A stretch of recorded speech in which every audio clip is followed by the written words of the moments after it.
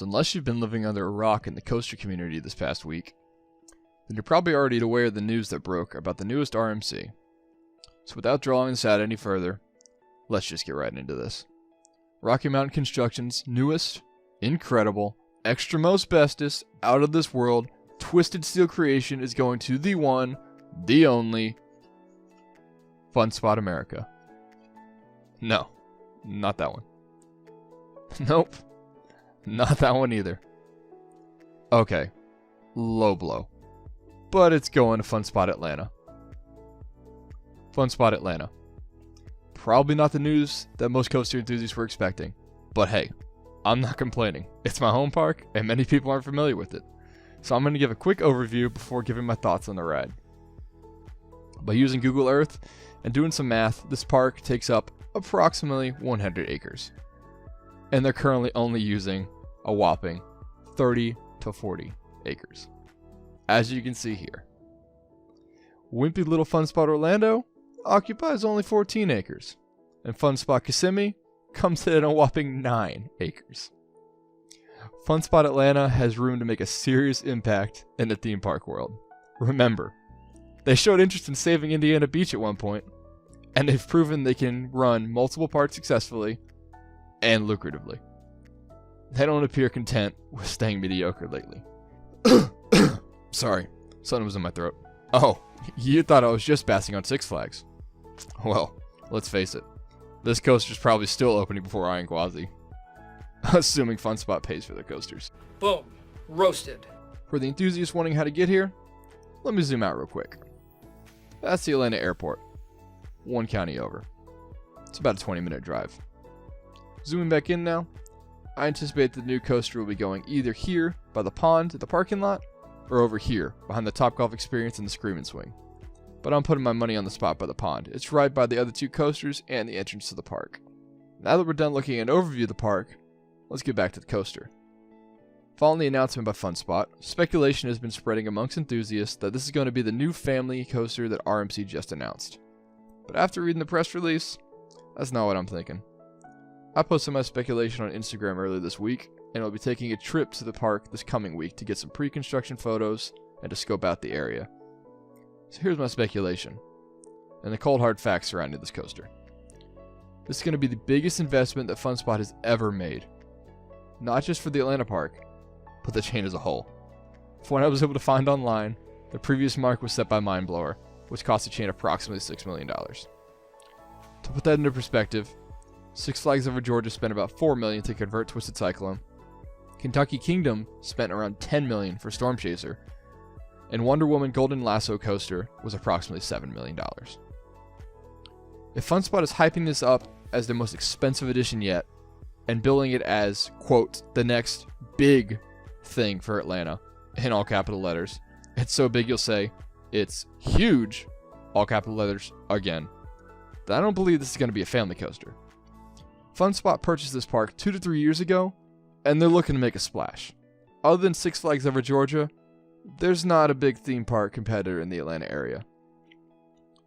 They're currently transforming this park before our very eyes, turning it from a little FEC/permanent carnival into a full-scale theme park. They also tease that they are currently in discussions with a professional sports franchise in Atlanta for naming rights. I just don't see a company going through this much trouble and jumping through that many hoops for a family coaster.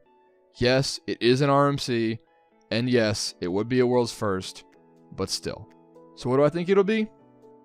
Considering there is a hybrid just up the street, and the price range that this coaster appears to be falling into, I'm fully expecting the first RMC Raptor on the East Coast to be coming to Fun Spot Atlanta. This would place them firmly into discussion for one of the strongest small parks in the country. While we can't be entirely sure what the mad scientists over at RMC are cooking up, Fun Spot didn't hold back with hype in the press release. And they even teased on their Instagram story that this could be the world's steepest drop on a single row coaster. Not only is all of this speculation pointing me towards a Raptor, but the Falcons and the Hawks, which just so happen to be Atlanta sports franchises, are both birds of prey.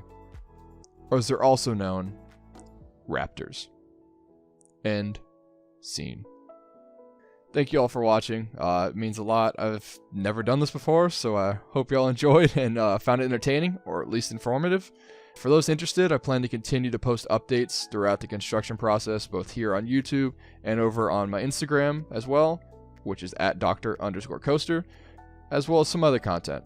So don't be shy to subscribe or follow me on both platforms. Thanks again for watching, and I'll see you all next time.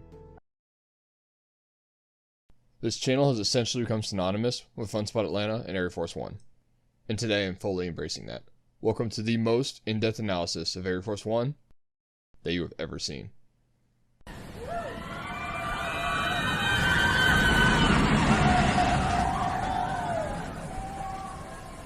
What's up guys, Dr. Coaster here, and welcome back to another video on the channel. Before we Raven Trust dive our way into this ArieForce One analysis, if you enjoyed the video, then be sure to drop it a like, as it helps me fight the YouTube algorithm. While you're at it, subscribe to the channel as well for more roller coaster and theme park content just like this.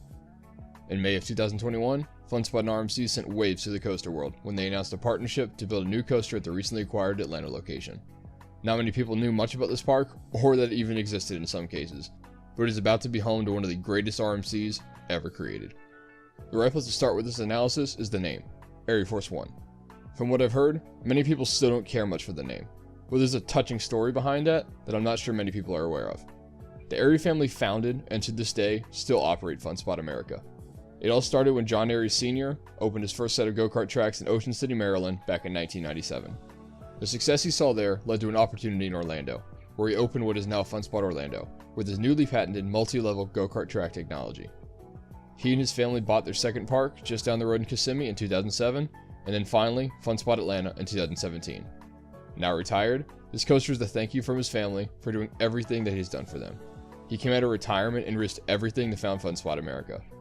And this coaster, which is the biggest addition in the company's history, tells a story of when he used to dream of flight and space travel as a child. A touching tribute if you ask me, and it's a fun play on words as well. Nothing is known about the hugest yet, but I hope to see some storytelling elements to help others make this connection as well. Continuing further with the theme, the front car was revealed at IAAPA back in November of 2021, and can currently be seen on display at the park, as of a week ago. The sleek red, white, and blue front car really evokes imagery of a spaceship, and will fit in well at FunSpot. Now that we've covered the name and theme of the coaster, let's start to dig into the stats and layout of this ride. ArieForce One was designed by Joe Draves, who's responsible for rides the likes of Gale Force at Playland's Castaway Cove, Lightning Ride at Kentucky Kingdom, Max Force at Six Flags Great America, and Steel Curtain at Kennywood. Seeing that lineup should give you an idea of what this coaster is going to be capable of. ArieForce One will stand at a height of 154 feet tall and cover 3,400 feet of track. Differing from their past coasters, RMC will be constructing ArieForce One entirely out of steel, supports, and track, allowing this ride to do some pretty crazy things. Also of note is that this attraction will feature 5-car trains as opposed to the typical 6. This is likely due to only needing a lower capacity and to save on cost, but the ride will still boast a capacity of 900 riders per hour. ArieForce One will reach a top speed of 64 miles per hour and will send its riders through 4 unique inversions during the 100-second long journey. The ride will begin near the entrance of the park, where there will likely be a pre-lift section before beginning the 154-foot ascent to the top of the 45-degree lift hill. Once you crest the top of the lift hill, you're going to get absolutely yonked over a 146-foot, 83-degree drop. If I could change maybe just one thing about this ride's layout, it would have been to make it just a tad taller, but that's the only negativity you'll hear out of me in this video. The renderings of the ride show an incredible pace regardless. The first part of the ride is also going to run along a state highway. If you want to really nerd out, the speed limit on this stretch of road is 55 miles per hour, so you might actually pass some cars in your rides. After bottoming out of the first drop, you're going to pull up into what's being called the world's first Raven Trust dive. Essentially what it is a dive loop preceded by a little outer bank pop before yanking you back down towards the ground. The ride has only gotten started, and it's already doing some pretty crazy things. Once you've completed the Raven Trust dive, you'll be back at ground level, but not for very long. You're going to hit a small airtime pop and almost immediately get sent into the longest DRG stall in North America. At this point, you're probably starting to think, wait a minute, isn't this just a steel version of Goliath at this point? And you wouldn't be 100% wrong. But that's the start of an interesting trend for ArieForce One. It borrows a lot of elements from other RMC coasters built in recent years and puts them together to make up its own legendary layout, as well as adding in its own flair. Next up is the Outer Banked Airtime Hill, and for some people, this is the most anticipated element on the entire ride. This element is being compared to the one on Steel Vengeance, except on an obviously smaller scale. For those that have experienced that element, it is heralded by many as one of the greatest coaster elements ever created. This Outer Banked Airtime hill should provide some great sideways airtime while being yanked back towards the track and then back down into your seat. I would call this a standout element, but this ride has so many I honestly won't know what is and is not until we all get on it this summer. Out of the Outer Banked Airtime hill, you'll get a second or two to catch your breath before another airtime moment. This one being a double up into what FunSpot and RMC are calling the Big Drop. This double up should pop you right out of your seat before giving what I would expect to be the second strongest moment of vertical airtime on the ride. ArieForce One will yank you out of your seat in all sorts of directions, but this drop, as well as the first drop on the ride, will pull you straight up out of your seats as you head back down towards the ground. Remember when I said ArieForce One would borrow elements from other coasters while adding in its own flair? Well, this barrel roll over the Park's arcade building is where this ride really starts to shine on its own. RMC is known for their zero-G rolls, but this barrel roll over the arcade is incredibly unique and seems like it'll perform more like the Mosasaurus roll in Velocicoaster than zero-G rolls typically found on RMC hybrids. ArieForce One is also going to sprinkle in some intensity following the barrel roll. This is a complaint that many intensity junkies had with other RMC hybrids that was apparently finally quenched with the opening of Iron Gwazi. After a small off-banked airtime pop that they are calling fakey airtime, you'll hit this turnaround, which is being called the 3.75G ground hugger. And as you probably already guessed, it will in fact pull 3.75 Gs. As previously mentioned, RMC enjoys sprinkling zero-G rolls in their coasters, and ArieForce One is no different. Before popping back over the arcade building, you'll traverse the zero-G roll and get spit out into probably the most uniquely named element that I've ever heard of, the chili dip. Apparently, according to Jake Kilcup, who is the COO of RMC, the name was a quote, Alan Schilke special. So who can complain about that one bit? Speaking of Alan Schilke, he's responsible for the quad down on Lightning Rod, one of the greatest airtime finales ever on a coaster. So what better way to round out ArieForce One, right? While it is not coming down the side of the mountain or going to be quite as aggressive, this element, combined with the preceding chili dip and the pop into the final brakes, should provide a run of 6 incredibly fun, consecutive airtime moments. The quad down is going to run right along the midway in the center of the park, and the brake run is going to be right beside the entrance and exit to the park. This should provide a fun interaction with passersby as you wrap up your ride on ArieForce One. Well, what do we have here? What's up guys, Dr. Coaster here on behalf of the Georgia Coaster Connection, and as you can probably already tell, this is an ArieForce One construction update. Before we get started, I just wanted to let everyone know that all photos and footage including this video are free to use with proper credit to Georgia Coaster Connection. I want everyone to be able to share this. I'd also like to thank my Georgia Coaster Connection partner Christopher as we gathered all this content together. I'll link his pages down below. I made my way to FunSpot Atlanta this week for opening day, and my oh my was I happy to see this. ArieForce One track is officially on site. Management has been super welcoming to coaster enthusiasts and content creators alike, so I was able to get pretty close and get some awesome shots. At the moment, this is the only track on site, but you better believe it's going to be showing up by the truckload soon. I was initially heading to the park to provide an update on the support structure and the process of the ride going vertical, but this is an awesome added bonus.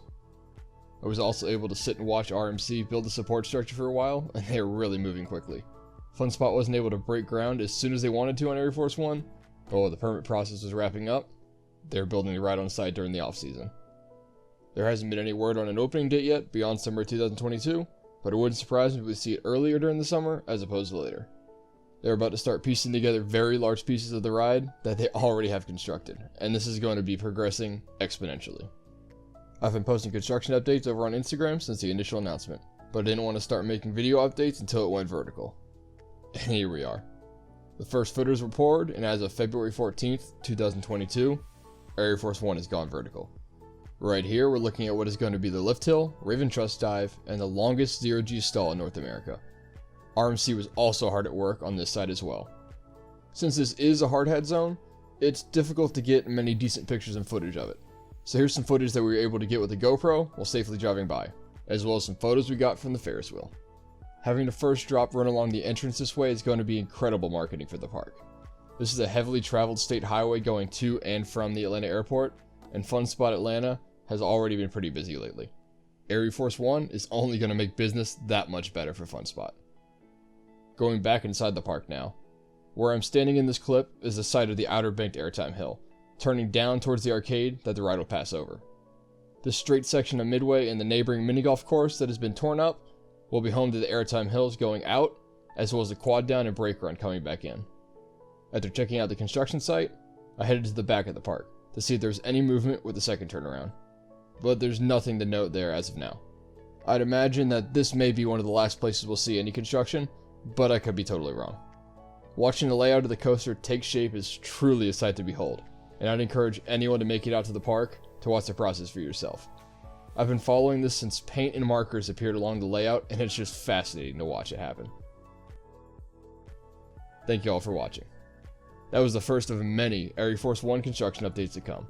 If you don't want to miss out on those, then be sure to subscribe to the channel, as many more of these will be coming out leading up to opening day of the ride. If you haven't already, then also be sure to follow Georgia Coaster Connection over on Instagram, your home for all things ArieForce One. Well, that escalated quickly.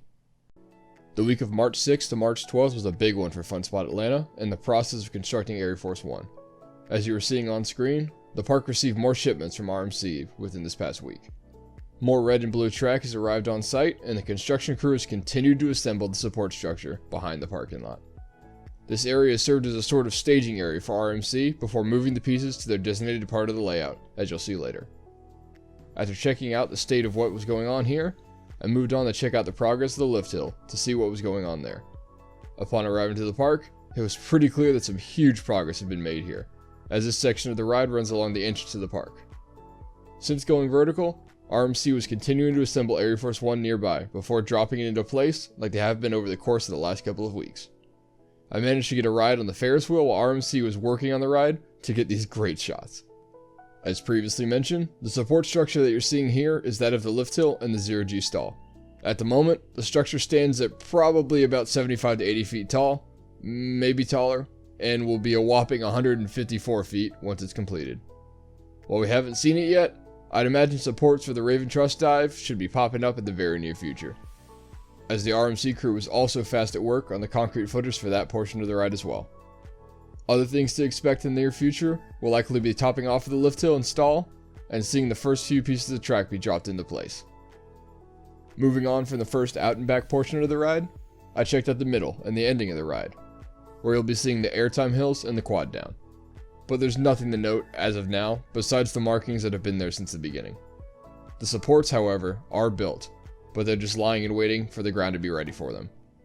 When we start to see movement in the area of the old miniature golf course, we'll know it's go time. A lot of those slabs are still in place as of right now, and I'd imagine at least some of them will need to be removed in order to build that portion of the ride. Following my investigation of that part of the layout, I headed back to the back of the park to look at the progress being made after the ride passes over the arcade. And unlike the middle of ArieForce One's layout, there's some new developments here. In the last construction update on ArieForce One, I said I wouldn't be surprised if this was the last part that we see construction at. Well, I was totally wrong. At the same time that RMC has been hard at work building the lift hill and the stall, they have now also started construction behind the arcade. Right now as it sits, only digging for the footers has begun, which is also a sign that construction is about to accelerate on multiple fronts, moving beyond just the start of the ride. As always, this visit to the park was just an incredibly pleasant experience. The staff is always super polite and thrilled to discuss the construction process with you. While no opening date has been announced just yet, the park is sticking to the summer of 2022, and I have no reason to doubt that, seeing the progress that they've been making lately. Management has been really impressed with the efficiency the RMC is working with, just as we all have. So that's definitely a good sign. I figured this would show up soon. I made my way back out to Fun Spot Atlanta on Sunday, March 20th, and wow, there have been a lot of new developments since the last time I was there, just last week. As usual, I checked out the area behind the parking lot first, that has served as the staging area for RMC as new shipments arrived to the park. There weren't any new shipments that I noticed, however, upon further investigation, I believe these are the supports for either the first drop or the Raven Trust dive. I'm not sure what the role of the support seen here is, but it is the sturdiest one I've seen on site to date. If you have an idea, let us know in the comments below. After checking out the progress at the back of the parking lot, I began the trek to the front of the park, to get some shots of the progress in the lift hill. Before I was able to get there, I was pleasantly surprised to finally see one of the front cars on display. This is on display approximately across the midway from where the Outer Bank Airtime Hill is going to be located, right beside the go-karts and Ferris wheel at the park, as seen here on this map. I had seen pictures and videos of the front car hundreds of times, but after finally seeing it in person, I can even begin to explain just how clean and sleek they are, and how perfectly they fit the theme of not only the coaster, but FunSpot's brand as a whole. The red, white, and blue really pops. Once I stopped drooling over the front car, I finished my walk over to the Ferris wheel to take a couple of spins, and I'm happy to report that the lift hill is officially attached to the second set of supports. This means we are likely only a couple of weeks away from seeing it completely topped off. As RMC continues to work further towards the Raven Truss dive, the support structure for the lift hill and stall will be nearing completion. In fact, you can almost picture the stall starting to take form. Over the past few days, the crew has been working to move this support into place. As for the Raven Truss dive, there doesn't seem to be anything to note there as of yet, but the concrete has been drilled and appears ready to go vertical very soon. Next, I checked out the area of the former miniature golf course to see if there had been any changes. I said in the last update that once we saw some progress here, that it was going to be nearing go time, and the rest of the layout's construction. And I am pleased to report that the hard hat zone has expanded to include this area of the park. It's going to be fun to follow this portion of construction now as well. The supports are already built right next to this location, and they should go vertical very quickly once construction has begun.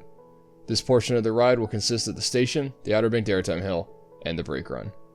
Lastly, not to be forgotten, I headed to the back of the park to see if there was any new developments once the ride passes over the arcade. Last week, RMC began prepping this ground for further development, indicating that we were in for an acceleration on the construction front, which we definitely have been. Sadly, there's nothing new here as of yet, so I'll report back once that has changed. Enough stalling. Let's get into this. This construction update is going to be a little bit different than the ones that we have previously done. FunSpot Atlanta is currently closed as it is midweek, but we have some huge news. As of Wednesday, March 30th, 2022, ArieForce One has not only installed the longest zero-G stall in North America, but RMC has officially topped off the ride. The 45-degree, 154-foot lift hill is officially finished. In the coming days, expect the supports leading into the first drop to the Raven Truss dive to be finished as well. I don't believe it'll be long until we see the Outer Banked Airtime Hill start to go vertical too. Track for this portion of the ride has been on site for a little over a month now, and I'd be super surprised if this wasn't installed in the near future. I know we're all excited to see how that red and blue track really pops against the white supports. Since I currently don't have access to the park, I wasn't able to enter the park today. However, we do know this is the tallest part of the ride, and the rest of the ride takes place fairly close to the ground, and the support structure is not nearly as complex. So expect progress in this ride to accelerate exponentially. I'll be heading out to the park this weekend to provide a full update of what's going on both inside and outside the park, so stay tuned for further developments. I'll be checking in to see if FunSpot Atlanta has received any new shipments from RMC, as well as checking out the middle of the layout as well as behind the arcade to see what is going on there. Today provided us with some super exciting news, as not only was the stall installed within the last 24 hours, but the ride was officially topped off, and that American flag on top just looks absolutely perfect for this ride. I've got some good news, and I've got some bad news. Let's talk about that. We'll start with the good news. I made my way back out to FunSpot Atlanta on Saturday, April 2nd, and once again found that RMC and FunSpot are moving very quickly.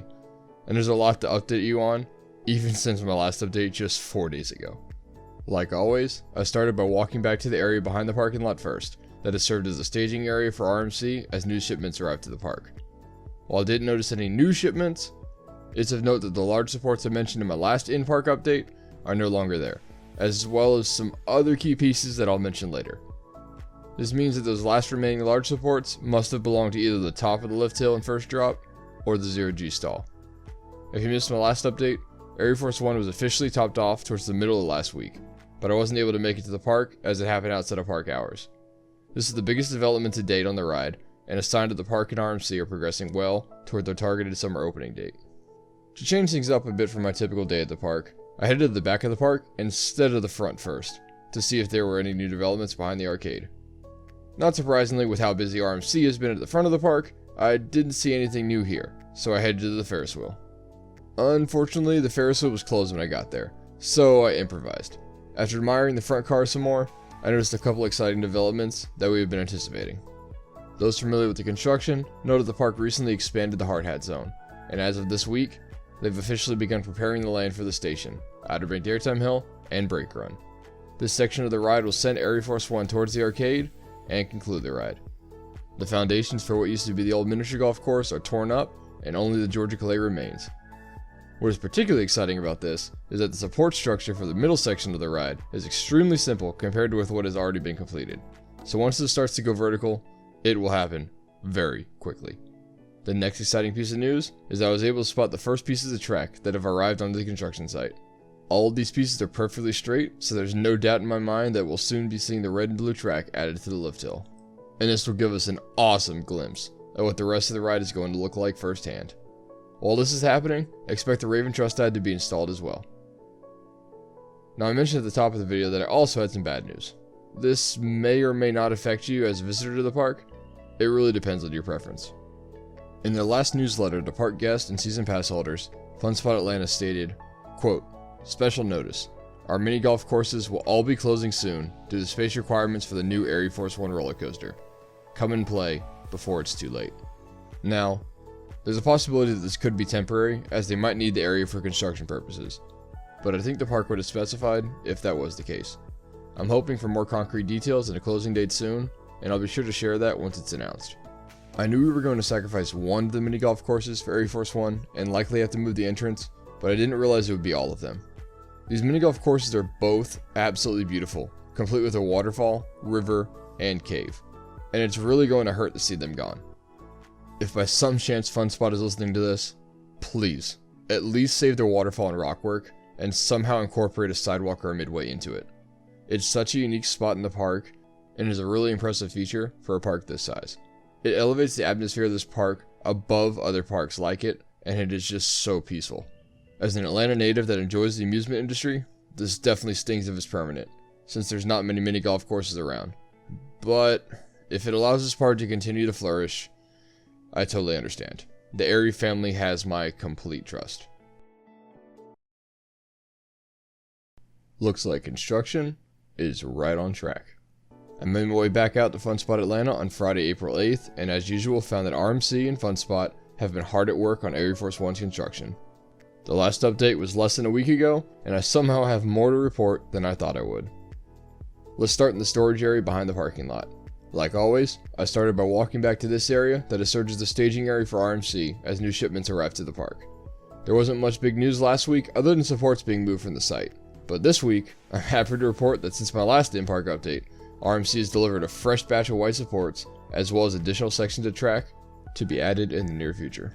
If you missed my last couple of updates, ArieForce One is officially topped off within the last week and a half. This is the biggest development to date on the construction process, and we've been waiting to see what the next move would be. The question shouldn't have been what move are they going to make next, but actually what moves are they going to make? Because as I soon found out, there is a lot going on. After checking out the area behind the parking lot, I noticed RMC had multiple cranes going in the park, one at the lift and one behind the arcade. So I headed to the lift first to see what was going up. When I arrived, I was thrilled to see that several RMC workers were hard at work installing the first pieces of blue track onto the lift hill. I even got to see the workers get lowered down by the crane and begin preparing to lift the next piece into place.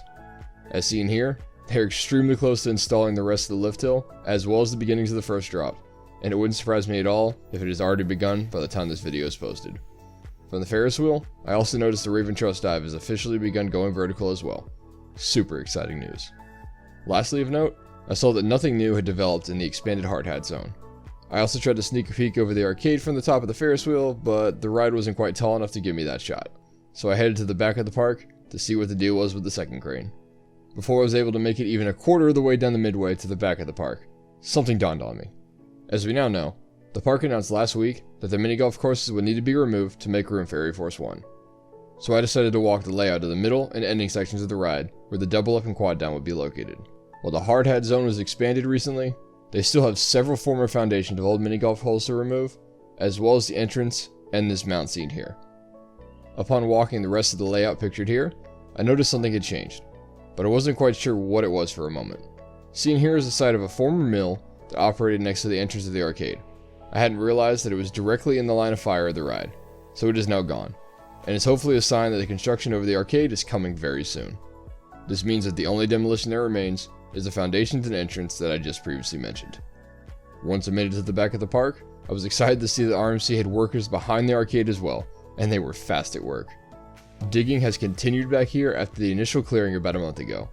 Not only that, but they've got the first of the supports behind the arcade and they're working on unloading them. Don't blink. This ride is going to be built before we know it. Don't mind me. Just dropping in with another ArieForce One construction update. I returned to Fun Spot Atlanta once again on Saturday, April 16th, and I once again have some exciting new updates to share with you all. I've pretty much been doing these weekly, and I'm still impressed by what RMC has been able to accomplish each week, even on the weeks when the weather makes construction difficult. Let's start in the storage area behind the parking lot. As usual, I started by walking back to this area that has served as a staging area for RMC as new shipments arrived to the park. Last week we saw the RMC crew unloading some new supports that could be seen sitting here this week. If you pay really close attention, you can kind of begin to suss out which pieces of the track are which for the beginning part of the ride, depending on their shape. However, while looking at this is always exciting, similar to the last couple of weeks, there wasn't anything new there this week, so I moved on to check out the beginning of the ride. Before I could complete my walk across the park, I was thrilled to spot a huge development with regards to construction. The construction zone has once again expanded, and it is right here next to the arcade where the barrel roll will pass over the building going into the second turnaround. Last week I reported that there was some movement starting in this spot, but I wasn't expecting this spot to receive this much attention this soon. From what I can make out, RMC is preparing to pour a giant footer, as I'd imagine this whippy element over the arcade will require some solid support. Expect this footer to be poured very soon, and after it sets for a while, expect to see the ride passing over the arcade soon after. Expect the hard hat zone to eventually expand from this current spot down to the barrel roll in the coming months, likely done in sections as to not impede the guest experience by having to shut down rides. These views that you're seeing here will be where that's going to happen. Okay, now it's time to see what's going on at the lift hill. If this is your first time seeing one of these updates, you might be surprised as to how far the construction is already. Within the past few weeks, RMC has topped off the ride and begun adding track for the first time. Last week I was fortunate enough to see RMC actively working on installing the blue section of the lift hill and first drops of the ride, and figured that it would be installed within the next week. And boy was I right. Not only is the lift hill completely finished with red track as well, but the first drop is almost completely installed as well, and man does it look beautiful.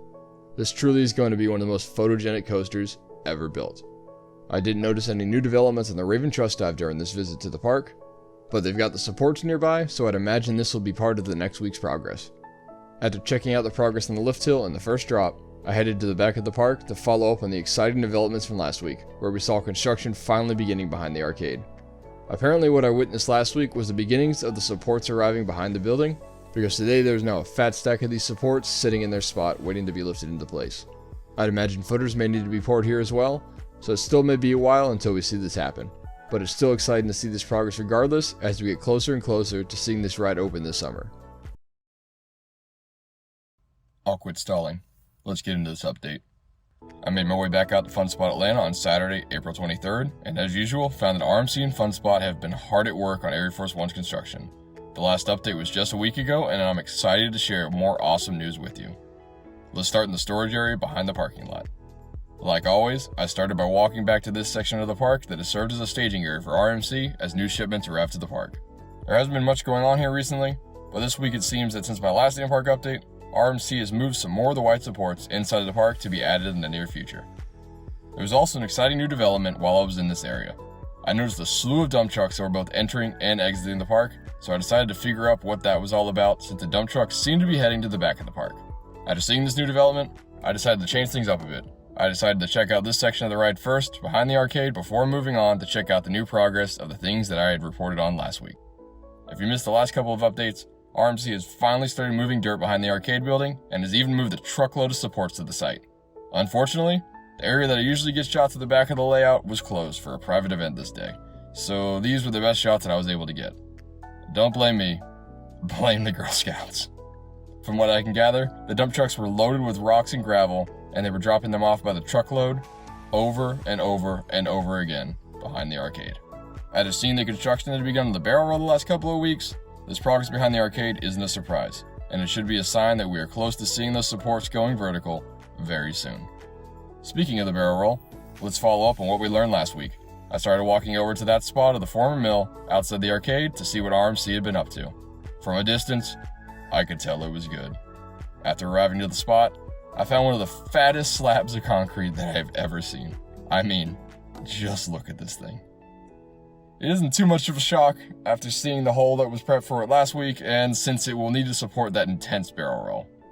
I have been eagerly waiting to see this progress since last week, and am thrilled to report that this is prepped and just waiting to cure for a few weeks, meaning we'll be seeing the barrel roll coming into existence within the next month.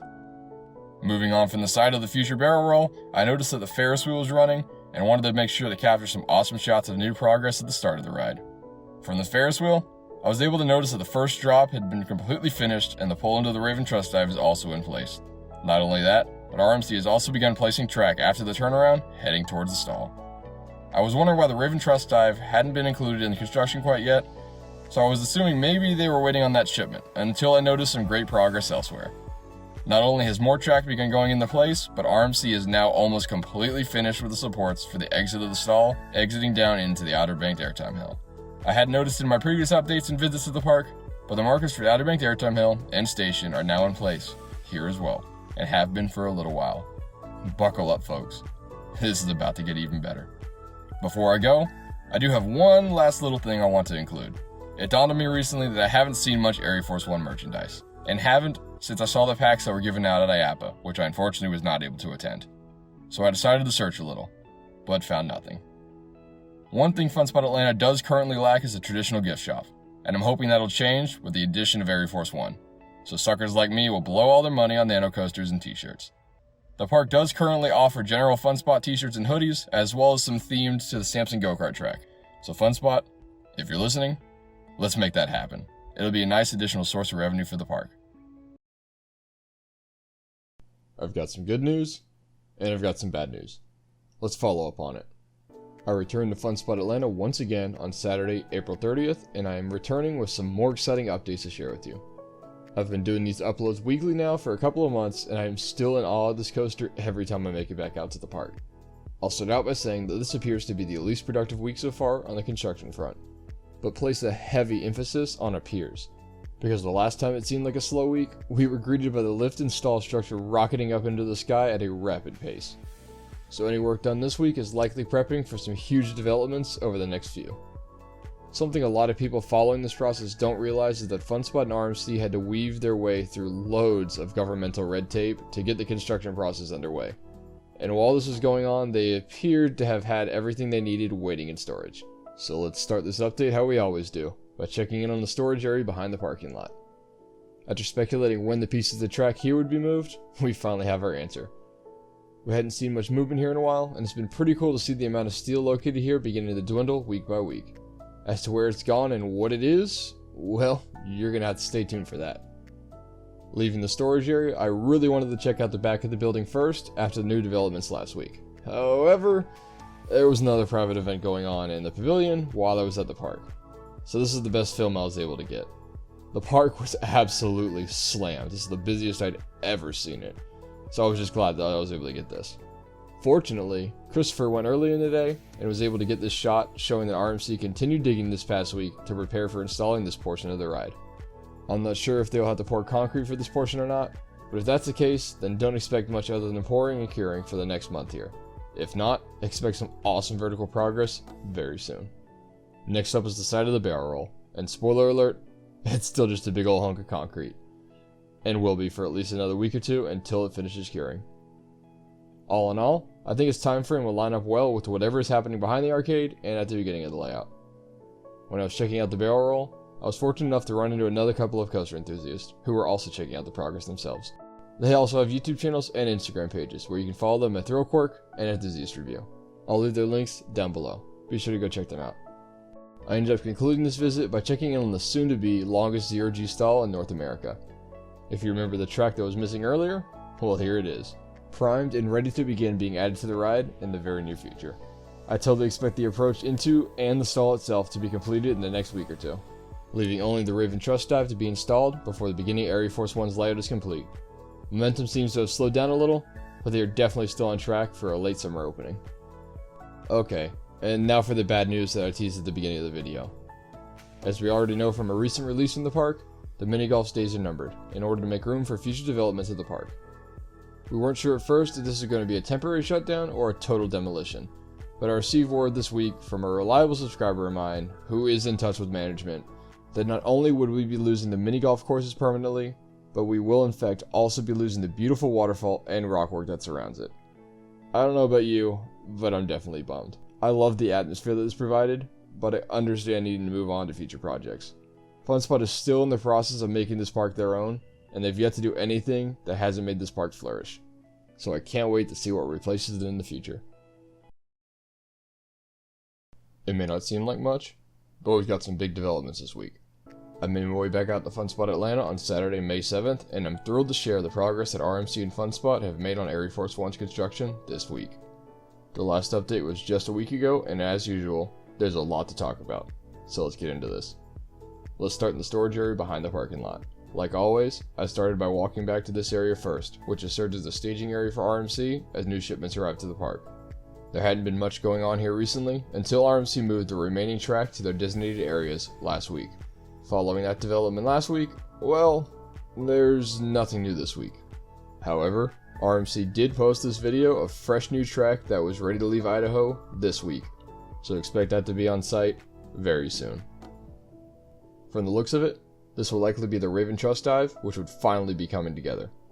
Now on to checking out the back of the park, since RMC has been hard at work there the past couple of weeks. The park has received truckloads of dirt in recent weeks and had begun digging to prep the ground to go vertical. This week, RMC was continuing to work back there while I was at the park. It's pretty difficult to see what's going on back there until pieces of the ride start moving, but it appeared that they were still in the process of preparing the ground so that the ride can go vertical. I'd expect this to start happening shortly, but I have no reason or have heard anything to back that up. A small thing to note is that the park recently installed 2 fountains here right at the pond, one on each side of the pavilion, which is just a small touch that I noticed that shows their continued efforts to shape up this park. After checking out the construction behind the arcade, it was time to peek in front of it to see if there was anything new on the barrel roll. The concrete was poured 2 to 3 weeks ago, meaning that it should just about be finished curing, so as expected, this is sitting and waiting to be inspected before RMC can proceed further, but we are very close. Before the site progresses even further, can we just take one opportunity to appreciate this beautiful fat chunk of a footer? Just look at this thing.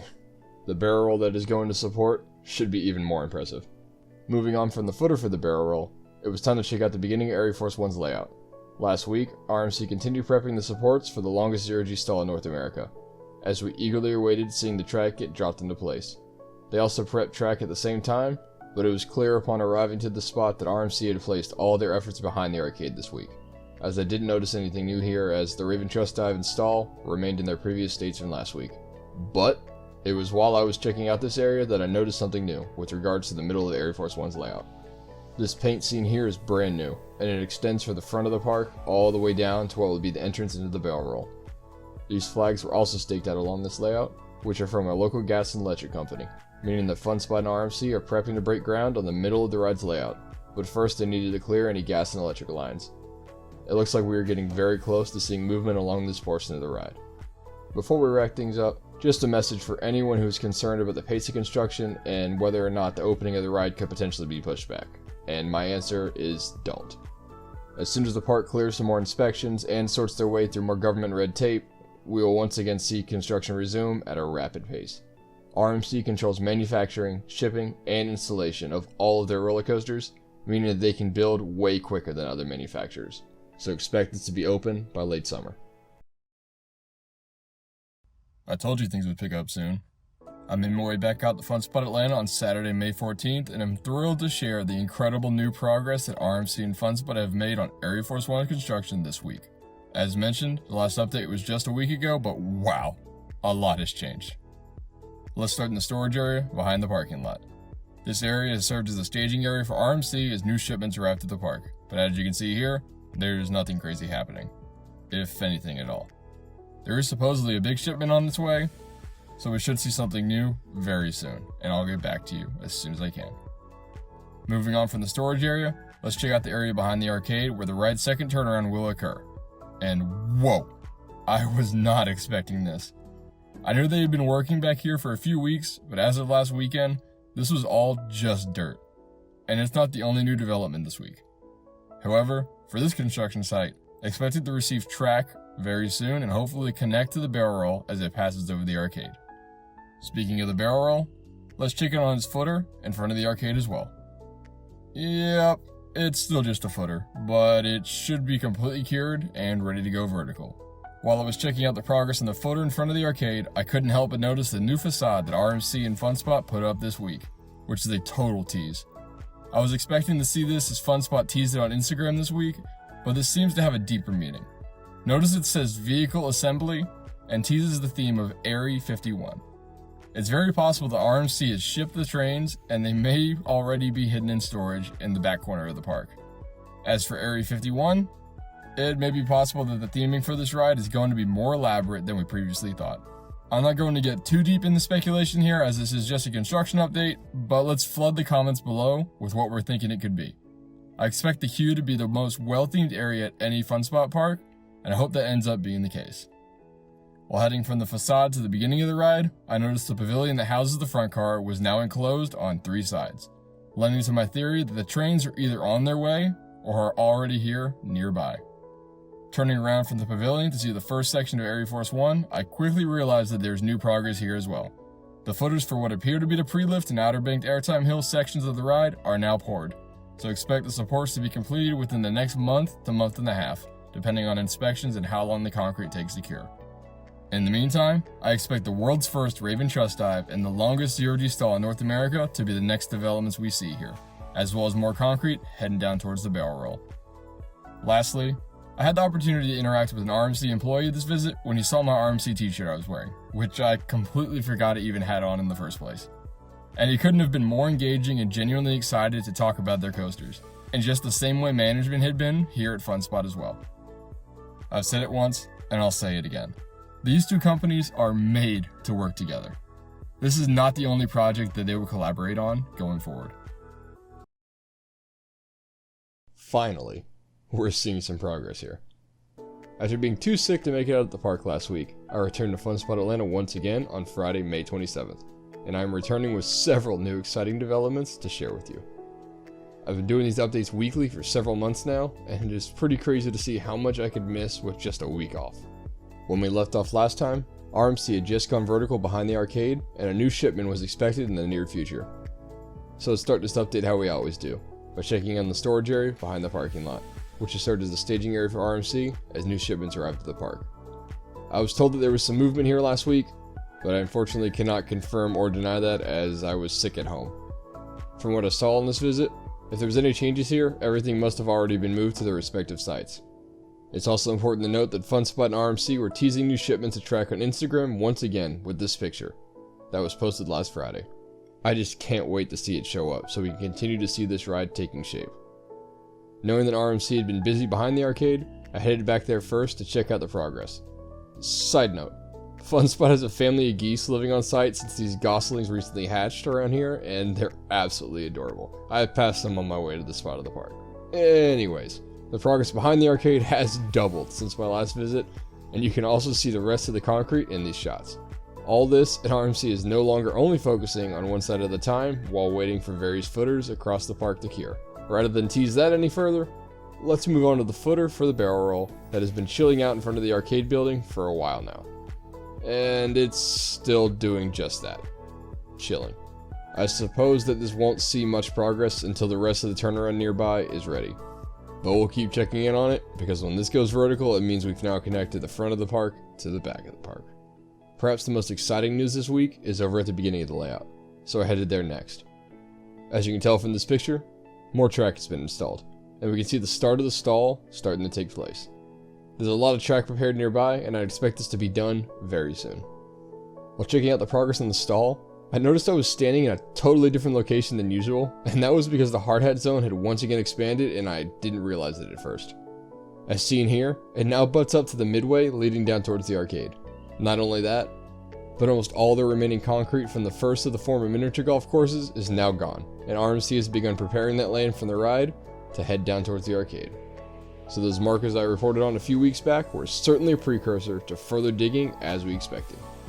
Now, this is normally where I would conclude the construction update, but there's a brand new development elsewhere in the park as well, away from ArieForce One construction sites. On my way out of the park, I noticed more construction here. If you haven't seen my predictions on the future of FunSpot Atlanta, I predicted that the park would add some more family rides here. And to my amazement, they're doing just that. Upon further investigation, a brand new red, white, and blue tilt-a-whirl is in storage right next door in a maintenance area. While the addition of a tilt-a-whirl isn't typically newsworthy at most parks, this is yet another sign that FunSpot is keeping busy and continuing to grow this park. It would have been so easy for FunSpot to rest on their laurels and only install ArieForce One in 2022, but they continue sprucing up the park elsewhere as well, and it is such a welcome sight. What ride or attraction do you want to see next at FunSpot Atlanta? Be sure to drop it in the comments below. I'm personally expecting more go-karts or another roller coaster, but that's just speculation. FunSpot is teasing a huge announcement set for this week, and they just had their busiest week of construction to date. So let's see what's up. After I finished up crisscrossing Ohio visiting Kings Island and Cedar Point this past week, I returned to FunSpot Atlanta once again on Saturday, June 4th, and then I slept for basically 24 hours, so apologies for this coming out a little bit later than usual. Upon reaching the park, it was immediately obvious to me that this was the busiest week that RMC and FunSpot have done since the construction process began earlier this year. What's even more encouraging about seeing this is the fact that FunSpot just started daily operations this week, meaning that park guests and operations aren't slowing down RMC's progress whatsoever. When we left off last time, RMC had just begun adding track to the soon-to-be longest zero-G stall in North America. The hard hat zone had expanded, and RMC was beginning to work towards the barrel roll. So let's start this update how we always do, by checking on the storage area behind the parking lot. And, wait a minute. This area is now completely cleared and appears to no longer be the staging area. If I had to guess, this is going to end up being a much needed expansion of the parking lot, as FunSpot Atlanta has been relying on overflow parking lately with just how busy the park has been. You can still spot a few supports and storage behind the newly cleared area. I'll have to keep an eye out for where the new shipments will be showing up, because this area doesn't appear to be usable anymore. With all the new progress behind the arcade that we've seen in the last few weeks, I headed to check it out first after entering the park. Unfortunately, there was a private event going on, so I couldn't get the angles I usually show. However, Christopher did grab these amazing shots where you can see that RMC has added more supports this week, and it appears that all of the remaining footers have now gone vertical back here and are ready to start connecting to the barrel roll over the arcade. You can really see the ground huggers starting to take place right here in this picture. Speaking of the barrel roll, I headed to check that out next, and we finally have some signs of movement. When compared to last week, you can see that dirt is now surrounding the footer. I know, it's a really invigorating update, but when you pair this with what we are seeing behind the arcade, it is a super encouraging sign. Expect this to be one of the next spots to go vertical. We hadn't seen movement here in a while, and it's super exciting. This concrete has been cured for quite some time, and it's ready. As mentioned, RMC began installing track for the stall last week, and this week I am excited to show you that it is now finished. The longest zero-G stall in North America is now complete, and man does it look good. Considering that the footers following it here were just installed within the past few weeks, I'd expect to see the Raven Truss dive to finally begin to take shape next. The track for it has been on site for a long time, and the concrete had been set for quite some time as well. And while we're on the topic of concrete, there's a whole lot of it that is now missing heading down towards the arcade. All remnants of the classic miniature golf course are now gone, and any remaining sidewalks and barriers are as well. So long to this scene in Cobra Kai, I suppose. As well as any of the golf scenes as well, because as of this week, the remaining courses of the park are permanently closed. It was definitely a sad sight to see, but I'm also super thankful for this coaster and what it is going to do for the park going forward. On this cleared land in the expanded hard hat zone are multiple new frames that have been built for new concrete footers, which will eventually support the double up, quad down, and final brake run for ArieForce One. These frames appear to be completely ready, and based off of when we saw RMC pour the past footers, I'd expect them to be poured this week, meaning we can expect to see this part of the ride go vertical around the beginning to middle of July. This would still allow for a late summer opening, so don't lose heart. RMC's got this. Last but certainly not least, let's talk about this huge announcement that FunSpot is teasing on Instagram. While everyone's initial instinct, including my own, was that we would finally be receiving an opening date for ArieForce One, the park confirmed this past weekend that that would not be the case, and that we all needed to stay tuned to learn what the said announcement would be. However, I think I can say with confidence that this has got to have something to do with the tilt-a-whirl that I reported on last week, which you can see here being built right in front of our eyes this week. The park also mentioned that another ride would be joining it following the departure of the mini golf courses, so I expect this announcement to be related to these new family rides, or even possibly further park expansion that we are not currently aware of. One thing is for certain, and that is that this park is growing rapidly. Stay tuned and hold on. The amount of progress at the park right now is mind-boggling. and FunSpot is just teasing us online even more. Let's try to sort it all out. I made my way back out to FunSpot Atlanta on Thursday, June 9th, and the number of things that were going on blew my mind. This is the first time I had visited the park on a busy weekday during the summer, and RMC and park guests are cohabiting perfectly. I had heard concerns of people thinking this would slow down construction, and that is not the case at all. RMC has worked predominantly during the weeks during the early park season, so we haven't been able to see them on the job much at all until now. When we left off last time, RMC had just completed installing the longest zero-G stall in North America, and a new ride was being added to the park. FunSpot also officially closed the mini golf courses permanently, and RMC continued to tear up more concrete and prepare footers for the remaining of ArieForce One's layout. Oh yeah, and let's not forget about that massive clearing behind the parking lot that the park has been fairly silent about until recently. So let's start this week's update right there. When I arrived to the park, crews were actively working to continue preparing this land for whatever it may end up being. I initially thought that this would for sure be a parking lot expansion, but they are actively digging in spots and seem to be doing more than just leveling out land. I don't know much about construction, but something seems up. I'm sure at least part of this will be an expansion for parking because they desperately need it, but I'm starting to think FunSpot might be up to something. And seeing this area isn't my only inkling as to why.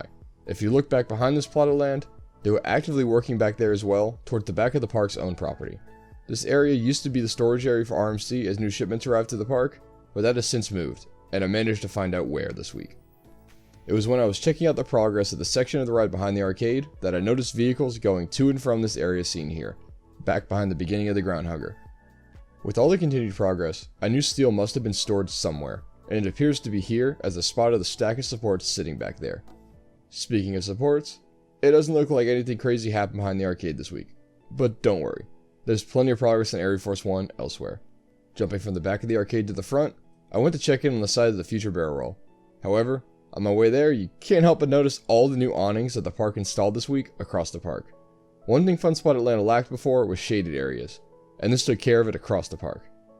These are scattered all the way from Screaming Eagle to the area surrounding ArieForce One. It'll be easy to relax here and take in the ride once it opens. From one of the new shaded areas, I grabbed this video of the footer for the barrel roll, showing that nothing significant occurred this week.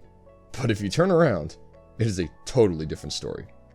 Last week we saw RMC put the frames of multiple new footers in place, which will eventually support the quad down and final brake run. This week, those footers have been poured and have begun curing, meaning that they will be ready in 3 to 4 weeks time. Looking further down towards the arcade, RMC was actively working to prep this land to be poured soon as well. Following the pattern of the past few weeks, I'd expect footers to be installed here within the next week. This will be some of the last concrete needed to be poured to be able to complete the ride. And speaking of concrete, we have even more that was about to be poured near the lift hill. Based off of the size and location of the large one, I imagine that this is ArieForce One station starting to take shape for the first time. There was also more wood and rebar nearby that I expect to be used here, as well as down by the arcade on the plot of land just mentioned. With all that was going on, I was thrilled to see that the Ferris wheel was running, and I took a couple of spins to get some better angles. From the Ferris wheel, I noticed that RMC had also begun installing the beginnings of the chain lift, and had placed the final piece of the track at the base of it. Seeing this reminded me that we still don't know what the pre-lift section will look like for ArieForce One, so I can't wait to report on that when the time comes. From the very top of the Ferris wheel, I was able to confirm the new storage area behind the arcade, but I wasn't able to get a decent shot of it. Probably because I was most excited to see that there was movement down near the Raven Trust dive. This hyped up element has been sitting dormant since the footers were poured, while the rest of the ride shot up around it. But as of this week, the Raven Trust dive has officially gone vertical, and based off of how fast the rest of the ride goes once this happens, I expect this to be connected to the rest of the ride very soon. Now on to the big announcement that FunSpot was supposed to be making this week. The park has been making ArieForce Friday posts for a while now, keeping guests up to date on the general progress of the ride. And to be inundated with people begging for an opening date. While I was expecting the announcement of the Tilt-A-Whirl and other new rides, this week they announced a $24 ticket sale for the park that I highly recommend if you want to be able to marathon ArieForce One for cheap. The sale should still be live as of the uploading of this video. Besides that, the park also teased a new land clearing behind the parking lot for the first time. And as for the Tilt-A-Whirl, I actually caught it testing this week as you're seeing on screen, and man does it look good with his light package. This thing is gonna pop at night. If this week's progress was any indication, we're in for even more exciting developments next week. Stay tuned. The hard hat zone is expanded for what appears to be the last time, and we've got even more track in place this week. Let's take a deeper look. I once again made my way back out to Fun Spot Atlanta on Wednesday, June 15th to check in on the progress of ArieForce One's construction. Last week left my head spinning with how much the park had got done. We saw more concrete being poured, a new ride being installed, more land being cleared, and most importantly, finally saw the Raven Truss Dive and chain lift begin being installed. This week RMC picked up where they left off, but Fun Spot also continued working on the area behind the parking lot that we've been speculating about for the past few weeks. So let's start right there. After speculating last week that this would be expanded parking and the land behind it may be something else, viewing the pattern of the cleared land that has begun to form, it appears we will be seeing a parking lot here as well as a drainage pond for runoff. I'd imagine once this is paved, the rest of the parking lot will follow as well, since demand for parking will increase exponentially when ArieForce One opens. I'd rather not talk about what appears to be a parking lot the whole video, so I quickly moved on to check in on the area behind the arcade. I immediately noticed that there was now a crane in place that wasn't previously there. I went on with my business filming what will soon to be an epic turnaround and somehow missed the most important development at first. Because, ladies and gentlemen, the first pieces of the track for the barrel roll are now in place. I'm not sure what the state of the roof is at this point in time, but judging by all the track that is lying around in weight behind the arcade, I believe we will see the track finished for the turnaround and 0G roll before we see anything on top of the building. It wouldn't surprise me at all if the track is in place here within a week. The two sides of the ride will be connected before we know it. And now that we've checked in on the back side of the arcade, let's check in up front where the lonely footer has been patiently waiting for some attention for quite some time now. And after walking back around the far side of the building, one thing was clear from a distance. The hard hat zone had expanded once again. Butting up to the footer next to the arcade are now the beginnings of additional concrete footers, which should be the final ones that need to be poured for ArieForce One to completely go vertical. For those that have expressed concern about the construction interfering with the Scream and Swing section of the park, don't be, because they've left a walkway to access those rides. You can also walk through the building and outside by the bathrooms, which I highly recommend to cool off because George is about to hit triple digits. God bless the RMC crew for working so hard. Thank you.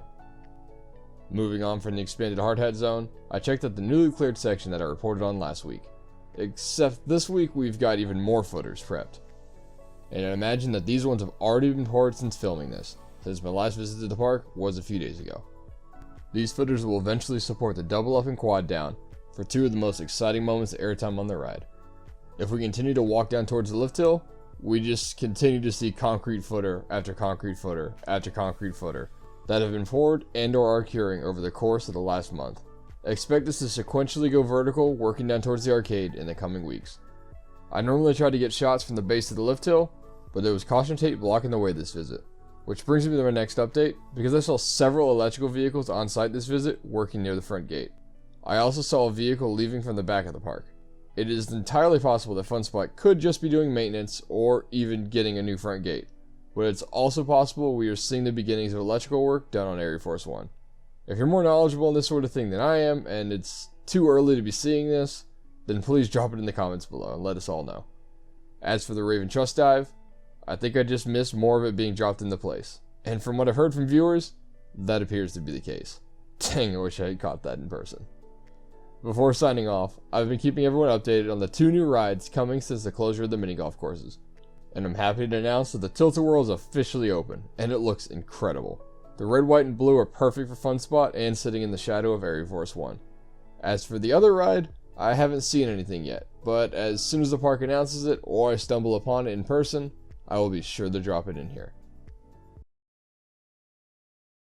More track has been placed, more concrete has been poured, and I've got the scoop on a couple of new developments. Stay tuned. Just like I try to do every week, I once again made my way back out to Fun Spot Atlanta on Wednesday, June 22nd to check in on the status of ArieForce One construction. This week seemed a little quiet to me at first, before learning of a few massive new developments that I had previously speculated on. Last week we saw the first track being installed behind the arcade, more concrete footers being prepped and poured, as well as the Tilt-A-Whirl being open to the public for the very first time. This week, RMC continued making progress on ArieForce One, while Fun Spot did so elsewhere in the park. So without teasing you any further, let's start by taking one last look at the construction site behind the parking lot. because it's clear as day now what is going on here at this point. The drainage pond I speculated about is taking form, pipes are on site, and preparations for paving are in motion. I also overheard management speaking to employees during my visit, confirming that it would indeed be a paved parking lot to be used by park guests. As for the rest of the parking lot, I'm not sure yet, but I'm sure it'll get paved eventually as well. No need to have half of the parking lot paved and half of it be dirt, right? Wasting no time, I headed to check out the area behind the arcade as I was eagerly anticipating a big development there this week. And boy do we have one. The track for the fakey airtime hill and the ground hugger in place, and while I was filming, RMC was actively working on preparing the 0G roll to be installed as well. The supports and track for the 0G roll are nearby, so it's only a matter of time before we see this completely installed. While I was admiring all of this new progress, it dawned on me that this series of elements looks far more intense than it appeared on the original POV. The pacing and intensity looks like it is going to far surpass at least what I was anticipating, and from what I'm hearing, mostly everyone as well. The fakey airtime hill immediately follows the barrel roll, and that ground hugger is far tighter than it initially appeared. The profiling is just ridiculous. This should be one relentless part of the ride, for sure. I stayed at this spot admiring it for quite some time, but eventually I moved on to check out the progress in front of the arcade as well. When I got there, I immediately noticed that the walkway was completely blocked, but the rides on the other side of the hard hat zone were still operating. If you're at the park and need to get to the kiddie rides and scream and swing, follow the signs through the arcade and it'll get you to where you need to be. Part of a sidewalk has remained, and it's got me wondering if it'll be the only spot for park guests to go back and forth under ArieForce One structure once the ride opens. Time will tell, but FunSpot obviously has a plan for this section of the park, and I'm not concerned whatsoever. Anyways, last week it was obvious that concrete footers were being prepared butting up to the barrel roll, and that's what I found this week. 2 additional footers prepped with rebar that should be poured very soon, if not already. On the other side of the sidewalk is the area that we had been seeing getting cleared in recent weeks. Just as a reminder, this is what this spot of land once used to look like before it was cleared. And this is what it looks like now. And we thought the footer for the barrel roll was a chunk of concrete. Check out the size of this one. As you can already see on screen, fresh concrete has been poured here and will begin to cure so it can begin to go vertical in hopefully about a month. Before we move on to checking out the rest of the concrete, we unfortunately have to pause to pay our respects to the mini golf courses, as they are no more and it seems like the remnants are now located behind the new parking lot. All that remains are the caves and remnants of the waterfall, and they too will likely be gone in the very near future. These are some of the last shots you will ever see of this area before FunSpot transforms it into something brand new. I'm so glad we're able to grab some final shots of this before its removal entirely. But with the removal of concrete comes even more of it being poured. I thought last week that we were seeing some of the last of the concrete footers being poured, but looking at the lineup of them this week, it appears that 2 to 3 are yet to be prepped, meaning we should be seeing the entirety of ArieForce One going vertical around the beginning of August, still allowing for a late summer opening, as the last day of summer this year is September 22nd. This will give FunSpot and RMC plenty of time to test a ride and pass any necessary inspections. Of the footers being prepped this week are now clearly those that belong to Outer Banked Airtime Hill, without question. I mean, just look at the shape of these. There's nothing I can really say here. Beyond these footers heading down towards the arcade is where I anticipate the last concrete to be poured for the ride. When checking out these footers, it was hard to miss the giant crane and RMC workers that were hard at work on the lift hill, installing what appears to be the remaining sections of stairs and anti-rollbacks to the ride. Watching the crane at work has got to be one of my favorite parts of watching construction. It's just amazing to see it put everything together. While on the topic of cranes, we saw one last week down by the Raven Trust Dive, so I was expecting a lot more here this week. But at least it appears that structure has been built. The track has been sitting there for quite a while, so whenever it's time to build it, it'll happen fast for sure. It's just a matter of when. Now, possibly the most exciting update I've got is as I was leaving the hard hat zone and ready to leave the park for the day, I couldn't believe my luck because a handful of electrical workers were walking straight towards me with spools full of cables on a cart. From a distance, I watched as they entered the construction site and began unloading them. After seeing some electrical trucks last week, I speculated that electrical work could possibly be about to start for ArieForce One, and that appears to be the case. I just can't wait until the fence here isn't separating us from riding this world-class coaster. Now before signing off, I mentioned in the last video that I would keep you posted on any new developments about the new ride coming to join the Tilt-A-Whirl. And I wasn't expecting to report back this quickly, but we've yet again got more construction going on, and it's right next to the newly opened Tilt-A-Whirl. I've heard multiple times now from viewers and friends alike that the new ride is supposed to be a set of flyers. But this appears like too long and narrow of a plot of land to me for those to be going here. It is still totally possible though that this area is marked off this way just to break up concrete and then build them nearby. So once again, time will tell here. But I guess there's an outside chance this could be another ride. I could also see the flyers going over near ArieForce One where the mini golf courses used to be. At the end of the day, we're getting even more new rides that will only continue to be added in the coming months and years, and I couldn't be happier to see the park continuing to move forward the way that they are. And fast. Let's roll our way right back into another construction update. I once again made my way back out to Fun Spot Atlanta on Saturday, July 2nd to continue my routine visits to check in on the status of ArieForce One's construction. Last week we saw RMC continue to add track behind the arcade and pour concrete along the remainder of the layout, as well as working on the chain lift, while Fun Spot kept working on their new parking lot expansion and began work at the spot of their newest ride addition. This week RMC has further advanced construction of the turnaround, and Christopher and I stumbled upon some news that I haven't seen reported anywhere else quite yet.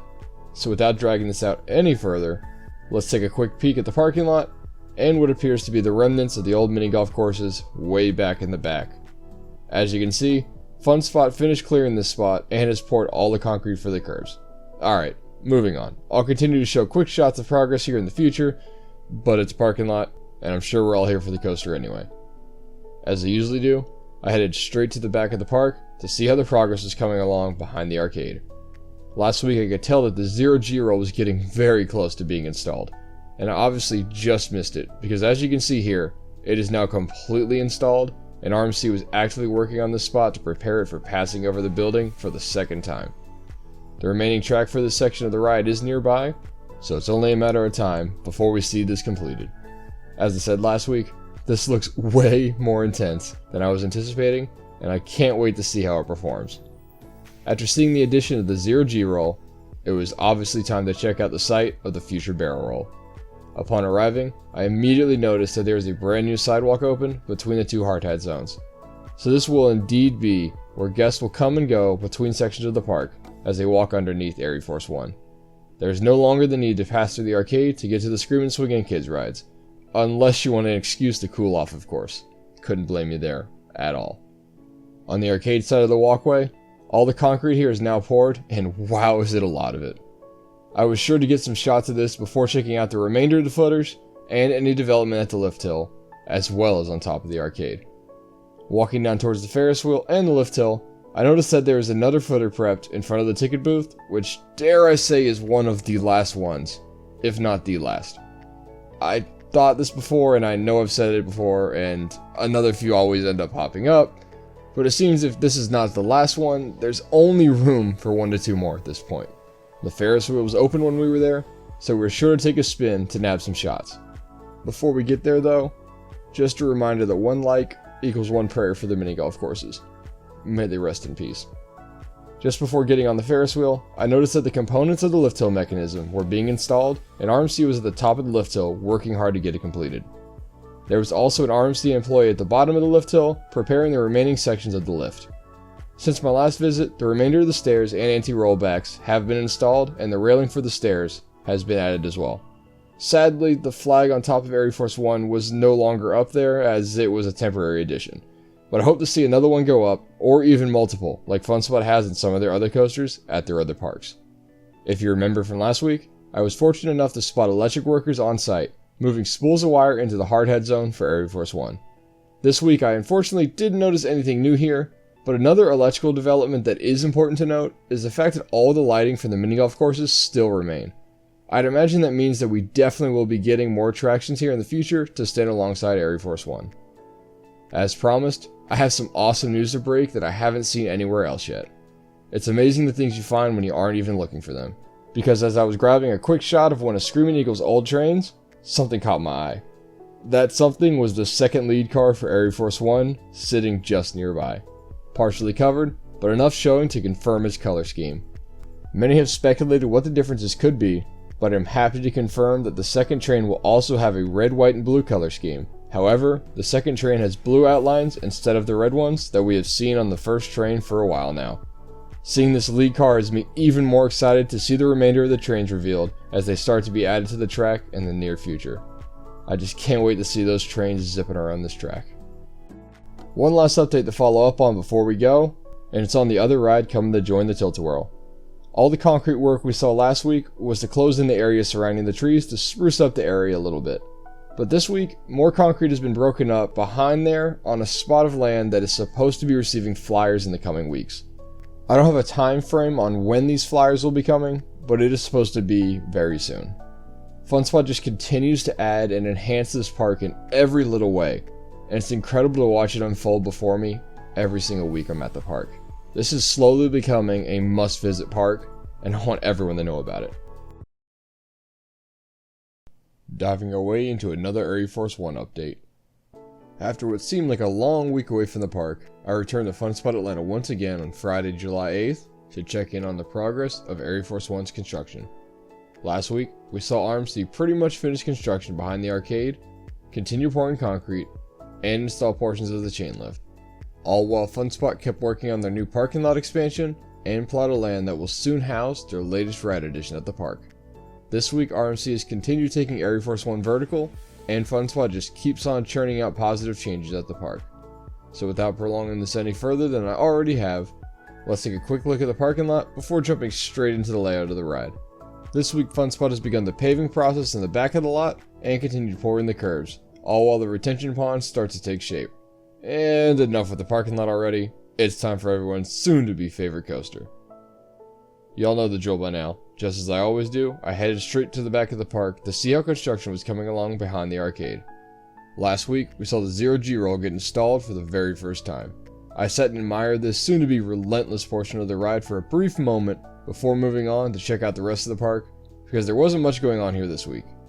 That's not too much of a surprise though, as all that's left is the two passes over the arcade once it's time for those additions. I haven't seen any evidence of these moves yet, so I'll be sure to keep you posted on the future of the barrel roll and the chili dip. As I've mentioned in previous updates, there is track nearby, but I haven't seen any additional supports arrive in quite some time.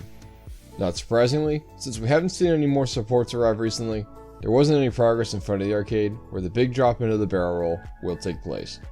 Last week we saw that this concrete had been completely poured, and it became clear where we will soon be able to pass under ArieForce One's layout.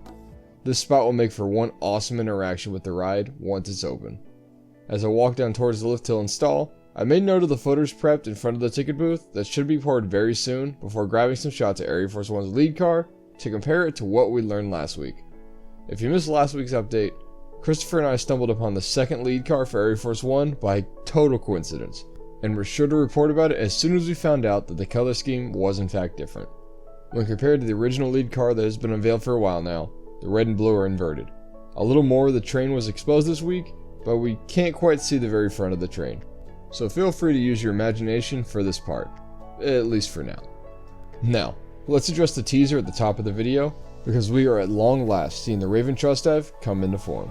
This had shown some signs of movement the last few weeks, and I am happy to report that it has completely gone vertical as of this week. Seeing it in person really puts it into perspective just how tight the train is going to take this dive straight down towards the ground. This won the poll on my page a while back for the most anticipated element on ArieForce One, and I'm sure plenty of you are excited to see this taking form. As am I. As soon as this Raven Trust Dive is complete, we should be getting another big shipment from RMC, so this ride can start to head down the home stretch. Before we leave though, I still want to provide a quick update on the new ride coming to the park, alongside the Tilt-A-Whirl, because we have some more progress there as well. This week you can see the outlines starting to form, and this definitely looks like the flyers that we've been hearing about. Keep up the good work, FunSpot. All the upgrades aren't going unnoticed. And to everyone watching, if this seemed like a somewhat underwhelming update, the weather in the Atlanta area has been pretty spotty this past week, so that's probably why. That and the fact that the last few have been pretty crazy with a lot going on. Oh, and I almost forgot. If you want to potentially coin the catchphrase for ArieForce One, FunSpot is taking suggestions on one of their most recent Instagram posts, so make sure to chip in your 2 cents for them to hear. More supports have gone vertical, and we are starting to see the home stretch of construction start to take form. Stay tuned for more details. If you're noticing an improvement in the quality of my audio, it's because I promised myself I would buy a new mic if we ever reach 1,000 subscribers on the channel. And here we are. I cannot even begin to describe just how thankful I am for every single one of you that has joined me along the way. I've got a 1,000 subscribers special that I will be releasing in the coming weeks, so keep your eyes peeled for that one. I know you're going to enjoy it. If you've joined the channel for ArieForce One construction updates, I'd encourage you to stick around for the long haul and check out some of my other content. Thank you guys again so much. Now let's get into this week's update to see what's going on over at FunSpot Atlanta. After a week too long spent away from the park, I once again made my way back out to FunSpot Atlanta to check in on the progress of ArieForce One's construction. Last week, we saw RMC start to take the Raven Trust Dive vertical, while FunSpot continued work on the parking lot, new site where the Flyers will be heading, and teasing us further with the second train, specifically the lead car. This week, RMC has received more supports on site, while FunSpot continues to show off elsewhere in the park, preparing for future additions like the Flyers. So, like we always do, let's take a quick look at the parking lot expansion before moving on to the coaster. As you can see here, the curbs appear to be completed, and the preparation for paving is nearing completion. And now that we've got that out of the way, let's get on to our regularly scheduled programming. Let's start at the back of the park, where RMC recently has wrapped up construction of the Ground Hugger and Zero G roll. Looking at it this week, it doesn't appear that there's anything new here, but there is red and blue track nearby that I believe must belong to the barrel roll. I didn't stay here very long, as it doesn't seem like much is going on here at the moment. However, this isn't an issue though, because they're basically completely done back here anyway. Last week I mentioned that even though there were many pieces of track behind the arcade, I hadn't seen any new supports arrive recently. But this week, that all changed. I headed to the front of the park after checking out the area behind the arcade, and I was greeted by multiple new supports going vertical. The first of which was right here in front of the arcade, and this, folks, is the beginning of seeing the barrel roll come into form. This support here, along with another behind the arcade, will work together to let this coaster absolutely rip through this element while passing over the arcade. Sitting right beside the new support is another set being assembled to be dropped into place right next to it. When this set of supports goes vertical, it will join together with another set of supports on the other side of the walkway to allow guests to pass under ArieForce One as they walk towards the Screaming Swing.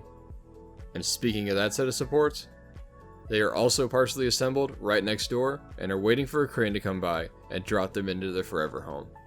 If you haven't noticed the trend already, there is a lot of new steel laying around this week, and if I'd filmed this a day or two later, I'd imagine there would be a lot more going vertical. If you've been to the park or will be going this weekend, be sure to let us know what's going on. In recent weeks, as I've walked down towards the lift hill, I've noticed the concrete footers that have been poured and we're just waiting to receive some attention. And following the trend that has already been set closer down towards the arcade, we have another set of supports that has gone completely vertical next to the ones that I just mentioned. Now, there has been this area here in front of the ticket booth that has been awaiting concrete to be poured for a few weeks, and we haven't seen that happen yet. I'm wondering if maybe this could be part of the sidewalk in some shape or fashion, similar to how it will be down by the Screaming Swing. The batting cages are still back here, and they'll need access to this booth. They've also got a large plot of land with the removal of the mini golf courses, where future attractions are likely. As I continued my way down towards the lift hill, it became clear the hard hat zone had been expanded to allow for cranes to bring in even more supports to their future sites. Fortunately, the sidewalk was still open to the front of the park, so I was still able to get some footage. I've never walked out this way towards the front of the park before, as I didn't want to step on the park's toes or anything like that. I try to film these updates without anyone really knowing I'm there, but I recently received permission to capture some content in the front of the park, so I was able to get some really cool shots from up here, standing in front of the hard hat zone. As mentioned throughout this video, more and more supports are being moved around, and this became even more clear from these angles. There has been some supports on site up here for a while, but even more have appeared this week, and we should expect to see them added to the Outer Banked Airtime Hill and Final Brake Run very soon. I stated that I had never been out here before, so I'd never been this close up to the actual structure until now. And guys, wow, this thing is even more impressive up close.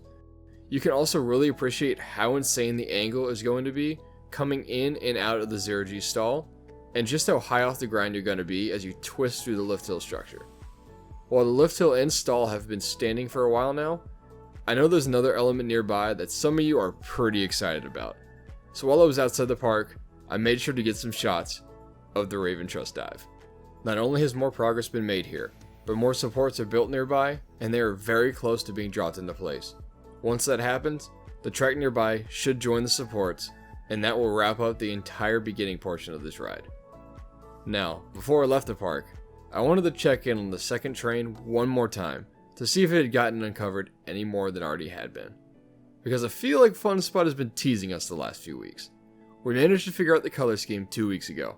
Then we caught another glimpse last week as it got uncovered slightly more. And this week, we can see the entire train. I haven't seen photos or footage of this anywhere else, so it was pretty cool to stumble upon this without knowing anything about it. Oh, and yes, the plot of land that will soon house the flyers is still taking shape, and is now surrounded by caution tape. This new ride will soon join the Tilt-A-Whirl to stand alongside ArieForce One as the newest attractions at the park. Finally, if you've seen the title of this video, you've probably been waiting for me to mention an opening date. This is a question I have been asked countless times now, and I've always just given a pretty wide-ranging answer, just trying to dodge it, to be fair. But with all the new supports on site, I'm going to go on the record and attempt to predict when we might see it open. Based on what we have seen out of RMC, once the supports arrive to their spots, they typically get them up quick and track is soon to follow. Electronics still need to be completed and inspections and testing will need to be cleared, but I think it's realistic to see this open around Labor Day or a week or two later. I don't have any inside information, this is just my hunch, so please don't book any trips until an official announcement is made. Let's put on a hard hat and get a closer look at ArieForce One. To start us off, no, the title of this video is not clickbait, but let's address everything else going on with ArieForce One and Fun Spot Atlanta in general before we get there. After a long week of working, it was great to make my way back out to the park to check in on ArieForce One and other changes to the park. Last week, we saw RMC continue taking the Raven Truss dive into the sky, while we also saw our first glimpse at the front of ArieForce One's second lead car.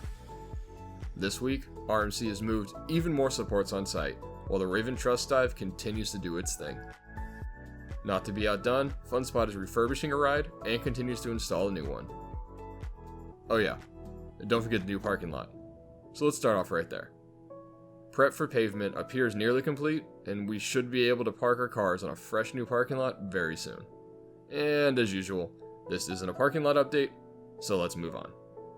Let's move straight to the back of the park, where we are eagerly awaiting to see the barrel and 0G rolls attached to the respective portions of the ride. Similar to the last couple of weeks, it doesn't appear like anything is going on here. But RMC tends to out of nowhere surprise us with these kinds of things, so we'll keep an eye on it for sure. I've mentioned previously that there is red and blue track nearby, and I'd imagine we will see that moved very soon, with what we have been seeing in front of the arcade recently. If you missed last week's update, we saw the first support start to go vertical in front of the arcade. The first of which were right here where the barrel roll and chili dip will be heading. It's expected that this support will join with another one on the backside of the arcade to bridge the two parts of the ride together, similar to what we've seen with the stall. Building on what we saw last week, we can see even more supports in place this week, getting us even closer to seeing this anticipated part of the ride take form. These supports will also join up with other supports seen on the other side of the walkway, and this is likely where guests will pass to and from when heading to the Scream and Swing section of the park. Last week we also saw these supports start to go vertical, but it doesn't seem like much more has happened at the moment. However, just down the midway from these supports, the last of the concrete appears to be poured, and that means the only direction left for ArieForce One to go is up. The other supports are still lying all along ArieForce One straightaway, and even more join them this week. More on that in just a second. The hard hat zone has remained expanded, and I'd imagine that will continue to be the case until we see the ride open. From what I understand, the original midway in the center of the park will reopen and the Ferris wheel will remain where it currently is, even though they are both currently closed due to construction. Now for those additional supports that I just mentioned, because this seems to be pretty big news. I know we've all had a lot of questions on what the station is going to look like, and these supports seen here seem to be for just that. We might get our first glimpses of the station in the near future. As promised, I haven't forgotten to circle back to the beginning of the video, but before we get there, let's take a quick peek over at what is going to be the new set of flyers, because this week we can see the whole perimeter of it formed. Progress here has been slow and steady, but that's totally understandable given how busy the park has been. While the flyers are eventually coming, the park is also taking time to refurbish another flat ride with the Spider. If you've seen this torn down recently, don't worry, it's only temporary. Now, I'm a dummy content creator and forgot to get any shots of this, so a big thank you to my buddy Chris over at Thrillquark for sending these my way. Be sure to go follow him on Instagram. Okay, now, let's talk about why this update is dropping so much later than I usually upload them. And that's because I was recently contacted by FunSpot and invited into the Hard Hat Zone. And yes, this is me. Up to this point, I've never shown my face on camera before. You can find glimpses of me on other coaster channels as I've traveled around the country with some friends, but I've had some awesome interactions with you at parks, so I'm looking forward to hanging out with you more in the future. Don't ever be afraid to come up and say hey. In recent weeks, I had been busy grabbing footage from the roadside of the coaster, so I was extraordinarily thankful to FunSpot for this opportunity. They found my videos on their own and reached out to me, which is just mind-boggling. Never would I have imagined that heading out to the park with a camera phone to record video of a roller coaster I was excited about would lead to all of this, or the community I've built on this channel. I've had so many great interactions with y'all online, and it's all because of this coaster, so this moment was pretty surreal for me. Alright, while I was just blabbering on, you probably saw some pretty awesome close-ups of the coaster. So now, how about the future side of the station that I just mentioned earlier? I know we just talked about it, but being able to stand on its future foundations and look up at the lift hill is just awe-inspiring. RMC recently finished the stairs and putting the guard on the chain lift, while they continue to install other components of it as well. Seeing this lift from this angle really puts it into perspective as to how far you're going to climb before you get sent straight through this layout. While I was behind the fence, I also couldn't help but notice how much track is also on site. I've talked about the supports a lot, but geez. We're probably only one shipment away from having everything here that's needed to finish the ride. While we're on the topic of the layout, I can already hear you screaming into my headset. Where's the Raven Trust Dive? So here it is. This week we saw track get added to it for the very first time, and we are finally getting to see the profile of that dive down to the ground for the first time. While it's incomplete at the moment, I'd imagine we'll see this finished very soon. And when this element gets completed, all of the track for the first part of the ride is complete, leaving only the outer banked airtime hill and straightaway left. The straightaway is the most simple part of the ride to put together, so once they've got these complex things finished up, expect this theme to head down the home stretch very quickly. Just think about how quickly they went vertical with the stall and lift hill, and how quickly RMC finished up that section behind the arcade. It only took a couple weeks. Walking in and around ArieForce One structure really gave me a newfound appreciation for this ride, if that was ever even possible. RMC is doing such an incredible job putting this together, and after seeing the snap that these elements have up close, guys, we are in for one wild ride. It's gonna be huge. Leading off this video, I gotta say, if you haven't seen last week's video update, you should probably start there. I was fortunate enough to get invited into the Hard Hat Zone by FunSpot, and I got some incredible shots of the ride that haven't been seen anywhere else. I'm going to continue using some of those shots as B-roll going forward to supplement these updates, but I'd highly recommend checking out that video to see those shots in all of their glory before you check out this one. Oh yeah, and there's also a face reveal in that one too, if you needed any further convincing. Or maybe that's actually a deterrent, I don't know. Anyway, if you're still with me, or you have returned from the last update, welcome, or welcome back, because like always, I returned to FunSpot Atlanta this week to see the progress accomplished on ArieForce One. Last week we went into the hardhead zone and saw the beginnings of track being installed to the Raven Truss dive, but also how much steel RMC has on site to continue construction. This week, RMC added even more steel on site and continued to take the ride vertical while FunSpot officially announced a new ride. The parking lot has continued being prepared for future visitors and looks to have been more smoothed out this week, if we're getting very technical with it. Not to be outdone by a parking lot though, RMC got a lot done this week, so let's move on. As we've seen support start to shoot up in front of the arcade, it's still super important to check out the turnaround behind the arcade, as this is where the two parts of the ride will be connected to each other by the barrel roll and the chili dip respectively. There isn't anything super new here behind the arcade, but we do have a barrier up, and the track that was laying nearby is no longer there. I did spot section of the track in the storage area located back behind the turnaround, so it is possible that this track has moved there, or it could be even more new track entirely. RMC did receive a few truckloads worth of stuff earlier this week, so either of these options is entirely possible. Whenever RMC does drop the barrel into place, it's going to connect all the steel behind the arcade to the supports seen here. Last week we saw these supports go vertical for what will eventually support the barrel roll and or the chili dip, and beginning of the quad down, although I do believe this is the chili dip in the beginning of the quad down. Similar to how the barrel roll and chili dip are going to connect the front and back of the arcade, these supports will join with another set of supports across the walkway, which we have patiently been waiting to see go vertical. And fortunately this week, we got to see just that, sort of, or at least part of it. Because while the supports immediately on the other side of the walkway aren't complete yet, we do have a lot more of them that have gone vertical further down the straightaway. The straightaway has been seeing a lot of progress recently, and this latest addition is the greatest example of that. And a sign of things to come, because I wasn't expecting to see this particular footer go vertical for a while. And that's because this footer in front of the ticket booth hasn't been poured for more than 2 to 3 weeks, meaning that inspections from the government seem a lot quicker at the moment, or at least I hope. So far, along other places of the layout, it's taken at least a month to a month and a half before we've seen other footers go vertical. So this is a great sign going forward for construction, because there is another footer about to be poured, and it appears to be for the exit of the Outer Banked Airtime Hill. I've been staring at this plot of land recently, wondering how the ride would connect to the next footer. But now I've got my answer. RMC and FunSpot possibly waited to pour this one for so long, so it wasn't as much of a headache to get equipment in and out of this section. We saw a similar process behind the arcade with the installation of track, where there was that one part of the ground hugger that got installed last. And yes, if you haven't noticed, there is yet another support that has gone up nearby. Now, something to consider when we look at not just this support, but the rest of them as well, is that they only represent the return to the station. We still have to see that out portion heading down towards the arcade take place, but it appears that we are starting to see the quad down and brake run come into existence, like I previously mentioned. With that said, I would have loved to have gotten up in the Ferris wheel this week, but I mentioned in past updates that it is unfortunately closed, and I'd imagine it will stay that way for a while, so there won't be any new views from up there right now. However, I will continue grabbing footage from outside of the entrance as we continue to see the Raven Truss dive come into form.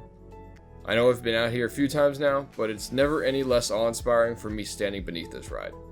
I think the scope of how large this ride is really enhanced by the current size of this park. There really isn't anything else that rivals ArieForce One's sheer size, but I doubt it'll be that way forever. I can't wait to see what this park looks like 5 to 10 years from now. Now, possibly the most exciting news I've got this week that I definitely geeked out over when I found it was that the chain lift is now installed.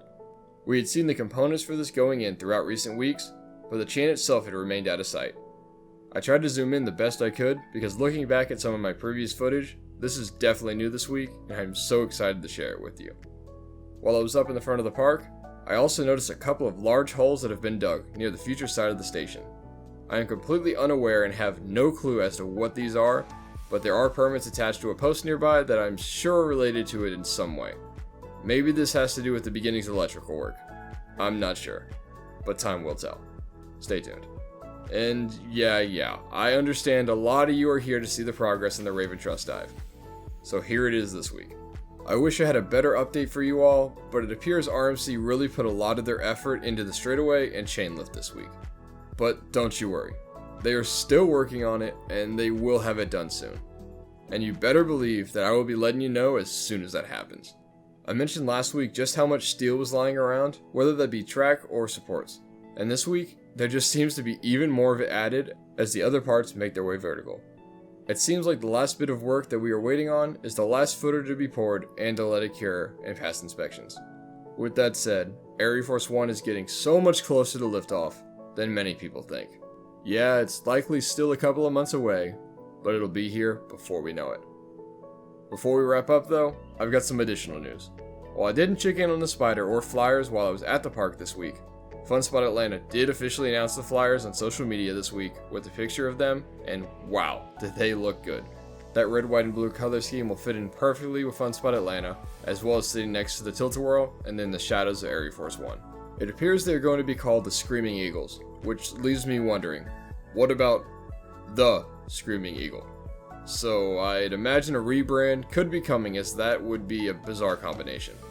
But Screaming Eagle did just receive new trains recently, so maybe it's not that surprising. Heck, maybe we're even in store for a fresh coat of paint being added to the coaster at some point. Time will tell, but it's definitely something interesting to keep an eye on if you're a fan of the park.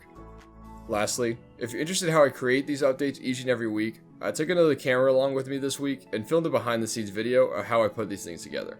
This is also an attempt at a vlog of sorts and to introduce you more to the guy behind the curtain. So maybe keep your eyes peeled for that one. I think you'll enjoy it if I end up uploading it soon. This is probably the most progress that I've seen with construction since this whole process began. Let's take a look at what's new this week. P.S. I've got a special announcement at the end of this video that you're not going to want to miss. Stay tuned. Anyway, RMC and FunSpot remained very busy this week as the local kids have started heading back to school. I got some tips as to what to be expecting this week, but I was still shocked at the amount of progress that greeted me upon entering the park.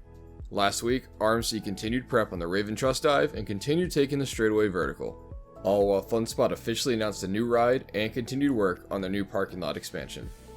So just like that, I once again returned to FunSpot Atlanta on Saturday, August 6th, and I actually took a couple of my GP friends along this visit that hadn't seen the park in years. They were thoroughly impressed at what FunSpot has done with the place, from ArieForce One all the way down to the parking lot. The same parking lot which was getting closer to being paved last week, and now there's a fresh coat of asphalt across the entire thing. There's no word on the current parking lot, but I'm sure its fate will soon be the same as what we are seeing here. FunSpot has a huge vision for this park going forward, and this parking lot is the beginning of the infrastructure that's necessary to support those ambitions. Moving away from the parking lot, let's jump into the meat of this update, ArieForce One. As you all know, I make it out here every week to check in on the progress of the ride, and typically start right here behind the arcade to see if there's been any new shipments or progress towards the barrel roll and chili dip. Since this track was all placed, efforts have predominantly been put up in front of the arcade, and this week was no different. Before journeying up front, however, I was sure to check out the storage area back in the woods. I'm not able to get the clearest view, but it appears that the same pieces of the track that I mentioned last week are still back there in storage. From the back of the park, I headed up to the front of the park to check in on the barrel roll and chili dip. Not much has changed here, but I noticed recently that the concrete is marked for the supports heading into the barrel roll, and there's also a new set of supports sitting right nearby as of this week. Speaking of supports, as has been a trend in recent weeks, RMC has even more supports spread out along ArieForce One's layout this week. Last week we saw these supports laying around waiting to go vertical, but this week they were joined by a lot more. These supports are all organized by number and are ready at a moment's notice to go up seemingly overnight like the others have. As for this section of supports on the other side of the walkway, these supports standing here are what will eventually be the quad down, and you can even see the profiling starting to take form. The big drop will eventually fly over the ticket booth seen here, over the walkway, and up into the barrel roll to throw you over the arcade and into the turnaround. These supports will all eventually work together to hold up this section of the ride, and possibly a walkway for guests to walk under the coaster as they head towards other rides at the park. The supports here that went vertical last week went vertical almost immediately after the concrete was poured, and the same can be said for the new supports seen here. We saw some other supports pop up last week nearby, but at first glance, you're probably noticing that these supports look a little different than the rest. And you would be correct, because these new supports I'm showing you will be a part of the transfer track for ArieForce One. Hopefully, this is an element of the structure we won't have to see being used very often, as that would mean either one train operations or maintenance issues in general. But it's still very cool to see this taking shape. An observation I made when checking out this new section of the structure was how high off the ground this portion of the ride is going to be. This also means the ArieForce One station will likely be a similar height. And for good reason, because it was when I started to head down towards the Raven Trust Dive that I noticed something else entirely new. that a lot of us have been waiting to see. The beginnings of the pre-lift section. Not much was known about this section of track beforehand, but it appears that we will have a couple of bunny hills to traverse before beginning our climb up the lift hill. RMC loves these pre-lift sections, and I'm excited to have this as a little appetizer before each ride. And now, without further ado, I present the Raven Trust Dive. We had seen signs of this going vertical for about a month now, and got some slight glimpses of it over the past few weeks, but we hadn't seen it topped off until now. We saw the remaining supports get placed nearby last week, and knew this was coming, but wow, look at how tight that dive is. Not only that, but now we can truly appreciate just how insane that outwards pop is going to be before plummeting down to ground level. The Raven Trust Dive is certainly going to put a new twist on your traditional dive loop when this coaster opens to the public. RMC was also out there as I left the park this visit to continue installing the remainder of track to this soon to be epic element. Once we've seen this track installed, it's on to the rest of the track, which has been stored nearby for some time now. I don't know exactly how much track is on site and how much would still have to show up on site, but take a look at these shots. Track is pretty much lined up from the Raven Trust Dive down to the future side of the station. This entire front portion of the ride already will have track in place, meaning that this will pick up at the exit of the 0G stall and likely complete most of the straightaway when combined with all the supports that I showed you earlier. The construction from here on out appears much simpler than what has already been completed, and it's going to hinge on inspections and testing at this point. There is still the portion over the building, but that should be pretty similar to the stall, which didn't take long at all to get installed. RMC should be able to finish down this home stretch strong and hopefully get this ride open for us to enjoy this fall. Now, while I've got you on the topic of coasters, I've got an update from the park on Screaming Eagle and the Flyers coming to the park soon. Last week, I reported that FunSpot had officially announced their Flyers and they would be receiving the name Screaming Eagles. This got me wondering what the future of the Screaming Eagle coaster would be, and I got an answer from FunSpot this week. Screaming Eagle isn't going anywhere, as expected, but going forward, Screaming Eagle will be known as Hurricane, the same as their E&F High Miler at their Kissimmee location. So what you are seeing here on screen is Christopher getting a Zen ride on Hurricane. Everybody say hi, Christopher! The park map has also been updated on the park's website to reflect this change, as well as adding ArieForce One, and it appears there will be a large FunSpot logo adorning the Outer Banked Airtime Hill, which would be an amazing way to welcome guests to the park. I don't think I could come up with a more incredible way to enter the park each week. As promised at the top of the video, I've got a special announcement. Actually, I've got a couple, so bear with me. For one, my first vlog is edited and will be up in a few short days, so I'm excited to share that with you. Come along with me behind the scenes as I create one of these updates and learn a thing or two about the guy behind the camera. And lastly, Christopher, myself, and a slew of other Georgia coaster enthusiasts would like to invite you out to the first ever Georgia Coaster Connection meetup on August 21st at Six Flags Over Georgia. If you've ever wanted to connect and meet other coaster enthusiasts, this is a great place to do just that. We'll be meeting up at 11 a.m. right over by Twisted Cyclone, and we're looking forward to riding coasters together throughout the day. We can't wait to see you all there, and no, you don't have to be from Georgia to attend this event whatsoever. You just gotta have a great attitude and a passion for coasters. I know it's taken a while, but the track on the Raven Trust Dive is finally complete, and RMC is starting to focus elsewhere. Let's dig deeper into what else happened this week, and what to expect going forward. RMC and FunSpot continued to transform the park this week, while the remainder of the Atlanta area kids headed back to school. I know the initial plan was to have this open before now, but the pace RMC has been working with lately doesn't scream a 2023 opening to me at all. I was sent some screenshots this week showing that Wikipedia, of all places, has the expected opening date listed as 2023. But I just want to make it clear that this is Wikipedia, which anyone can edit. Neither FunSpot or RMC have said anything in regards to an opening date. In fact, advertisements around the park still say 2022. And no, I don't know either. But I do have details from the park this week, so let's teleport back to the progress on the ride now.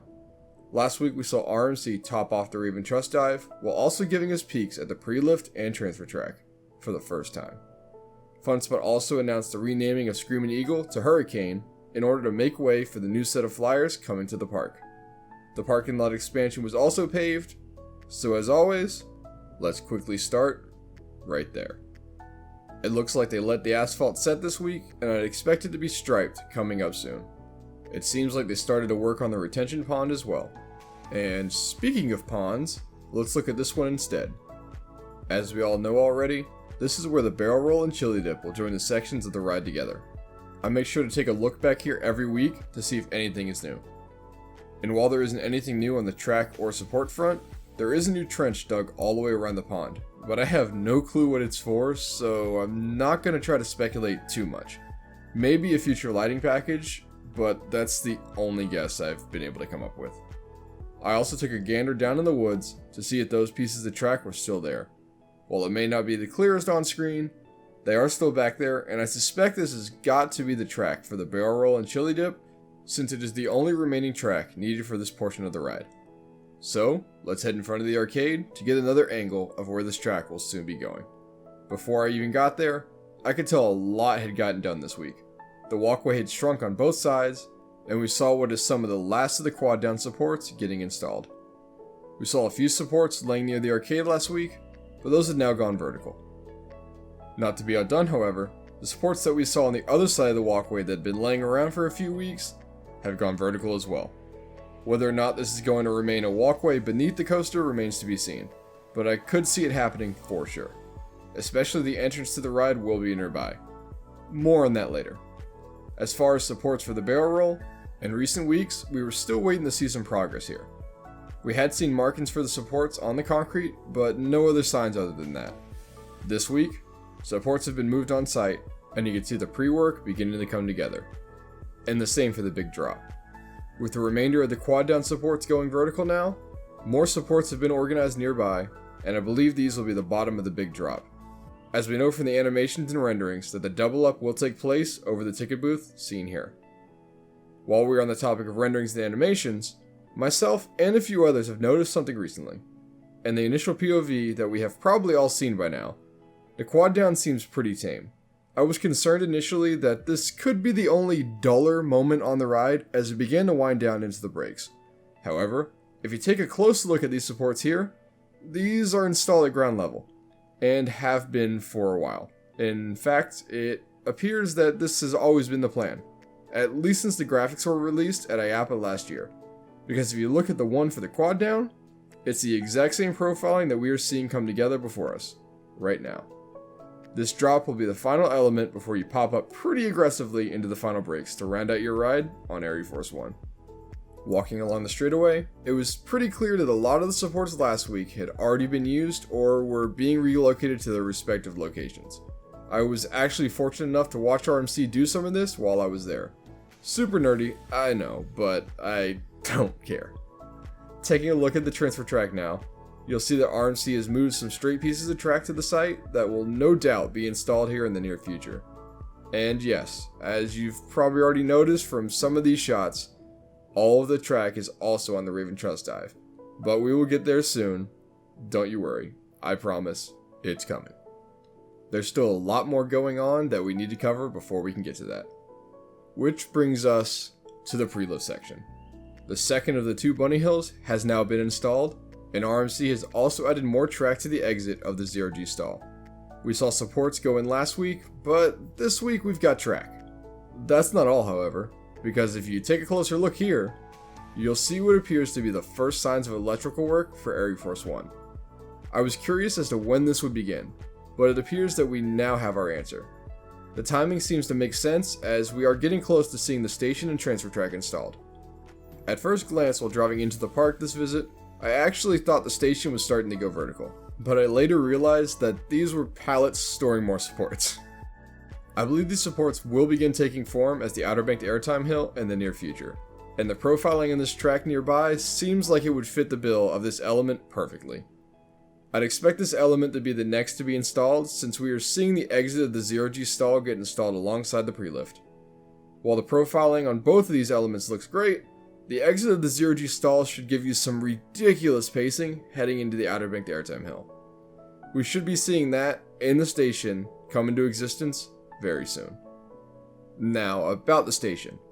Because if you're like me, you've probably wondered how we're going to get to the station and where the queue line would end up being. While this isn't confirmed quite yet, FunSpot unveiled the new park map last week, and it appears to show just that. While the entrance isn't specifically marked, we can follow the sidewalk down to the fun food / batting cages stand, where it appears we will be one day walking beneath the quad down and big drop to enter the ride. This should give some phenomenal angles of the coaster as we wait to ride it.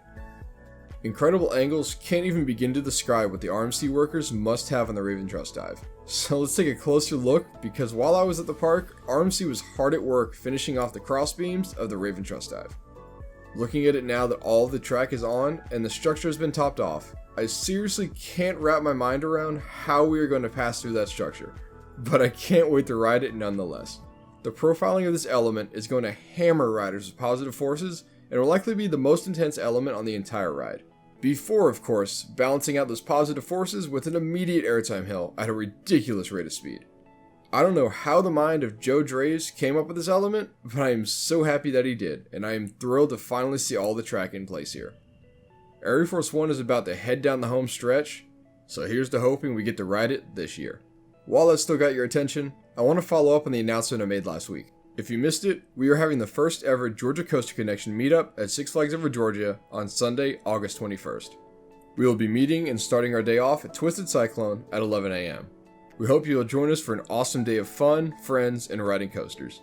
The only requirement we are asking is that all children under the age of 16 are accompanied by an adult. We look forward to seeing you all there.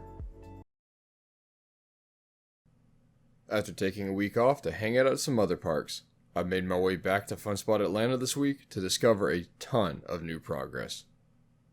Last week, I initially had plans to make it out to Fun Spot Atlanta like I always do to check in on the status of ArieForce One's construction, but I was told by a few friends that had just been to the park the day prior that there wasn't a ton of new progress to report on.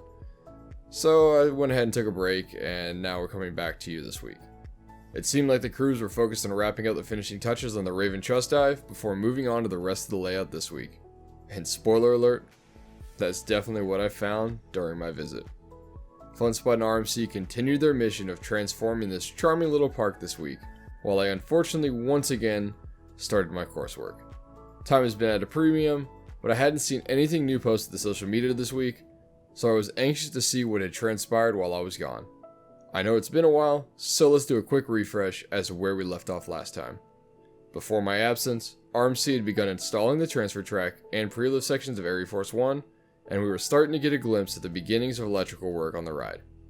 The quad down to Raven Trust Dive were nearing completion, and we were just waiting to see what RMC's next move was going to be. While RMC kept themselves busy with all of that hoopla, FunSpot prepared to add a new set of flyers to the park after adding a tilt-a-whirl just recently, and paved a new parking lot. So before we get into the coaster, let's start right there. It appears that FunSpot has been letting the asphalt sit and smooth it out a little bit over the course of the past 2 weeks. Nothing too crazy, but this isn't a project that's super urgent by any means. I'd expect this to open towards the end of this season, maybe even at the start of next season. It really depends on what they want to do with the rest of the lot, which I would imagine is going to get paved during the off season, or if they decide to do it sooner, then I could see the other paved parking lot opening this season. As for the flyers, this is what they looked like last time I was here. And wow, this is what they look like now.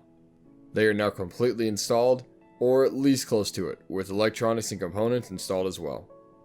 This ride is situated between the tilt-a-whirl and the Samson go-kart track, and I imagine it will be open in the coming weeks. Staying true to the red, white, and blue color scheme really looks incredible sitting in the shadow of ArieForce One. Okay, now on to the coaster itself. Let's head behind the arcade to see if anything has changed there since we were back there last time I was here. Due to how busy RMC has been elsewhere, there hasn't been much going on back here, which shouldn't come as a surprise whatsoever. The track I had spotted before is still back in storage and it hasn't moved anywhere, and the trench that I noticed last time has now been filled. After thinking about it some more, I think this may have had to do something with the installation of the flyers, as the timing and location of it seemed to line up pretty well. Anyway, we'll continue to check back here each week, because I don't think it'll be much longer until we see the chili dip and barrel roll come into form. And I say that because of what I found in front of the arcade. So let's head up there right now. Right up against the arcade, I didn't see much of anything new quite yet. However, the supports are still numbered and lined up here, and appear ready to shoot up whenever RMC wants them to. Well, that's some old news, this next part certainly isn't. Turn towards the front of the park and the beginning of the layout, and you'll see these very sturdy looking supports. And I don't think there's really any question as to what these will be used for. These have got to be the supports for the barrel roll and chili dip that one day soon in the very near future will hold these elements up as they pass over the arcade. Speaking of passing over things, we've talked about what to expect going forward with regards to the walkway. I had speculated many times that there would be a place to walk beneath the big drop and quad down in order to access the scream and swing and kiddie sections of the park. I wasn't sure how this was going to work, but I just had a gut feeling that this would be the case, especially after seeing the new park map that FunSpot unveiled just a few weeks ago. With the help of ML Designs, he pointed out the extensions on the supports on each side of the walkway that aren't found on other sets of supports nearby. He also attached this picture of what it should approximately end up looking like. Now this is just a sketch, but just imagine those are the supports. This was super helpful and I could definitely see this being the end result here. If you aren't already, be sure to go check out his channel and Instagram pages. He also made one of the earliest, if not the first, rendering of ArieForce One out there. I'll leave his information in the description. Be sure to go check him out. While the supports we just discussed belong to the quad down, I'm sure we can expect the exact same for the supports holding up the big drop. The quad down, or at least portions of it, have been standing for a while now, but we haven't been able to see any progress on the out portion of the straightaway containing the big drop. Until now. What you're seeing here are the first supports installed for the double up heading into the big drop and barrel roll. As you can see, RMC was actively working here, and the cranes have both moved down to this side of the layout from the previous locations up to the front of the ride. This element will extend down towards the arcade, and it will actually pass over the snack bar and ticket booth seen here. While it may be perplexing to imagine that right now, what bent my mind more was the profiling of the entrance of the double up heading down out of the Outer Banked Airtime Hill. I made sure to grab a shot of these supports down at ground level to really show off just how awesome this transition is going to be. This is just another testament to the ridiculous pacing and whip that there will be on ArieForce One. As I continued my walk down to the front of the park, I was greeted with further progress on the transfer track where RMC was actively working during my visit to get the catwalk and track into place on the supports. The second of the two cranes was positioned here, and I'd expect this to be completed very soon. As for the Outer Banked Airtime Hill, I didn't see anything that would indicate any progress there, and the same goes for the station, as of right now. It's been difficult to predict which elements or parts of the ride that RMC will work on next. But one thing I can continue to show off, however, is the progress in the pre-lift section. Last time I was at the park, RMC had just installed the first of two bunny hills, indicating what the first two elements in the ride were going to be. This week we can see the second one is now in place as well, leaving me wondering what the drop out of the station will look like. These bunny hills really could be a bit of a sleeper moment on the ride, at least for me. I know I thoroughly enjoyed the pre-lifts on other RMCs, and I'm sure this one will be no different. Nearby the pre-lift section, we can also see that further electrical work has been done to further prepare ArieForce One to head down the home stretch of construction. I'm certainly no expert on all the wires and such associated with the ride, nor am I going to pretend to be, so I won't even try to guess what all this is about.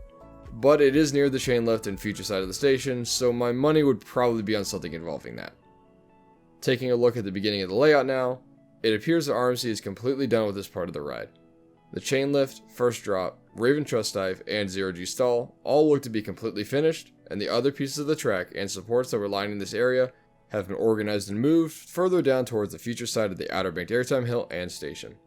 Whenever this ride is able to open, you better believe I'm going to be one of the first ones in line.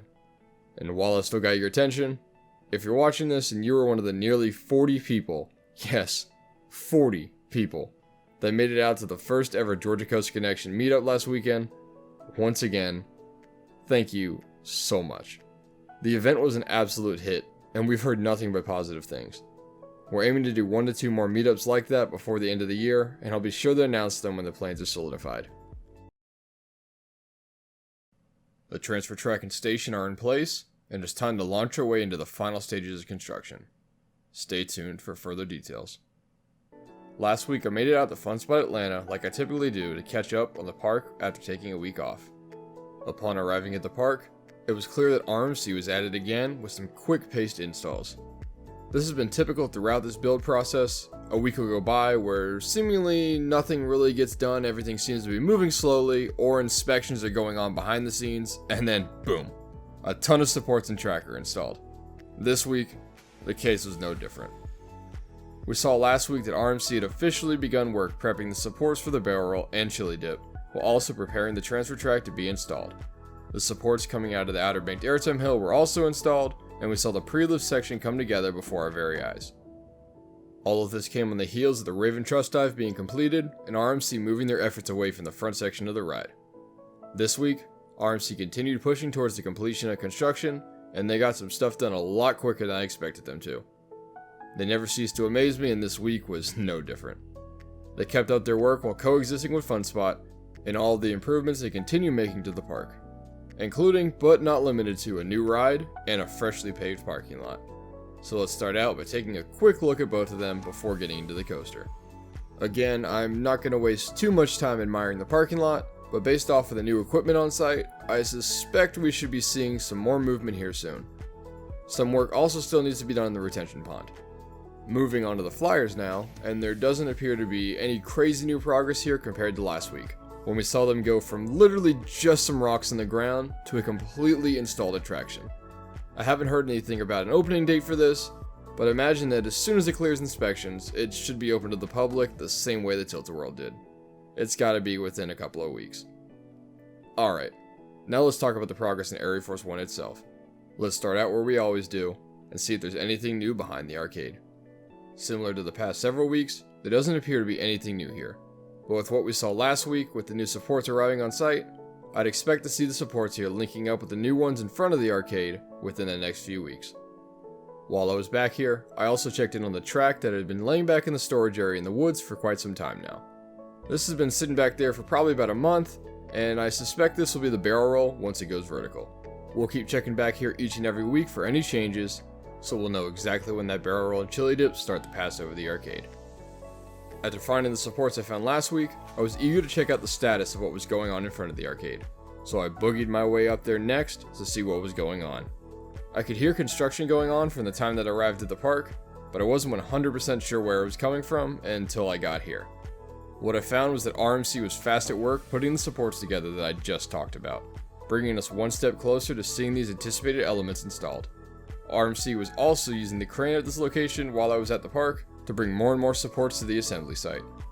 To the RMC crew that saw me filming, keep up the great work. You all are killing it, and we can't wait to enjoy this work of art that you're all assembling. None of this would be possible without y'all's hard work and dedication, and I know I speak for all of us when I say that. Thank you so much. As for the supports closer to the arcade, I didn't notice anything new here, but I could be wrong. The supports for the quad down are still vertical on both sides of the walkway, and more supports are organized and sitting nearby. We haven't seen a lot of recent progress here, but based on recent events, more should be coming very soon.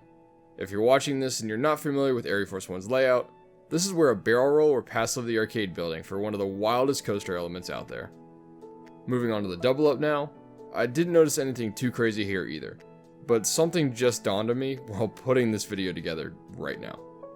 The only elements remaining to be constructed on ArieForce One all pass over a structure of some kind. The barrel roll and chili dip pass over the arcade, the double up and big drop pass over the snack bar / ticket booth, and then I'll get into the details about the outer banked airtime hill here shortly.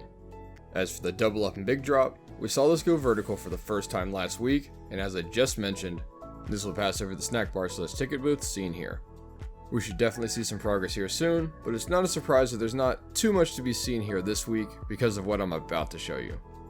This week, RMC not only topped off the transfer track, but they have now completely taken the station vertical and finished it off with track. Now, the actual buildings that will one day surround these structures is yet to be seen, but this was the first sign of any movement that we have seen with the station, and save a drive tire or two and electronics, this is now all completely installed. Not only is it installed, but it is also now attached to the pre-lift section as well. This was once an unknown portion of the ride, and we really didn't know what it would look like. But take a look at this. This, ladies and gentlemen, is the drop out of the station. Maybe I'm overreacting, but that's a pretty solid little drop to get the ride started off, especially since it gets followed up with these 2 bunny hills to conclude the pre-lift section. Keep in mind that these trains will also be 5-car trains versus what we're used to seeing on typical RMCs with 6. With these early elements, we should get a feel for how these trains will perform pretty quickly. If not here, then definitely off of that first, or should I say, second drop. Before moving on from the pre-lift section, FunSpot playfully asked fans on Instagram to name this element earlier this week. Whether or not any of these will actually stick, and if the park will actually use it or not, I don't know. But the sequence of elements are the only ones in the ride without a name. I'm personally a fan of the Chili Double Dip, or just the Double Dip, playing homage to the Chili Dip, or the Launch Pad, to stick with ArieForce One's theme of flight. What would you name this element? Drop it in the comments below, or over on their Instagram post, and FunSpot just might see it. As for the other banked airtime hill, RMC appeared to be working on assembling the first section of supports for the ride here next to the station.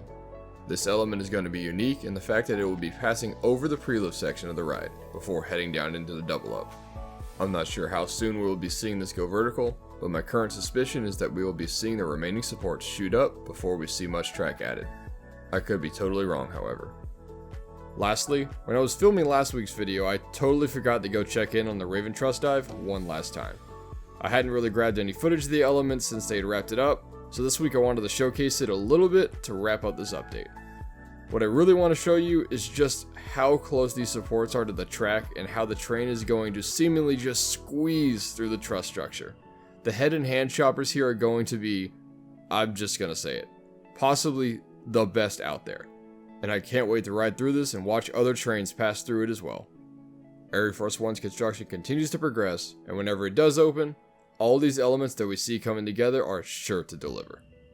If you're still here, I've got another Georgia Coastal Connection announcement. Later this month, date and time to be determined, we will be attempting a Goliath Marathon. Not just riding Goliath a lot of times, no. I'm talking about a full-fledged marathon. 26.2 miles of track, or approximately 31 laps on Goliath. Now, you don't have to ride this many times, and you can branch off and ride other rides at the park as well. This is all just a fun way to follow up on our last meetup that we did, since everyone had such a blast doing it. More details will be coming out later this week, but we just wanted to have this on everyone's radar going forward. The weather this day was pretty gloomy, but the insane amount of progress from this week easily brightened it up, real quick. Let's get into all the new updates this week. For those of you interested in attending the Goliath Marathon that I teased at the end of last week's video, concrete details will be at the end of this video, so stay tuned. It's been a trend lately with ArieForce One's construction to see a lot get done between my visits to the park, and I was pleased to find that this week was no different.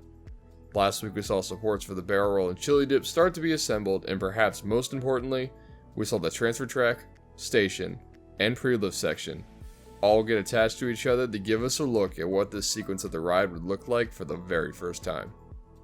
On FunSpot's end, the flyers appeared like they were ready to open, and the parking lot continued to lie in wait for what was coming next.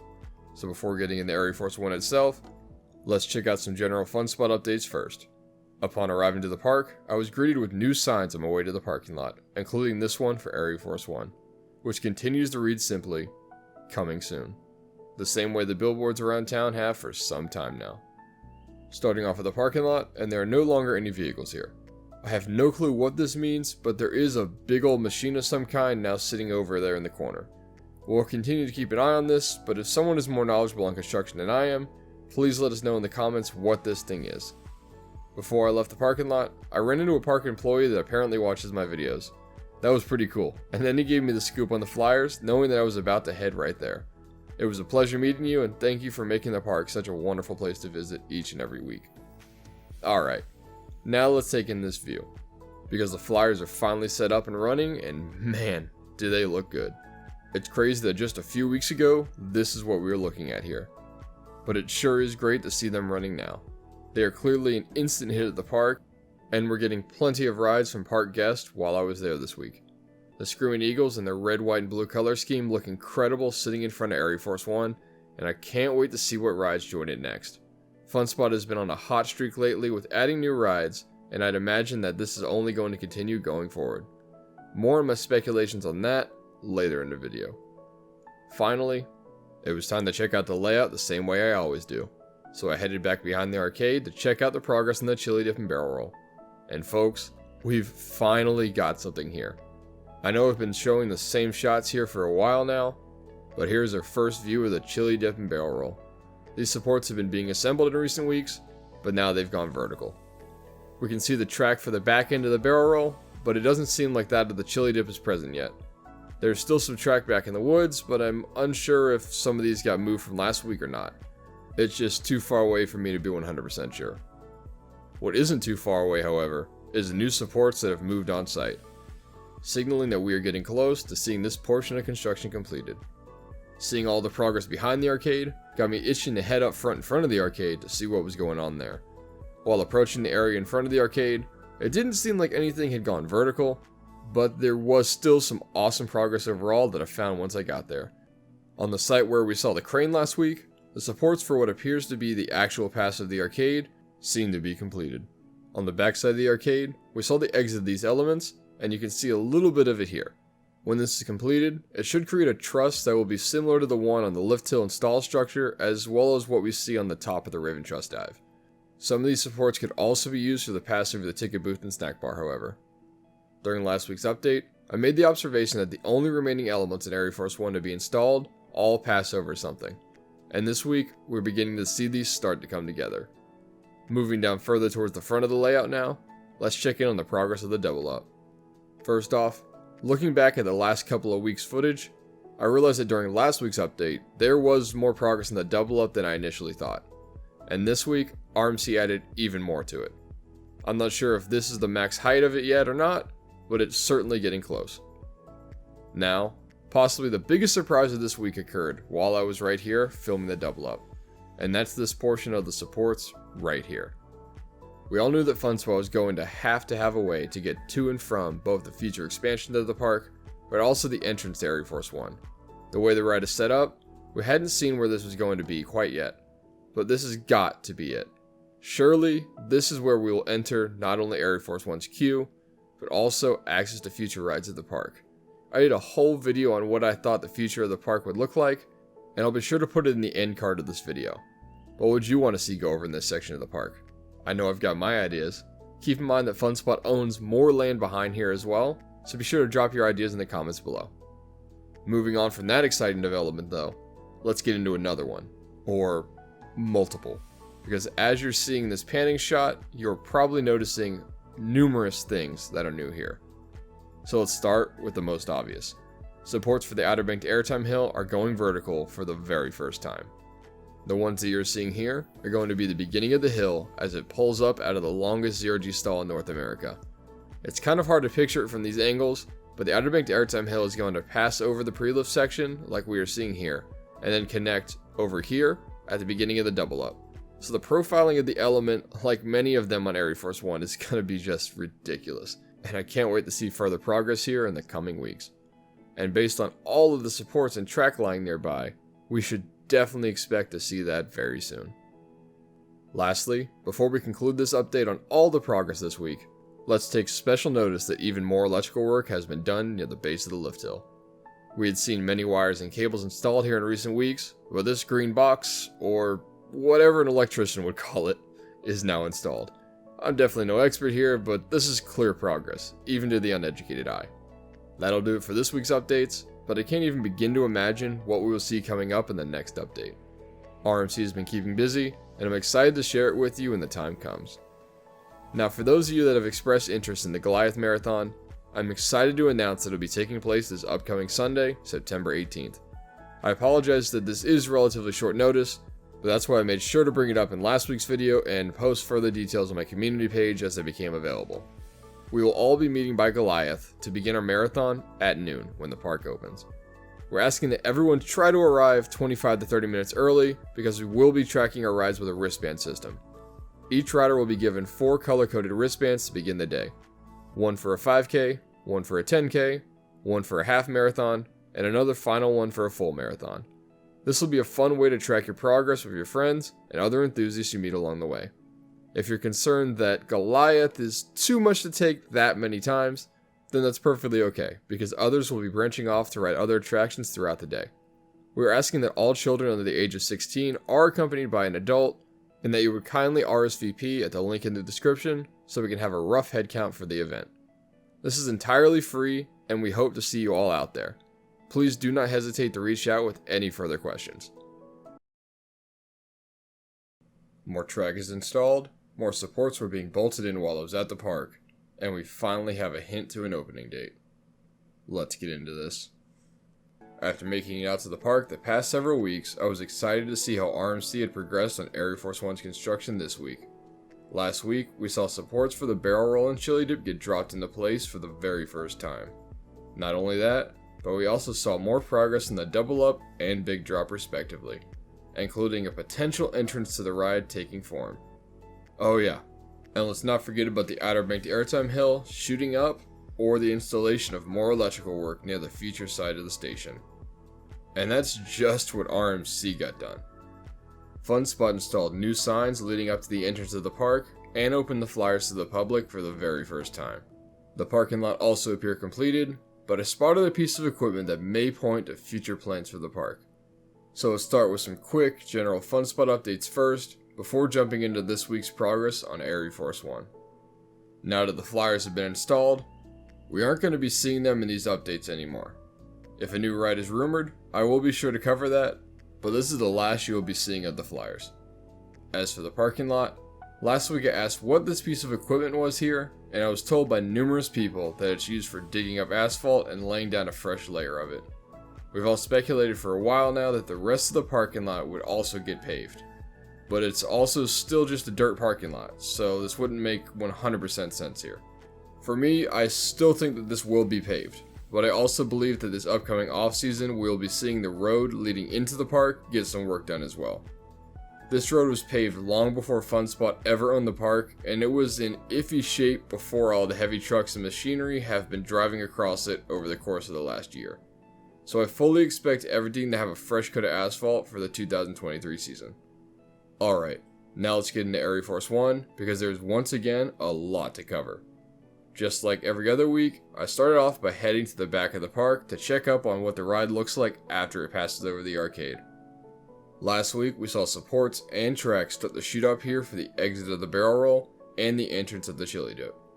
Initially, I wasn't sure if there was anything new here this week, but upon looking back at last week's footage, it is clear that more track has been added here for what will soon be the exit of the 0G roll and the beginning of the chili dip.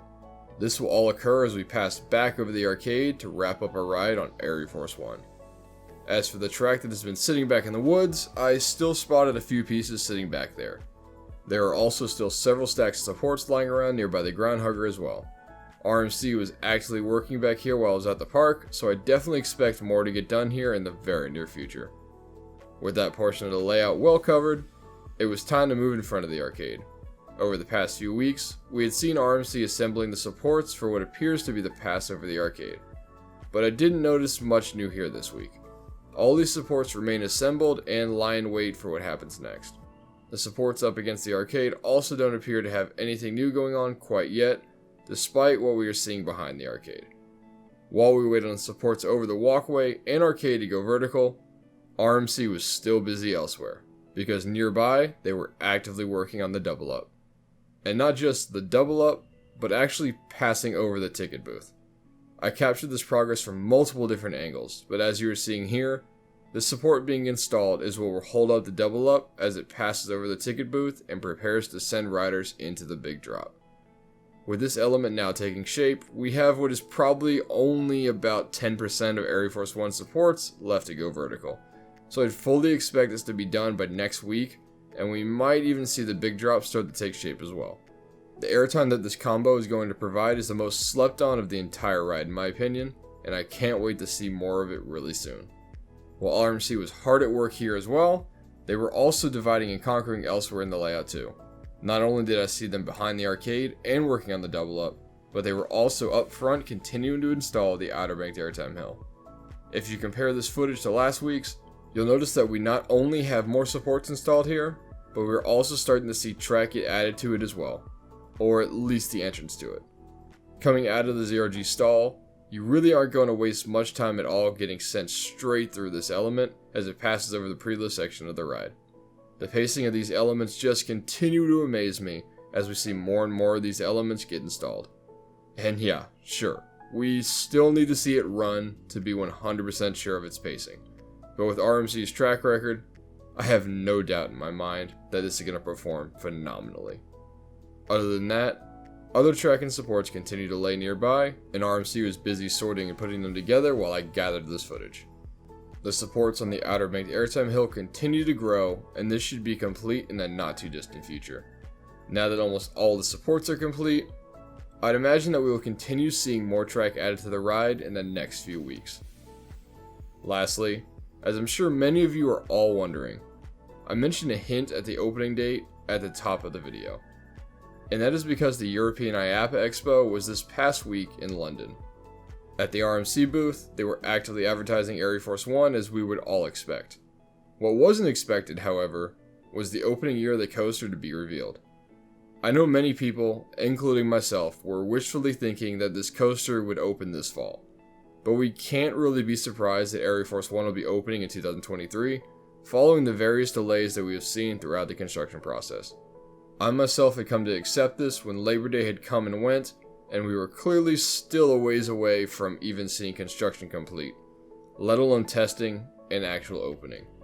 I know a lot of people continue to say that they're hoping for a soft opening this year or that they could still open it by New Year's, but guys, that just wouldn't make much sense at all, I'm sorry. But heck, I could be totally wrong. I'll eat my words if that ends up being the case.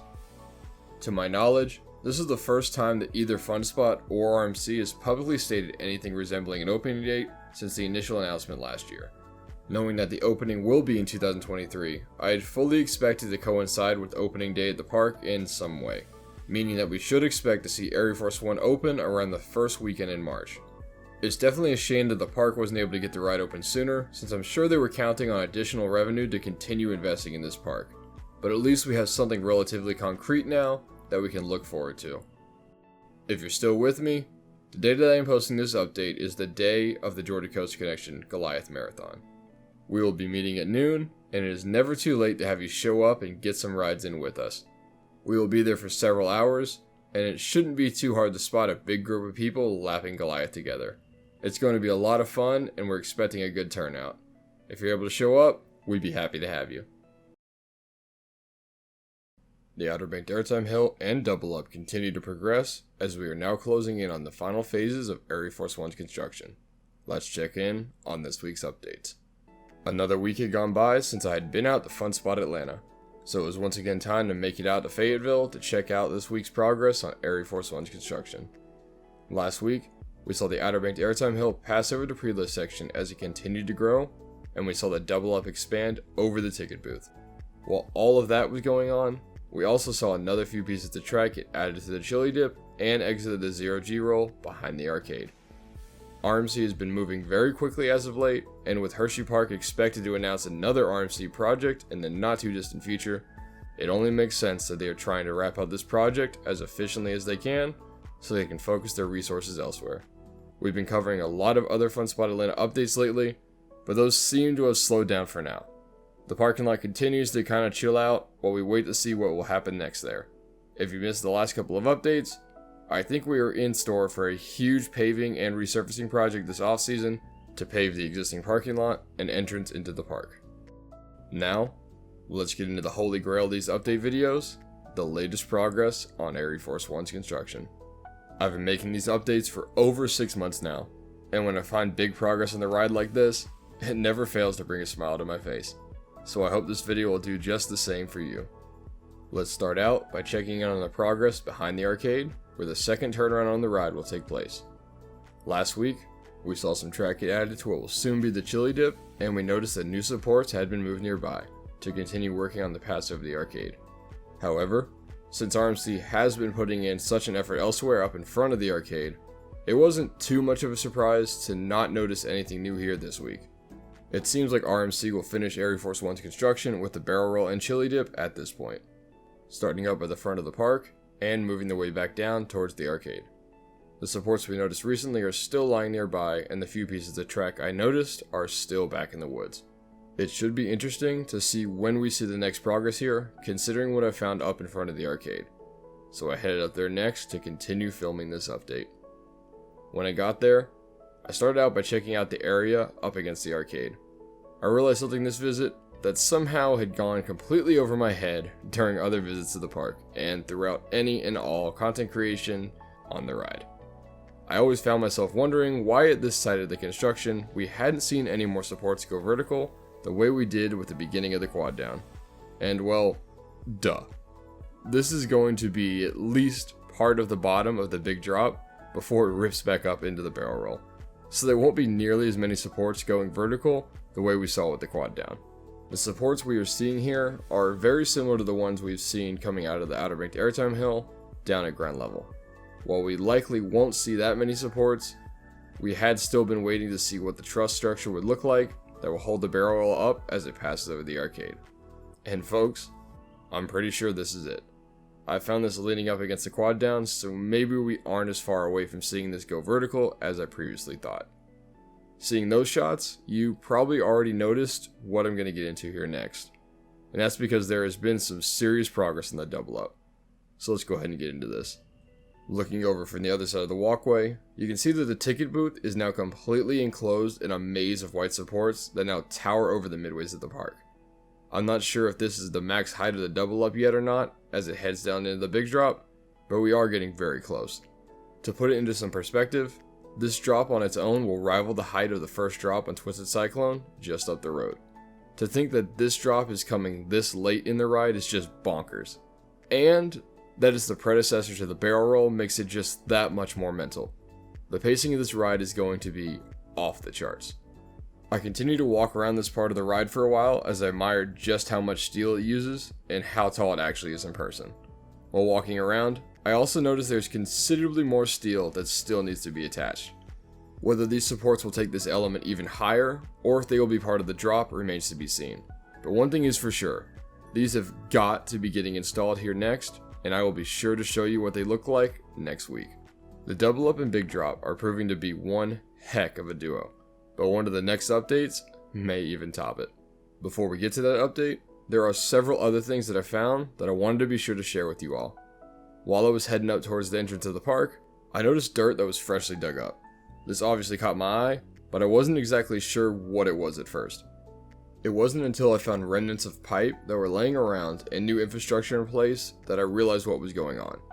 This was obviously new drainage being installed alongside the ride, following all of the groundbreaking that had been done over the last 8 to 9 months. There will likely be more concrete and pavement that gets poured here at some point, so it makes sense that this is going on now. This is probably pretty boring and seemingly insignificant to some of you, but I cover all this stuff with the ride and I'm not going to stop now.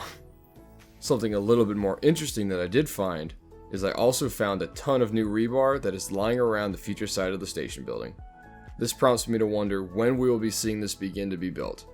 I'd imagine that most of it will go up after the ride is complete, but if a foundation or footers need to be poured, this could be the beginnings of that construction that we're seeing for the very first time. I'm not really sure what else this could be other than something for the station, but if you have an idea, be sure to let us all know in the comments below. I can't wait to see what the station and queue are going to look like. Will Fun Spot add some theming, or go the more minimalistic route? Time will tell, but I can't wait to see. Okay, now on to the moment that I know many of you have been waiting for. This is the latest progress on the Outer Banked Airtime Hill. Not only have they added a ton of new supports, but they continue to lay down track as they go along. Remember what I said earlier about working down towards the arcade? I believe this is the beginning of just that. This element is already extremely impressive, but not just because of its size. Because the angle of the turn itself is going to be just ridiculous. I mean, just take a look at this profiling. The snap that this is going to provide is going to be unreal. Not to mention that this will occur immediately after exiting the longest CRG stall in North America, giving you little time to catch your breath. After that outward pop of airtime, you're going to be flung back down into your seat, where this element will eventually return you back to ground level over here at the beginning of the double up. We are not quite sure what that will look like yet, but it will be coming in the near future, and you know I'm going to share it with you when the time comes. Based on all of the supports and track in the near vicinity, and the pace that RMC has been working with here, I'd say that day is coming very soon. ArieForce One's liftoff may be delayed until spring of 2023, but we will still have a lot of construction and testing to look forward to before that day comes. If you're a loyal viewer of mine, thank you so much for the support you have been giving both these updates as well as my other content here on the channel. I've got some pretty big channel news coming up in the next few weeks, both regarding ArieForce One construction updates and otherwise. So I'd encourage you to stay tuned for a channel update video coming soon to see how you can get involved in some of my videos. I'm looking for some help, and I think you guys will be able to provide it.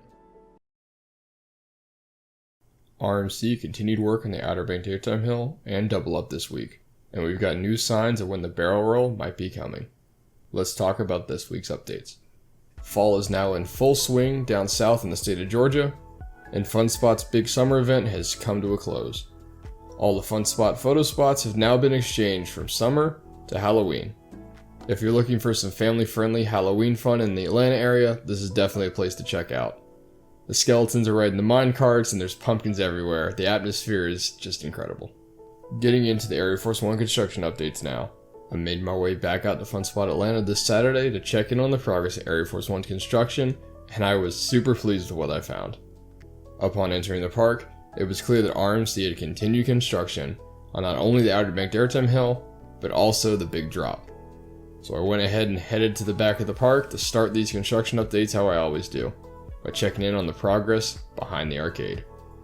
When I got there, didn't seem like much was going on. In recent weeks, we had seen the 0G roll, chili dip, and barrel roll kind of start to come together before passing over the arcade. However, the past couple weeks, we haven't seen much here as we anticipate the start of the barrel roll as it passes over the arcade. And that's where I think I've got some pretty big news. Remember those two pieces of track that have been sitting back in the woods for a while now that I speculated would eventually be becoming the barrel roll? Well, we finally saw something change there this week. I've been showing them for weeks, just waiting for something to happen. And this week, we've got white supports that are now officially bolted onto the track. This is similar to what we saw with the Raven Truss dive prior to it going vertical. Looking back at some old footage, you can see some of these supports here, bolted onto the track before they were raised up by the crane and dropped into place. Now this still could sit for a few more weeks before we see it go vertical, but I think we're going to be seeing it sooner rather than later. Which leads me to our next update. I went from the back of the park straight up to the front to check in on the progress in front of the arcade right before the barrel was going to rip over it. And this is where I found RMC actively working, getting that big drop installed. Last week I wondered how high the big drop would be and what the angle of descent could potentially be as well. The double up was still climbing into the sky, and we weren't sure when it was quite going to top off. However, this week, we definitely know, as we can see the angle of descent starting to form for the big drop. The double up is maxed out in height, and if you look at where the barrel roll is going to be as it goes over the arcade, the big drop does not have much room to reach ground level and then go straight back up over the arcade. The angle of descent here should be pretty wild. And to think that this is almost as tall as the first drop on Twisted Cyclone is just insane. It won't be quite as tall, but it'll definitely rival it in intensity, and it's this late in the ride. Some great coasters start with a drop like this. ArieForce One is just continuing through its layout like nothing happened. Up against the arcade, we haven't seen anything new here, but it wouldn't surprise me if we see something here within the next few weeks, based off of what we're seeing back in the woods and the progress in the big drop. RMC is really closing in on having all the supports up, and there isn't many white supports left laying around. There's a few back behind the arcade and the ones laying here in front, but after this big drop goes in and the Outer Bank Daytime Hill gets wrapped up, it's only track that's left. While we're on the topic of all the supports, let's check out this angle of where the ticket booth is. This thing is getting absolutely swallowed up by ArieForce One, at least from this angle. Looking from this angle now, you can see that there is a clear walkway to get to and from it, and another one as well where we're probably going to be entering the ride and visiting future attractions that Fun Spot installs. I tried to grab the best angles I could of the double up and big drop from this angle, but they're just so massive that I had a hard time stepping back far enough or zooming out on my camera to get them all in shot. I think this combo is destined to be the sleeper element on the ride. I've said it once before, not just once, I've said it many times before, and I'll continue saying it until this ride opens. And who am I kidding? If it does perform the way I think it will, I'll probably be saying I told you so. Stepping away from this section of the ride now, let's go check in on the Outer Bank Daytime Hill. And guys, holy cow. RMC practically doubled the progress on the support front just from last week. Last week we started to see the angle as they got about maybe a third or halfway through with the track. But now we can see the supports starting to drop off of the Outer Bank Daytime Hill and what that angle of descent is going to look like, as well as the banking. And it's going to be absolutely insane. Based off the way that track is being added to Outer Bank Daytime Hill, I suspect the track is going to start getting installed here before we see it down to the barrel roll, and the barrel roll may be the last thing we get to see installed. Once the supports all get installed, which are only a few weeks away, that track is going to fly into place within a week or two. Now just remember, the Outer Banked Airtime Hill is going to return down to ground level about this area right here. Let's take a look at where it is now, and now where it's going to end up. Hopefully these shots put into perspective just how large, but also whippy, this element is going to be. You should get absolutely yanked over this Outer Banked Airtime Hill, unlike any of the other ones that RMC has created up to this point. Now, let's move on to my last updates that I've got, and I think they could be the biggest from this past week. This past week, a new shipping container arrived on site. Now while I don't have X-ray vision and I can't see inside of it, I can speculate about what might be in there. And there could be probably one of two things. It could be something for the station, or it could be the remainder of one of the trains. Now, based off of some boxes I found nearby that were for an air conditioning unit, it makes me wonder if this could be for the queue or the station itself. I guess only time can tell what we'll find in here, but it's fun to think about it. It's yet to be seen if this station and queue will be themed at all, but this storage container could have answers. Another fun little thing I saw while I was walking back to my car was this blueprint that had blown away from the ride. I went ahead and took a picture of it just because I thought it was cool. You can really see how RMC puts this together like a puzzle. It's really a meticulous process, step by step, that gives me a newfound appreciation for what they're doing. So once again, thank you so much on behalf of myself and everyone else watching. Even though ArieForce One has been delayed until 2023, the excitement remains the same and everyone seems thrilled to be able to ride this ride for the first time. I may be living in another state for the temporary future, but that's not going to stop us from pumping out more of these construction updates.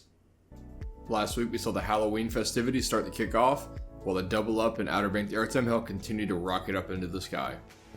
This week we got a whole lot new, so let's get into this. Christopher went out to the park on Saturday morning and we talked through all the progress while he was there. So this should be a pretty solid recap considering we were able to communicate the entire time. In the same way that I always do, Christopher headed to the back of the park to check in on the status of the barrel roll and chili dip as they're about to pass over the arcade. And he found a huge surprise. As you can see here, the barrel roll and chili dip are officially being lowered into place. RMC hasn't gotten it entirely done quite yet, but the crane's on site and things are starting to move. And fun spot RMC, you know I love you guys, but you guys had to install this the week after I left. I've been waiting for this all summer. As playfully upset as I'm trying to be, I'm super excited to see this going vertical. At this point, we've probably got less than 5% of the track and supports left, and this thing's going to be finished. While I wasn't around to see this go vertical, I got to live vicariously through Christopher and the rest of y'all that visited the park this week. Getting into a little bit more detail on the barrel roll now, let's just check out the angle on this thing. Absolutely insane.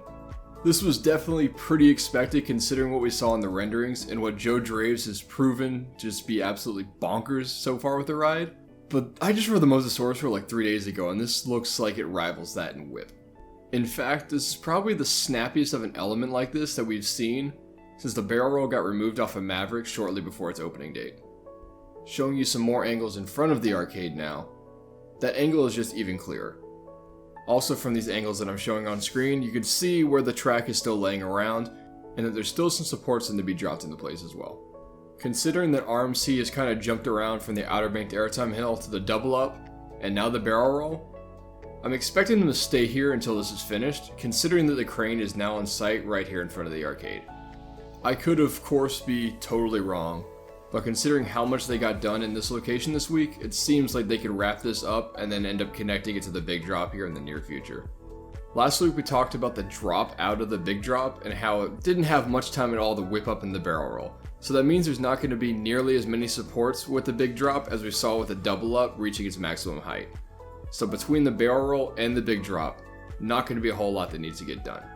It's going to be really low to the ground with minimal support, so you can imagine what I'm trying to explain here. Let's go ahead and take one last look at the barrel roll here and appreciate what it's going to be. The profiling is definitely intense, and I can't wait to see the rest of it once it gets installed. Hopefully it'll be this upcoming weekend, as I have someone else going out to the park to film for me. And with my excitement over the barrel roll, I almost totally forgot to talk about the chili dip. So here's an angle Christopher captured of that to give us an idea of what it's looking like. We saw the supports here get installed months ago and noticed that the angle wasn't anything crazy. But you gotta remember, this is also going into the quad down. So this is really just an appetizer for the final course of the ride. I kind of like to compare it to the pre-lift section. I think it'll perform fairly similarly, except the terrain is going to be going a lot faster. Coming out of the ground hugger and 0G roll behind the arcade, I'm going to be really curious to see the pacing of ArieForce One once it reaches this element. If this coaster performs the way we're really hoping it will, and as I think it will, we should all get sent flying through this chili dip into the quad down to wrap up our ride on ArieForce One. Moving away from the arcade now, let's go ahead and check in on the status of the big drop and the double up. This sequence of elements are lining up to be the sleeper hit of this ride, and last week we saw them reach their max height and start to see the angle of descent of the big drop. This week it doesn't seem like too much got done here, but after just seeing what RMC accomplished with the barrel roll this week, that's not all that surprising. So let's take a look at some of the footage I captured last week before leaving, and now let's take a look at some of the footage that Christopher captured this week. Comparing the two, it does seem like maybe one or two more supports were installed right at the walkway where we believe we'll be able to walk under to get to and from the Scream and Swing. With all the progress that we're seeing in this area, that walkway should be pretty evident, similar to the way we have seen the entrance to the ride and the ticket booth here in the next few weeks. We knew that RMC and FunSpot were really cramming in ArieForce One into a tight plot of land, but the ability to walk under this ride not one, not two, but possibly 3 times is just pretty mind-blowing. This ride is going to be intimately placed right along the midways of the park and should allow for some great on-ride and off-ride interactions between those riding the coaster and those walking below. I've ridden nearly 100 coasters at the time of recording this video, and I haven't ridden many coasters that will interact with the midway the way the ArieForce One will. On a smaller scale, this is going to feel very similar to like a Gatekeeper, Velocicoaster, or maybe a Fury 325, the way it's going to fly over the midways. Not to overhype it too much, but I think you get the point I'm trying to make here. After checking in on the double up and the big drop, Christopher headed down to the front of the park to see if anything was new with the station and Outer Bank Airtime Hill. Now, I actually captured footage of this last week and forgot to report on it, but this area here has been smoothed out with gravel for what I expect will be paved in the near future. As to what this area will be, I would speculate that it's either going to be part of the midway or area for maintenance to come and go. This area that I'm showing you here is located right next to the transfer track, right as you enter the park.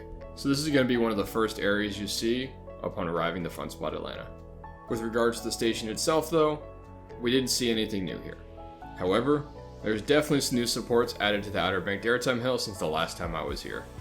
You can see the profiling forming even further on the peak, and this has got to be at least a 70-degree bank. It's going to be wicked. This Outer Bank Airtime Hill certainly won't be the size of others that RMC has done, but I think this might be the snappiest and whippiest they've ever made. As RMC continues to wrap up the barrel roll, I'm sure this is going to be soon behind it. RMC is certainly getting close to wrapping up this ride, and I know it's later than some of us wanted it to be, but just a little bit more patience, and soon enough we'll be riding this world-class coaster. Another week has passed, and we have seen a ton of new track added to ArieForce One. RMC has been busy, so let's get into this week's updates. It's been a week now since I've seen footage of ArieForce One, but I was getting stuff sent to me all week long about the exciting updates that were unfolding. Last week, when Christopher made it out to the park, we saw the chili dip and barrel roll pass over the arcade for the very first time. Not only did we see supports get installed for this for the very first time, we also saw track get added. And those couple of pieces of track that I had my eye on back in the woods for some time now finally got dropped into place. We've also been seeing the Outer Bank Airtime Hill and double up into the big drop progress in recent weeks, and this week we've got even more progress on that front. So without further ado, let's get into this week's updates. I purposely haven't checked into the parking lot in recent updates because not much was happening as it was kind of just sitting there, but Chris did got us some footage of this and I want to be sure to cover it. So here's what they found. Similar to the last time I checked it out, which is probably about a month to a month and a half ago, the parking lot has been paved and it seems to be waiting to get striped. Once this gets striped, I'm sure we'll see the rest of the parking lot get paved as well, as FunSpot will close the outdoor park to the public from the end of December through the end of February to the beginning of March, depending on when that weekend falls. After checking in on the parking lot, Chris and Michael headed to the back of the park to check in on the progress of the barrel roll and the chili dip after seeing it go vertical last week. For months now, we've seen this ground hugger, fakey airtime hill, and zero G-roll just sitting, waiting to be connected to the front of the arcade. Last week, we finally saw the barrel roll and chili dip pass over the arcade, and this week we've got even more. You can't really tell from these angles behind the arcade, but we'll get up front in just 1 second. It appears that most, if not all, the work behind the arcade is now complete, so we should be seeing RMC focus all their efforts up front now. One thing we can notice from this angle though is just how tall that double up and big drop are going to be, comparing it to the height of the arcade and the barrel roll, just to give us a scope of what we're looking at before we get some closer up shots here later in the video. After checking out what was good behind the arcade, Chris and Michael headed up front of the arcade to check in on the barrel roll and chili dip from some different angles. Upon first glance at this site here, there's definitely been new track added since last week, and now we've moved beyond just the chili dip. Now, we're looking at the quad down. Similar to what I said about the track and supports behind the arcade, we've been staring at the supports for the quad down for quite some time now, wondering what it would look like and what kind of angles we'd be working with. So this is the first time I really get to see that come together.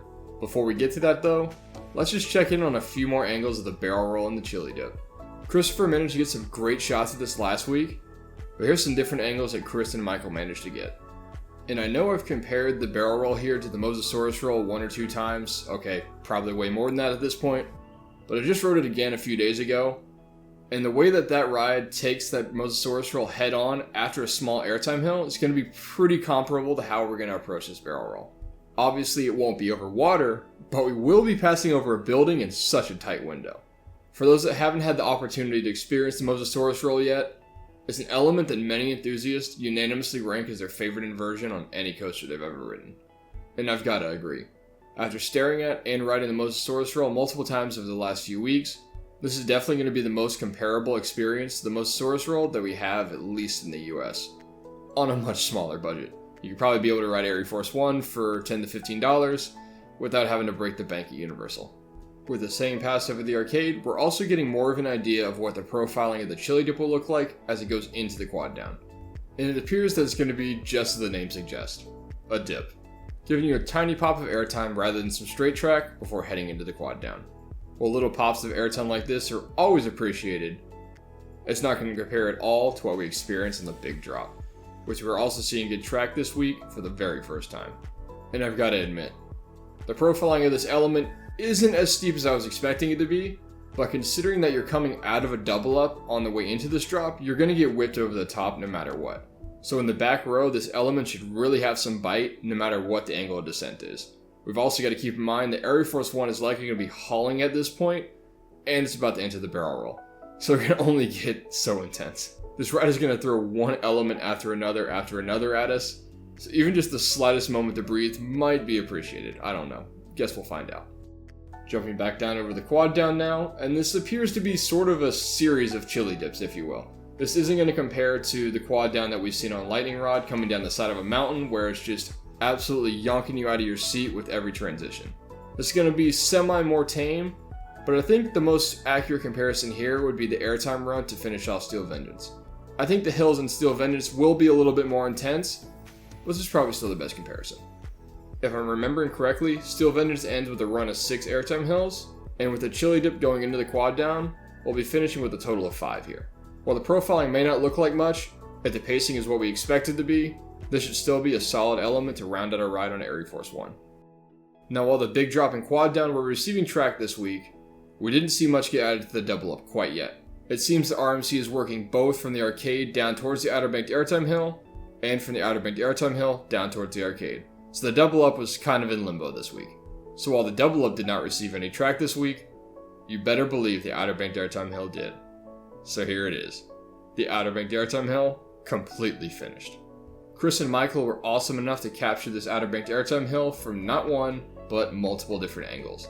So what you're seeing on screen here is them as they walk around the ride, checking out what it looks like from the front of the park, and from inside of it. Now if you remember from several updates ago when they updated the park map, we know that the park is going to be putting a fun spot sign on the side of the Outer Banked Airtime Hill to welcome guests to the park. This will be similar to what they've done with White Lightning down at Fun Spot Orlando. So you can imagine what that's going to look like when you're looking at the side of the Outer Banked Airtime Hill here. Okay, now let's actually discuss this element a little bit, because the profiling is absolutely insane. I've now ridden the Outer Banked Airtime Hills on Steel Vengeance and Iron Gwazi, as well as some other coasters that have variations of the same element. And this might be the wildest looking one of them all. While the previously mentioned coasters have massive Outer Banked Airtime Hills, this one is much smaller in scale, but seems to have equally if not steeper banking, and it's going to be taken at almost the same speed as the other ones. I'm fully expecting the ejector airtime on this element to be greater than that on the others. Sure, it's not going to be nearly as prolonged, but I think this moment of airtime could be up there on top 3 most insane moments in the entire ride. And that's something considering you have the first drop, Raven Trust Dive, longest 0G stall in North America, and the barrel roll over the arcade. This Outer Banked Airtime Hill is bound to be some rider's favorite element. It looks like we're getting really close to seeing this ride finished, so you better believe more construction updates are coming. Christopher plans on heading out to the park this week, so we should have another video up around this time next week. Another week has passed, and RMC is closing in on finishing out ArieForce One's layout. Let's see how close they are in this week's update. Over the last few weeks, we've seen RMC take ArieForce One from a bunch of white supports to a full-scale coaster. We haven't seen all the track added quite yet, but in recent weeks we've seen the addition of not only the barrel roll, the Outer Banked Airtime Hill, or the Chili Dip, but also the double up and big drop.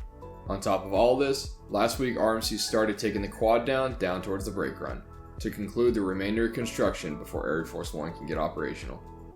This week, RMC picked up where they left off and continued adding tracks to the remainder of the layout, and we're seeing some signs of movement on the construction of the station building for the very first time. As with all these recent updates, I am recording this from the state of Florida, but Christopher was gracious enough to go out to the park this week and capture a lot of this footage you'll be seeing on screen. It's definitely killing me that I can't be there to see all this happening and wrapping up, but watching from a distance has certainly been impressive as well. I've been asked a few times now how many more of these construction updates will be happening, and I'm not quite sure, but there's not a whole lot left to cover, so enjoy these while they last. Now that we've got all the formalities out of the way, Christopher headed out to Fun Spot Atlanta this past Saturday and was thrilled with the progress that he found. I mentioned last week that we wouldn't be paying much attention to the parking lot anymore until something happened, and something happened. As you're seeing here on screen, Christopher checked out the parking lot before heading into the park and found landscaping. Yes, I know, just some trees and bushes, but it's something, so I'm including it here because that's exactly what I said I would do. Moving right along though, inside the park, Christopher headed to the back of the park to check in on ArieForce One as it passes over the arcade. Now, there was initially a private event going on in the Over the Lake Pavilion, so I wasn't sure if we were going to be able to get these shots, but Christopher persisted and just happened to get lucky and the event let out, so here's those angles. From this angle in recent weeks, we saw the supports for the double up and big drop start to climb up into the sky, but this week you can tell, just as last week, all the track has been added, and wow does it look good. This profiling, though it looks tame, will certainly be fierce if it's taking it at the pace that we think it's going to. Just imagine dropping off of that as you fly through the barrel rolls at a quick rate of speed. While I'm talking about this, I'm also going to pop up some of the footage from last week that Chris got, because he sent in so much that was so incredible I wasn't able to include it all. So these shots you're seeing here are from behind the arcade that he was able to capture. For those having trouble telling Chris and Christopher apart, Christopher isn't practically Christopher and Chris is Thrillquirk. And both of them have been extremely helpful, so they've got more than just their names in common. Back to the barrel roll now. Looking at it from this angle, you can just tell how tight that roll is going to be. Now that I showed you the big drop in the last shots, imagine going through that immediately after dropping off of the big drop, and then getting hurled into the Fakey Airtime Hill and the 3.75G Ground Hugger. This update's going to be kind of an overview of the entire layout now that we see it coming together, more than just a progress update as there has been in future videos. But I figured people would still want to see what this all looks like now that it's all starting to come together for the very first time. We'd seen many of these elements get installed on their own for a while now, but we're patiently waiting to see what they would look like as they join together. So that's what we're going to focus on in this week's update. Wrapping up what we can see behind the arcade, now let's take a peek at what all this will look like in front of it. As Christopher was approaching the ride from in front of the arcade, he captured this awesome shot here that really shows off the scale of ArieForce One. You can also now tell completely what the walkway is going to look like that'll take you to and from the kiddie area and Scream and Swing. And it's the Scream and Swing that's going to have some of the best interaction with ArieForce One in the entire park. I rode this a few months ago and I was amazed at the views I was able to get from behind the arcade. But now that all the track is installed here, it's going to be an absolutely incredible interaction if you're able to get a dueling ride. If ArieForce One's track is going down the big drop the same time as you're swinging on the Screamin' Swing, it should be an absolutely incredible experience. Not only will you get the interaction of the train passing by, but you also get to watch it rip through the barrel roll at a very close-up angle, and watch it go through the ground hugger as it turns around to make its return trip back to the station. And to make its return back to the station, it is going to need the quad down. So let's look at what that's looking like this week. Looking at this footage from last week, you can see how much track was installed then versus how much is installed now, to give you some perspective of what all got done this week. And the one thing I want to focus in on is this last drop of the quad down, because it's slightly different. Nah, scratch that. It's pretty different from what we saw in the POV and ride renderings. Rather than just a small dip before the brakes, ArieForce One is going to drop all the way down to ground level on its last dip before popping up into the brakes. Last week I said the most comparable ending to this quad down combo would be the End of Steel Vengeance with its run of about 6 airtime hills. And if we count the chili dip here, as well as the pop into the brakes, if ArieForce One is traveling a significant rate of speed, I stand by that Steel Vengeance finale comparison, because I think it's going to be a pretty similar experience. I noticed the height and profiling of these supports a long time ago, but I can't recall if I included it in the video or not, so here's what it's looking like now that it's complete. This ride, just like many RMCs, is going to have airtime on top of airtime on top of airtime. You get the point by now. In some of these same angles that Christopher captured of the quad down, you can see that the brake run hasn't quite been installed yet. We saw the transfer track get installed months ago, so it wouldn't surprise me if we saw the brake run get concluded this week. There was also a little bit of track left at the exit of the Outer Banked airtime hill before it heads up into the double up. But RMC was actively working on that while Christopher was there, so it wouldn't surprise me at all if that was wrapped up before the weekend was even completed. I fully expect to see that completed by next week's update. Now I know we really harped on the Outer Banked airtime hill in last week's update, so here's just a few angles that Christopher captured. I'm not going to talk about it too much. Like we discussed in previous weeks, this isn't as tall as many people thought it might be, especially when compared to some of the larger Outer Banked airtime hills that RMC and other manufacturers have made in recent years. However, this is incredibly unique because of its size, and also the profiling and speed at which it's going to take that size and profiling. Expect this to be perhaps the strongest moment of ejector on the entire ride. Alright, now let's get into the big news on the day. The station building is finally going vertical. Looking at these shots that Christopher captured, you can see the darker colored supports that weren't there last week. Many of us have wondered if there'd be some form of theming with ArieForce One in its station building, and it seems that we're about to figure that out. I've heard rumors that maybe the station could be themed to a hangar, as this would fit the theme of flight well. Now, we can't tell that for sure looking at this, but certainly not out of the question this could be shaped like a hangar. This is something to definitely keep an eye on in future weeks as electronics and other things start to move on site. No matter what this ends up looking like, it's just exciting to see infrastructure like this going vertical for the very first time, as all we've seen are track and support since this thing started. As fun as it has been making all these construction updates and interacting with all of you guys, they're definitely starting to wrap up construction, so there won't be too much to update you on in the future. Expect future updates to maybe be a little bit shorter as we see the little things over the course of the next few weeks and months. Maybe seeing some special additions in the spring before leading up to testing. This is all speculation on my part, but it seems to be the way that things are going to be heading at this point. Expect another update similar to this one next week, as we still have a little bit of construction left. But after that, we'll start to wind down this series and get hyped to ride the ride. With that said, I will be turning attention towards more coaster content, as some of that has been neglected in recent weeks and months. So if you've been sticking around for all these updates, I highly encourage you to check those out and continue interacting with me and others on this page. I've been in Florida for over 8 weeks now, but it was time to go home for Thanksgiving, which meant one thing. Yes, ate a lot of turkey, but also had to check in on ArieForce One. Welcome back to another construction update. As I said at the top of the video, it had been 8 weeks since I had been back to Fun Spot Atlanta. Last time I was here, the double up was going in. Since then, we've seen a lot happen. I'm once again so thankful for those that sent in footage that allowed me to continue these updates remotely. Without you all, this series would have ended rather abruptly without a concrete finish. And I know I speak for not just myself in saying thank you so much. With the courtesies out of the way, let's start these construction updates like we typically do. Let's check in on the parking lot, because a lot's changed since the last time we saw it. Last time I saw this in person, it had been paved, but that was about it. Since returning to the park, all the curbs are now in, the landscaping looks great, and they've striped the parking lot. The only thing remaining to be seen is what happens with the second half of it. I'm sure during the off-season, FunSpot is going to pave this as well, because the demand for ArieForce One is truly going to increase the traffic at this park substantially. Continuing on from the parking lot, let's head into the park. Once we're in the park, my buddy Michael from Skittle Coaster, as well as Gavin that I previously mentioned, headed to the back of the park to check in on the turnaround and barrel roll as it passes over the arcade. We'd been back here before, but again, I'm just super grateful for FunSpot allowing us to go back here and get these shots. The last time we were back here, the Fakey Airtime Hill, Ground Hugger, and Zero G-Roll had been installed, but we hadn't seen anything about the Chili Dip or the barrel roll quite yet.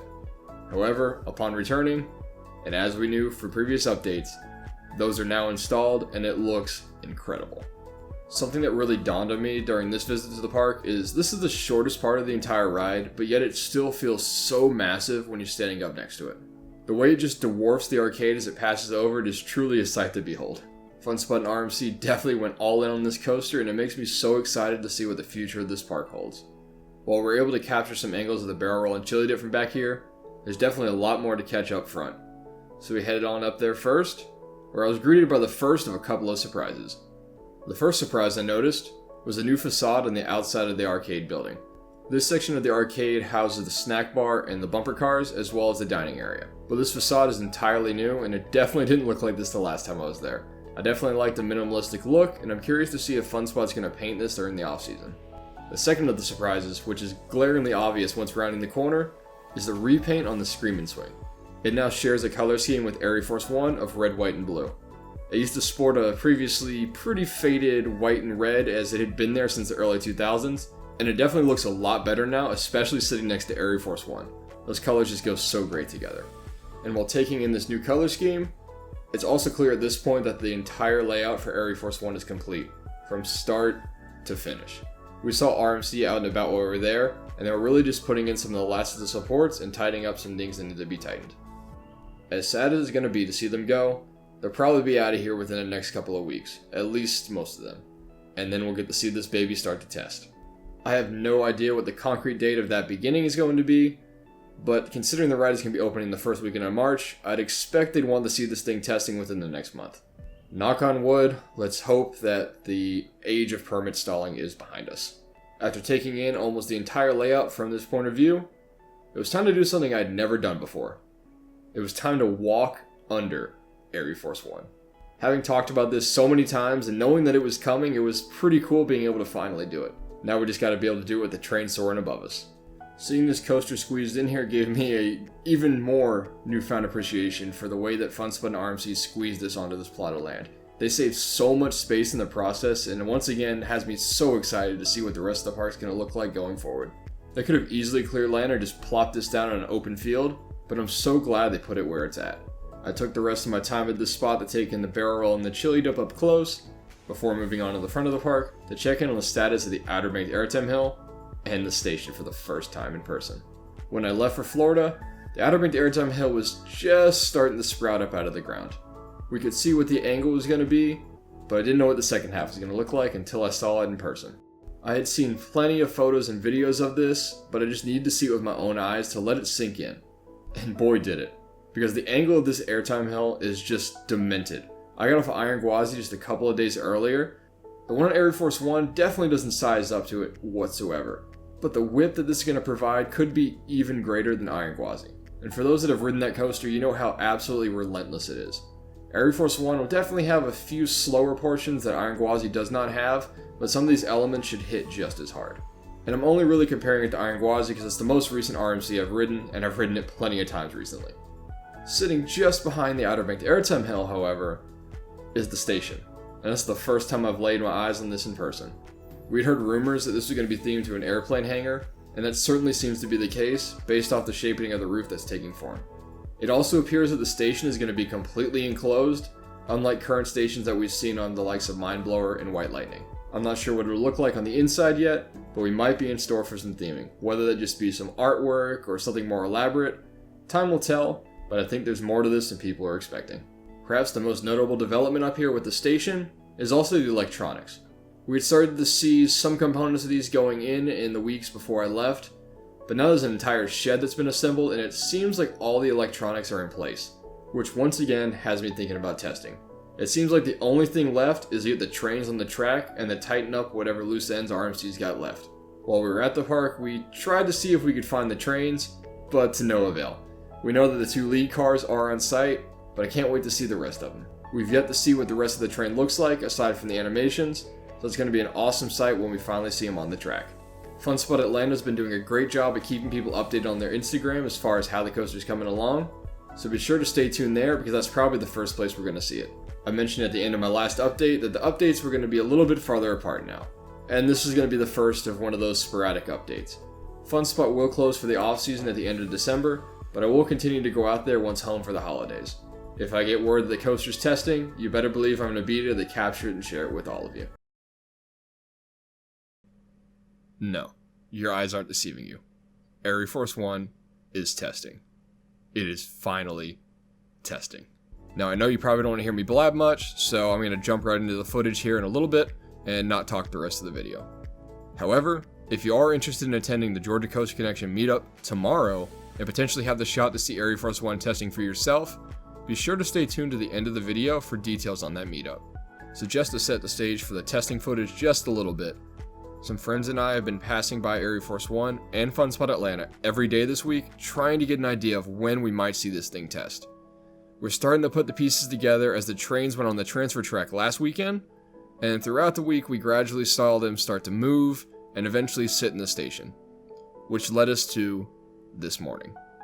This morning the 3 of us arrived to the park, and there was water dummies sitting in the train in the station. There's only one thing that meant.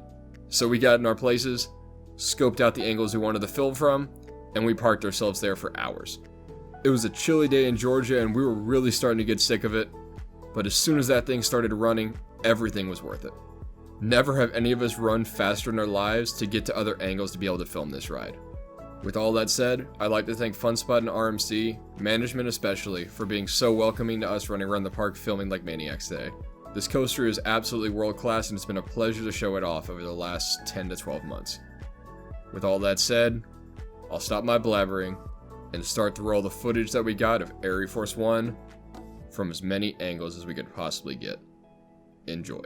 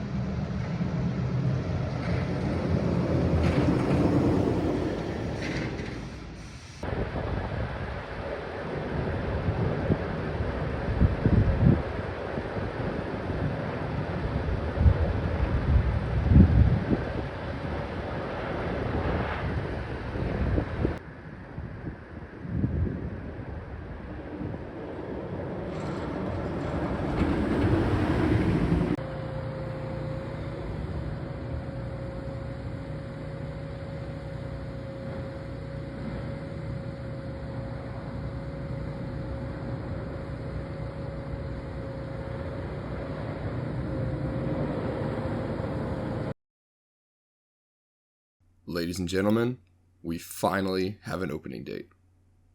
Without wasting any more time, let's go ahead and get into the purpose of this video. Late last night, FunSpot dropped an absolute bomb on us out of nowhere and announced that ArieForce One's opening date would be, drumroll please, Friday, March 31st, 2023. Confirming when the ride would finally open. We've been waiting for this for such a long time, and it's so exciting to finally hear when. For all those of you who have been trying to make plans and asking about an opening date, here's your answer.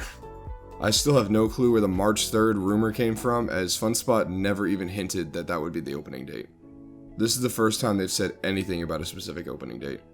Now, a few things that have yet to be revealed are what specific dates are going to be Media Day and Pass Holder Preview Day, and what day is going to be the actual grand opening of the ride. I reached out to FunSpot to see if they could get me an answer, so if they share it with me, I will get it to y'all as soon as I can. Make sure you stay posted to my community page here on YouTube, as well as my Instagram page, because I will share it as soon as I have an answer. For those of you that are pass holders like I am, we know that there's going to be a special ArieForce One event for pass holders. We just don't know the date on that yet. It could be the 31st, or it could be sooner. And the same goes for Media Day. Since this is a Friday, I know I'm personally hoping that this is going to be Media Day and Pass Holder Preview Day, as I will be booked Monday through Thursday, unfortunately. Regardless, whenever this ride opens, I look forward to riding it and riding it with as many of you as I possibly can. It's not every day that you get to be the first people to take a sneak peek at a new ride, but today, you are those people. After returning home from Florida, I headed back to the park this past Saturday to film the final of what I thought was going to be a pretty basic ArieForce One construction update. Until we ran into John Arie Jr. himself, which was totally unexpected. Even more unexpected, as he invited us behind the fence and gave us an exclusive tour of the ride that no one has been able to do before. And he let us film the whole thing. Now before we get into that footage, and some more testing of the ride warmed up, he asked me to break some news about opening day. So here it is. The schedule for opening day will be as follows. From 9:30 to 12, there will be a VIP family and friends grand opening celebration. From 12 to 4, there will be a season pass holder exclusive preview, and at 4 o'clock, the ride will open to guest. I'm also excited to announce that I will be attending the VIP event and filming content throughout it to be able to share here on the YouTube channel. I'm so excited to be able to capture a reverse POV of my first reaction to the ride. Lastly, before we get to the tour, here are a few quick construction updates since the last time we were here. The first is some new landscaping that has been done in front of the ride. And as you'll see in a few moments, this isn't limited to just here, as the park has been landscaping the queue for the ride as well. There's also a new path that has been installed both in front of the ride and behind the ride for maintenance vehicles, and there's no longer a muddy mess of a construction zone as there's been grass that's been planted as well. These both really help to spruce up the look of the park and make the ride pop just that much more. Another fun update that I'm excited to share with you all is that the building seen here is going to be the merchandise shop. Now, this likely won't be open by opening day at the end of March, however, it should be up and operating in May. Expect to be able to buy t-shirts and other various coaster merchandise here related to ArieForce One. FunSpot really hasn't dove into true coaster merch before, and they're excited to do this for the very first time. And I'm not sure what it is, I was able to confirm that the ArieForce One gift or gifts associated with the Ultimate Season Pass would be some of these items. Lastly, there's going to be multiple signs across the entrance of the ride that can be seen from both the road and the entrance. You'll be able to walk underneath the entrance sign in something that'll look a little like this, except with legs that you're going to be able to walk through. There's also going to be signage on the side of the station and the front of the ride itself. These signs are currently in production and may or may not be available for opening day. However, they will be there as soon as possible, and you know they're going to look incredible once they're there. The Arie family and FunSpot as a whole just want this ride to be open and for people to be able to enjoy it at this point. Now without further ado, let's get on to some testing and a sneak peek of the ride for the very first time. I'll jump in to fill in some holes and give some stats about the ride, but other than that, take a listen and enjoy this exclusive sneak peek of the ride given by John Arie Jr. himself. And then, so once you walk through, we want some people wanting to, take photos and everything. Yeah. Else. They come in here, and you can wait on your friends or whatever to get off the main coaster. Now, throughout the land scene here with the grass, people are probably wondering why are the lights still there? And that's because John Arie Jr. has plans of putting further rides there, right next to ArieForce One. He wants it to be able to be kind of a plaza where family and friends that don't like coasters and people that like coasters alike can ride rides together and then meet afterwards. And while there's more flat rides going right here, this also doesn't mean this is the last coaster, because there will be more for both here and the other parks. These are the first signs to go up. We're working upstairs and all that. This is, you probably want a picture of that. Totally different inside. Totally like themed out. We've got a creative guy in-house that's going to be doing all this. So there's going to be theming in the queue then. Theming in the queue. This is awesome. The queue's going to come through here. There's queue rails. There's stuff going here, everywhere you see. So.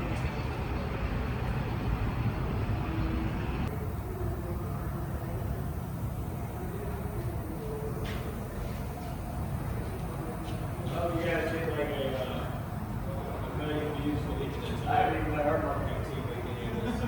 And with that, we now know that the queue building is going to have theming. I would compare that this is going to be kind of similar to what we saw with Orion at Kings Island. John Arie Jr. also confirmed that there's going to be a lot more barrels that look like these in there as well. Perhaps most notably, he told us that they have a creative guy in-house, and he's repurposing a lot of objects throughout the park to be used in the queue. Now, I'm not sure what this is going to look like, however, we will know on opening day. Surprise of you guys being able to see it on the first day, which I sort of feel bad. I mean, it'll be cool to see the transformation though. But everybody, you know, now everybody else is going to wonder what's going on. They'll see your pictures, and then they'll see when they show up, they're going to be like, wow, that's pretty cool. So yeah, this absolutely. is your exit coming out. You come out the actual building here. This building, this is a really cool thing, but we couldn't go another inch this way. If you guys look, like we're actually almost up against the beams here, and we have a 150-foot setback from the road over there, and we're literally up to the foot of that. So this building is absolutely Yeah, you're maximally using this land, that's for sure. 100%. And then I just wanted to show y'all this, because to me, I look at that lift hill. It's the biggest coaster I've ever built. Fun Spot's ever built. My absolutely. dad. And I look at that, and I'm just like, I'm amazed by how big it is. It's just truly. Here, let me walk you up through. Which this will all be blocked off. Coming grand opening, there's a gate that comes here, so nobody's gonna have access. So be a gate right here. Gotcha.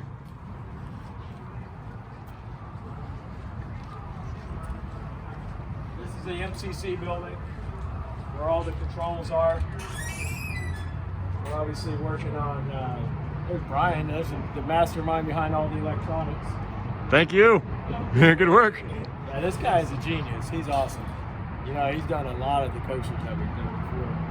Keep up the amazing work. Thank you. Thank you.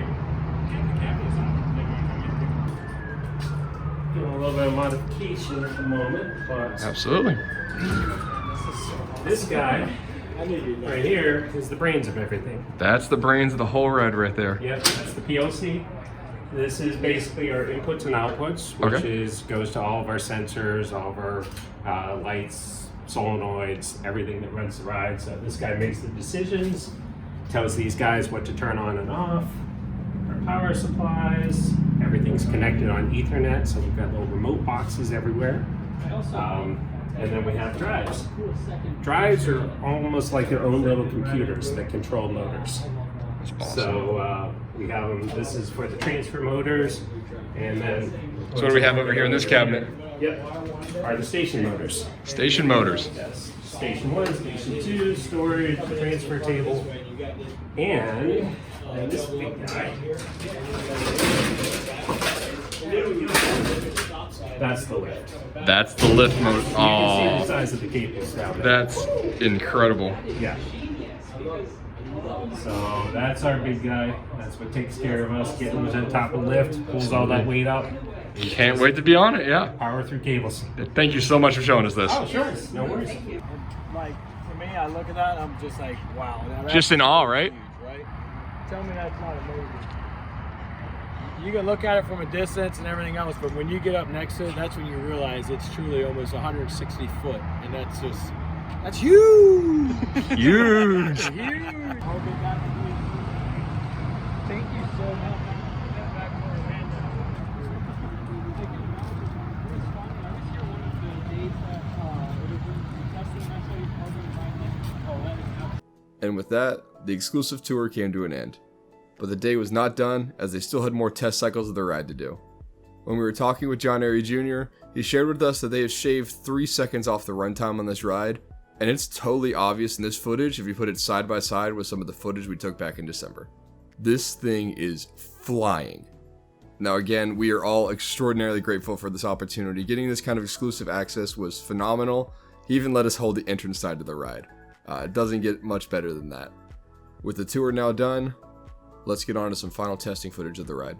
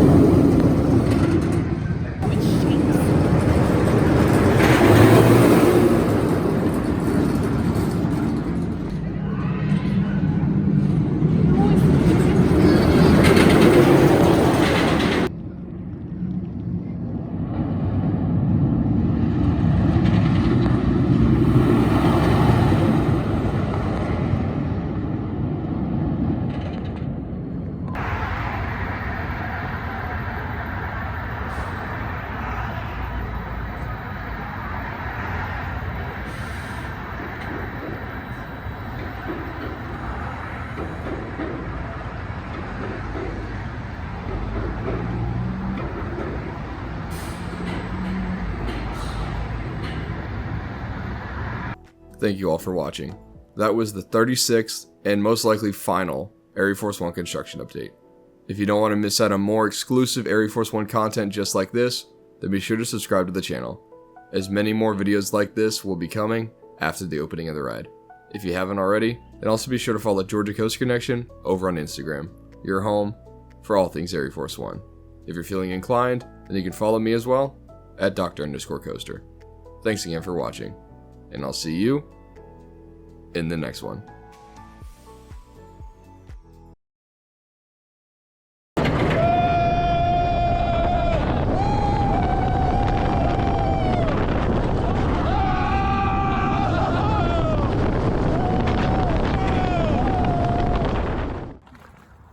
ArieForce One opens tomorrow.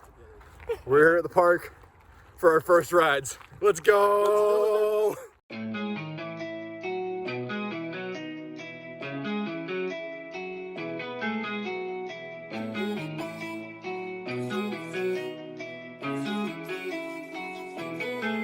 I don't wanna ask, yeah, I don't wanna waste your time, but can we go back, yeah, where everything felt just fine, and we would just laugh on.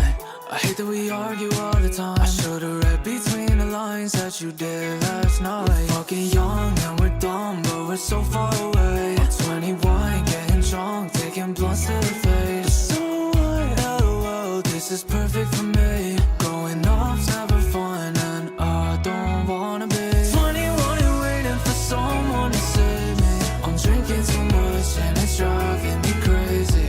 21 but nothing feels different lately. I hate growing up every day, can you blame me? I'm 21. Okay, we are 5 rides in now. Unfortunately, couldn't get the first reaction. Do have a media shoot tomorrow morning, so you get my on-ride reaction there. Gavin and I are in agreement. We think this is probably our number 2. Hey, Hunter's on the brake run. Look at Hunter up there. Hunter, wave. Hi, Hunter. Hey. Oh. Almost dropped the camera. Going back for ride number 6 and however many more we can get after that. Later. All right, let's talk.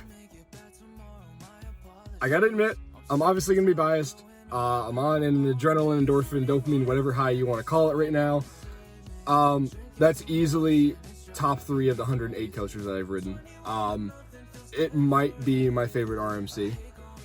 The amount of airtime and the pacing of that thing is absolutely unreal. Encouraging you all to get to Atlanta as soon as you can to ride this thing. I'm 12 rides in, and oh man, there's gonna be a lot more where that came from. I'm looking so forward to tomorrow to see everyone's first reactions, be able to catch that on camera and get this in this vlog. This is gonna be a multi-day thing. Cannot wait. Thank you guys so much for being here. Okay, it is the next morning back here at the park. It's about like 7:45. Yeah, in the morning. Gonna be here for a while today, hopefully racking up a lot more rides. But most importantly, we are seeing basically everybody's first reactions to this incredible coaster. Rode last night 12 times. Absolutely incredible. Cannot wait to see what people think. Now right here I believe is where they're gonna be doing the opening ceremony for the ride. And the coaster actually is starting to go at the lift hill. They're doing a ACE member shoot this morning for a commercial of some sort. I'm unfortunately not a part of that this morning, but I was there last night. Now I kind of plowed through here last night. This is what the entrance to the ride looks like. They got the wait time board that's listed as well. Let's watch it come down the quad down. Do I know you people? I've never seen you before in my life. Who are you? I'm Dr. Coaster, who are you? Wait, you're Dr. Cook. You're the one that filmed this. All this? All Yeah, like all this? You're that guy? All this? Yeah, that's me. Wait, that's... That's me. You guys want to ride again? Yeah.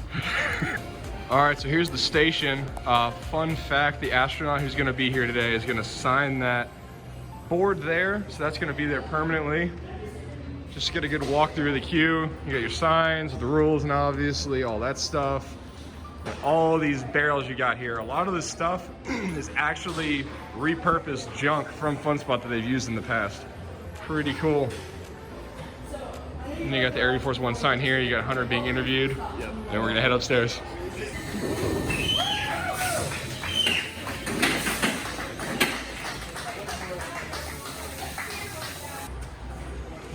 And then here is the station.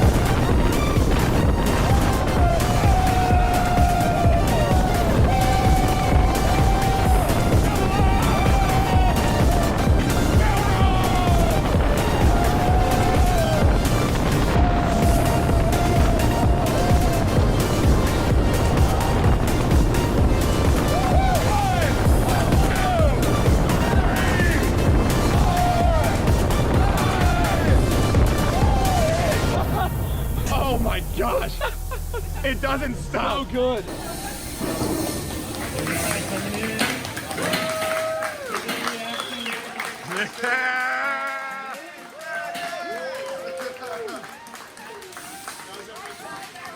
Your thighs hurt, yeah. Oh yeah. It's aggressive. Katie, what'd you think? Amazing. We're gonna head to the opening ceremony now. Good morning, everyone. It's not gonna work. There's no way we're gonna introduce ArieForce One today with. It's gotta get louder. It's gotta get impressive. I want to feel the goosebumps. So, good morning, everyone. Thank you, thank you, thank you. It's been incredible. I love standing out there on the brake run, watching everybody's review.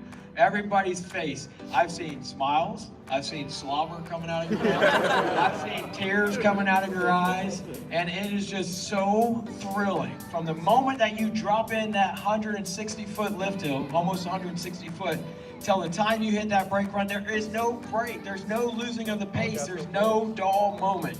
When I did a little presentation, but I appreciate each and every one of y'all, what you're going to do for us to help get the news out there. We've got Colonel Hurley here. Truly an honor to have him. He's about to ride it for the first time and share the experience of how this is similar to riding in the space shuttle, I hope, right? And, I'll let you know. Yeah, I'll let us know. But most importantly is please have fun today. Tell everybody, tell the world the great news and how good this is. If there's something bad, tell me. Don't tell anybody. I'll take that. I got thick skin, but I want to thank you all for being here. This is truly just a phenomenal day. I'm so excited. And have fun. All right? Thank you. Yeah!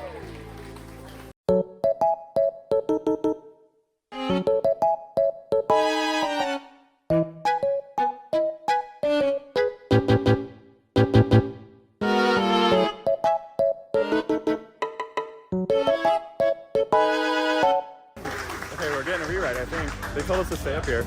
Yeah. So we just like, do we just pop in wherever? I don't know what's going on. We'll find out. We're told to get back up here. I just finished up ride number 6. That was 21 for Sean. 13. And we just got to ride with John Arie Jr. himself, an astronaut. I don't remember his name. Colonel Hurley? Yeah, Colonel Hurley, astronaut. So that was sick. We just kind of happened upon that, and we got a re-ride with him, which was amazing. Oh my God, now I need some like food and water. I feel my body deteriorating.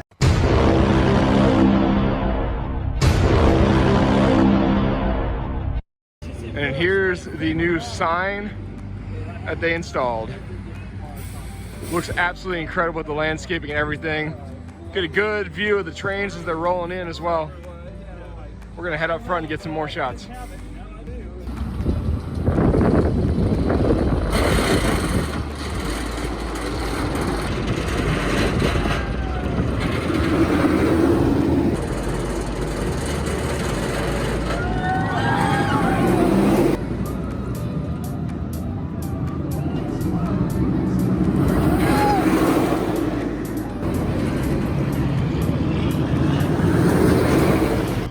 So as you can probably already tell, we are behind the scenes here with ArieForce One. Trains are going.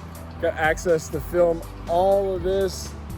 Got to stand underneath the stall and everything. I've put a few of those clips in already. About to show you some more. Hi, Alex. How are you? This coaster's pretty good, right?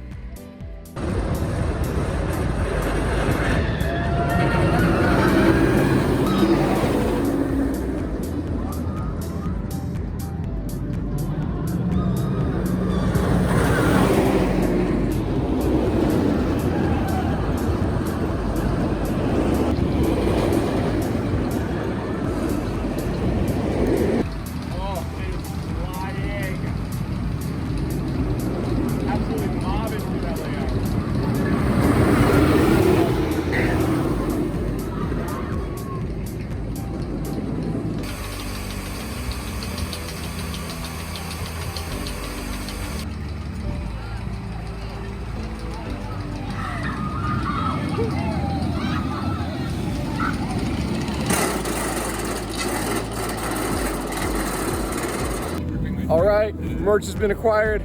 Got the Nano coaster. Definitely gonna live stream this in the future. Alex got one too. First time I've ever built one of these. Should be an experience. Stay tuned. Waiting at the top of the stairs to sign seats.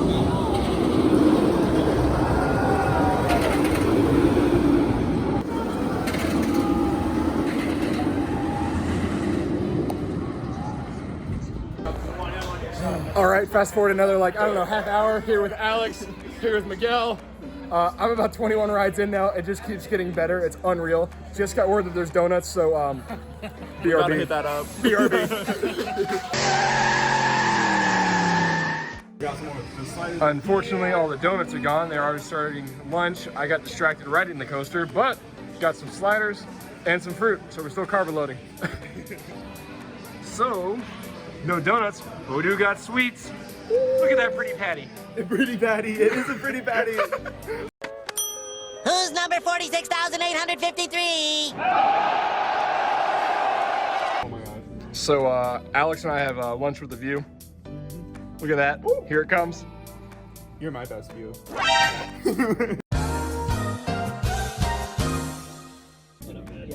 I'm done with content for now.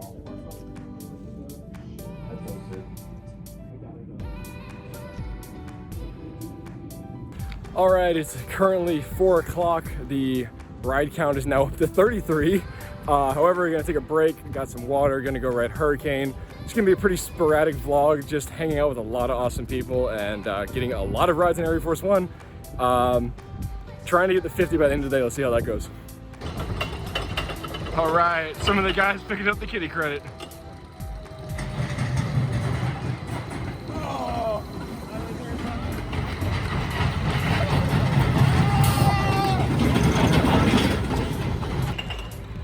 And if they think that's fun, they're about to ride Hurricane for the first time.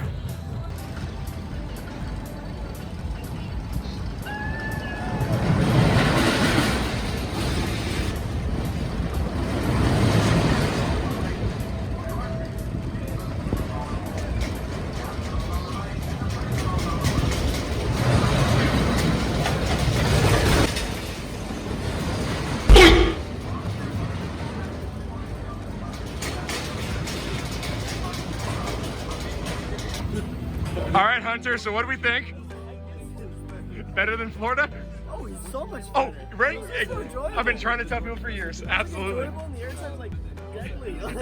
that the ejector death hill. The second drop in the double down, like what? Get the ejector death hill. Why?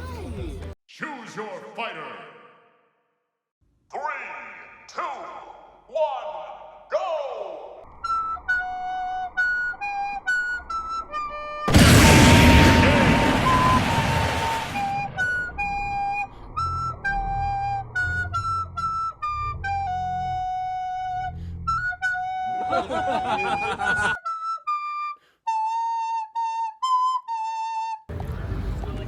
Okay, fast forward a couple more hours, taking another break. We are now at ride number 40 on ArieForce One. That is including last night. Haven't been going that hard today, but am racking up quite the ride count. Crowds are fairly light. Definitely staying till close. I'm so ready for more night rides. All right, the sun is setting. Got about 2 hours to just marathon in this until close. Oh wow, that's such a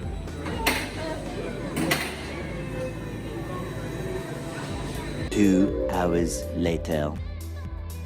And that is gonna do it for today. Ended up with 40 rides today.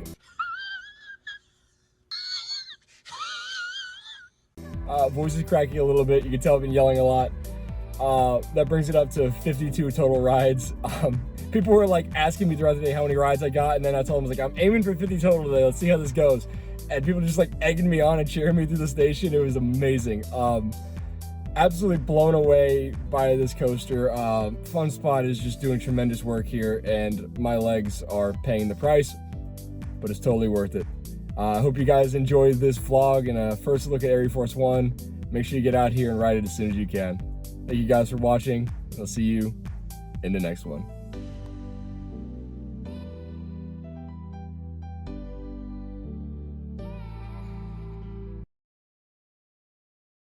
The long-awaited review is finally here. Let's talk about my thoughts on ArieForce One.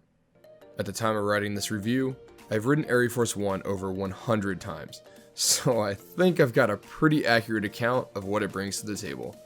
ArieForce One opened to the public on March 31st, 2022, after extensive delays due to local government issues. Regardless, this coaster was definitely worth the wait, and it delivered across every 3,400 feet of track it has to offer. I was fortunate enough to attend a VIP event the night before opening day, so I was able to see everyone's first reactions to the ride the following day. Things that I heard from enthusiasts and members of the general public alike included, but weren't limited to, this is the best coaster in Georgia.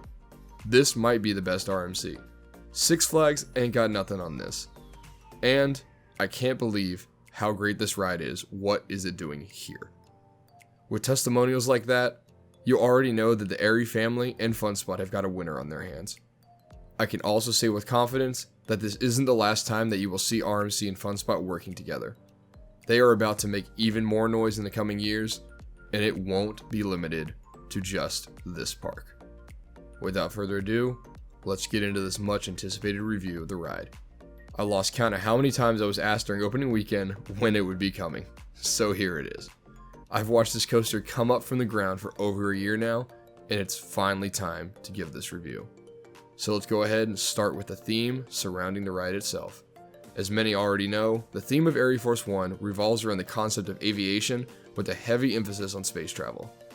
So much so that the special guest at opening day was none other than astronaut Colonel Doug Hurley, the pilot of the final space shuttle mission and the first ever SpaceX flight. I'm still in shock that I rode this coaster with a freaking astronaut. But anyways, this ride was inspired by John Arie Sr.'s fascination with aviation from a young age.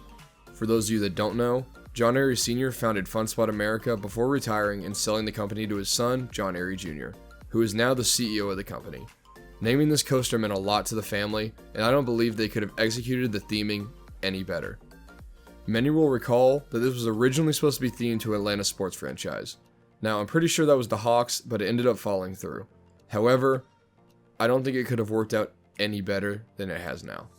Upon arriving at the park, you immediately realize that the station is themed to a hangar, but you can't see much in it until you actually enter the building itself. The station building is 2 floors, and you enter on the ground floor, which many were surprised to see was pretty elaborately themed and unlike anything FunSpot had ever done before. The best comparison I can give, and that I heard others saying throughout the weekend as well, is this ride compares similar to Orion at Kings Island with the station and the theming. A little known fact is that the theming on the ground floor is all repurposed and recycled materials that were once used at the park. One of the first theming elements that you see is an office with a whiteboard and blueprints for a space mission. On the whiteboard, you can also see where Colonel Hurley and John Arie Jr. signed the board on opening day.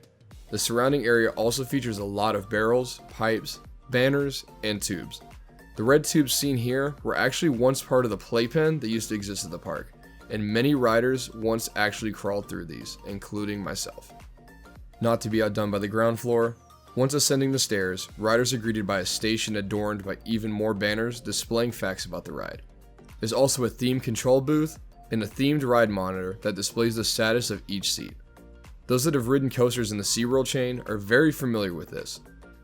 What sets this screen apart, however, is it is themed like the panel of a spacecraft. It's awesome to see in person, but something that's even more interesting is that this portion of the screen displays names of those influential to the ride.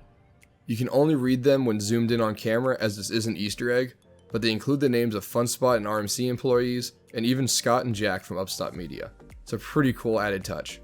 Once the air gates open, you'll notice the overhead sound effects indicating a launch sequence that are synced to the gates opening, harnesses locking, and the trains both entering and exiting the station. FunSpot really went above and beyond theming this ride, but the theming is only the appetizer. Now let's talk about the layout and ride experience itself. ArieForce One wastes no time at all getting the ride started with a drop immediately out of the station and into a pre-lift section.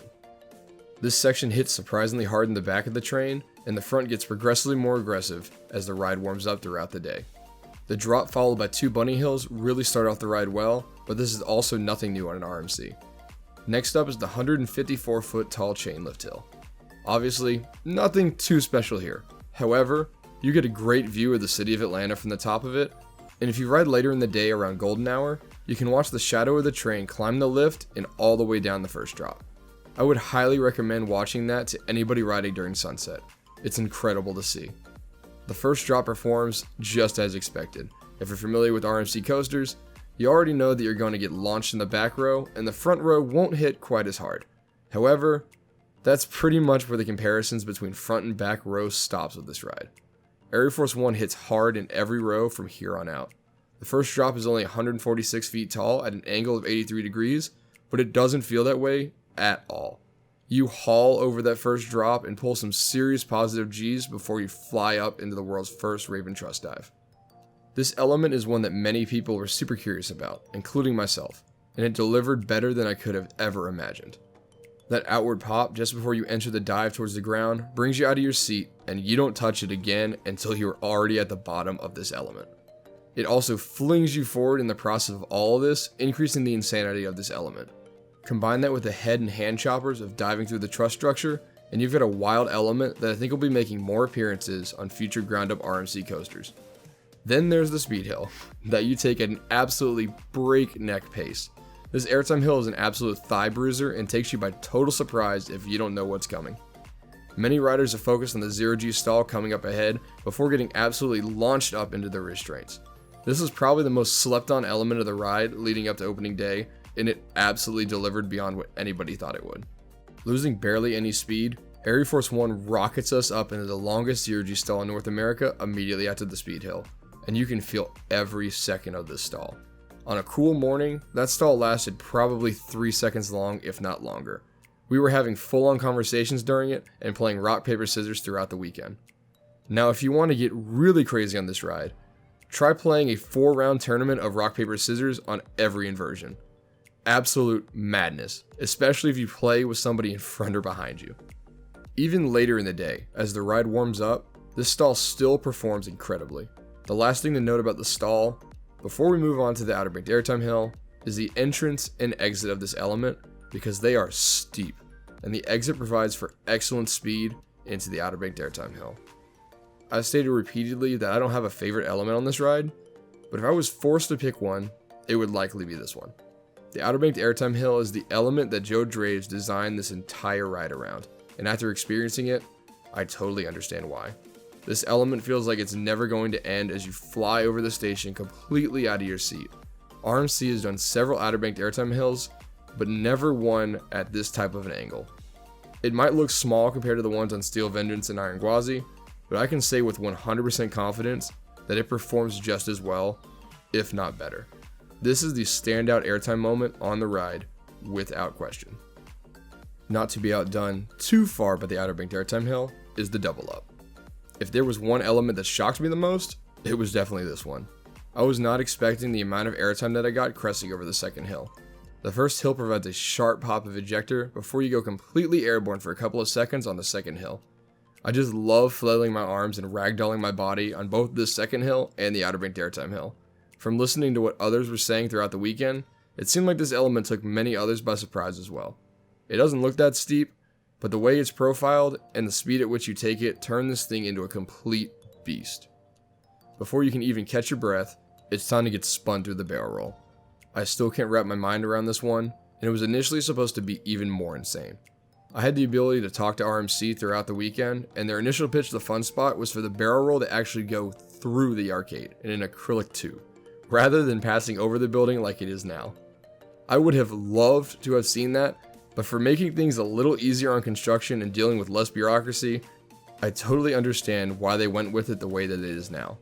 The barrel roll's best comparison is definitely the Mosasaurus roll and Velocicoaster. They feel pretty similar, but this one is definitely a bit more snappy than its Florida relative. And if you thought the clearance on the Raven Truss Dive was close, look at the clearance on this thing. Once you're done rotating one way through the barrel roll, it's time to get flung in the opposite direction immediately afterwards with the Fakie Airtime Hill.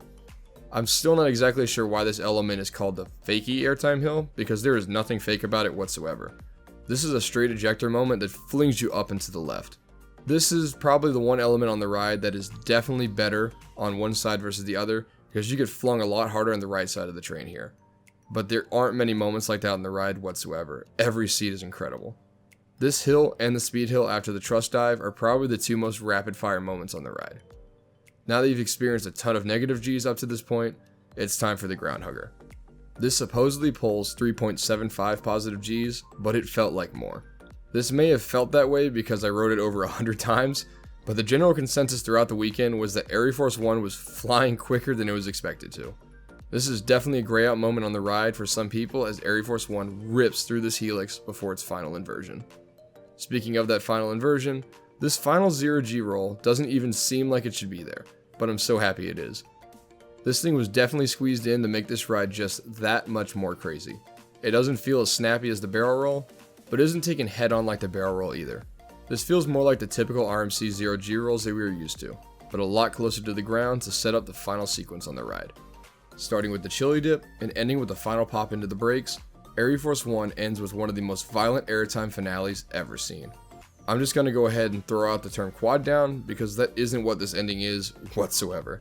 This ride strings together not 4, not 5, but 6 ridiculously aggressive airtime moments to end the ride.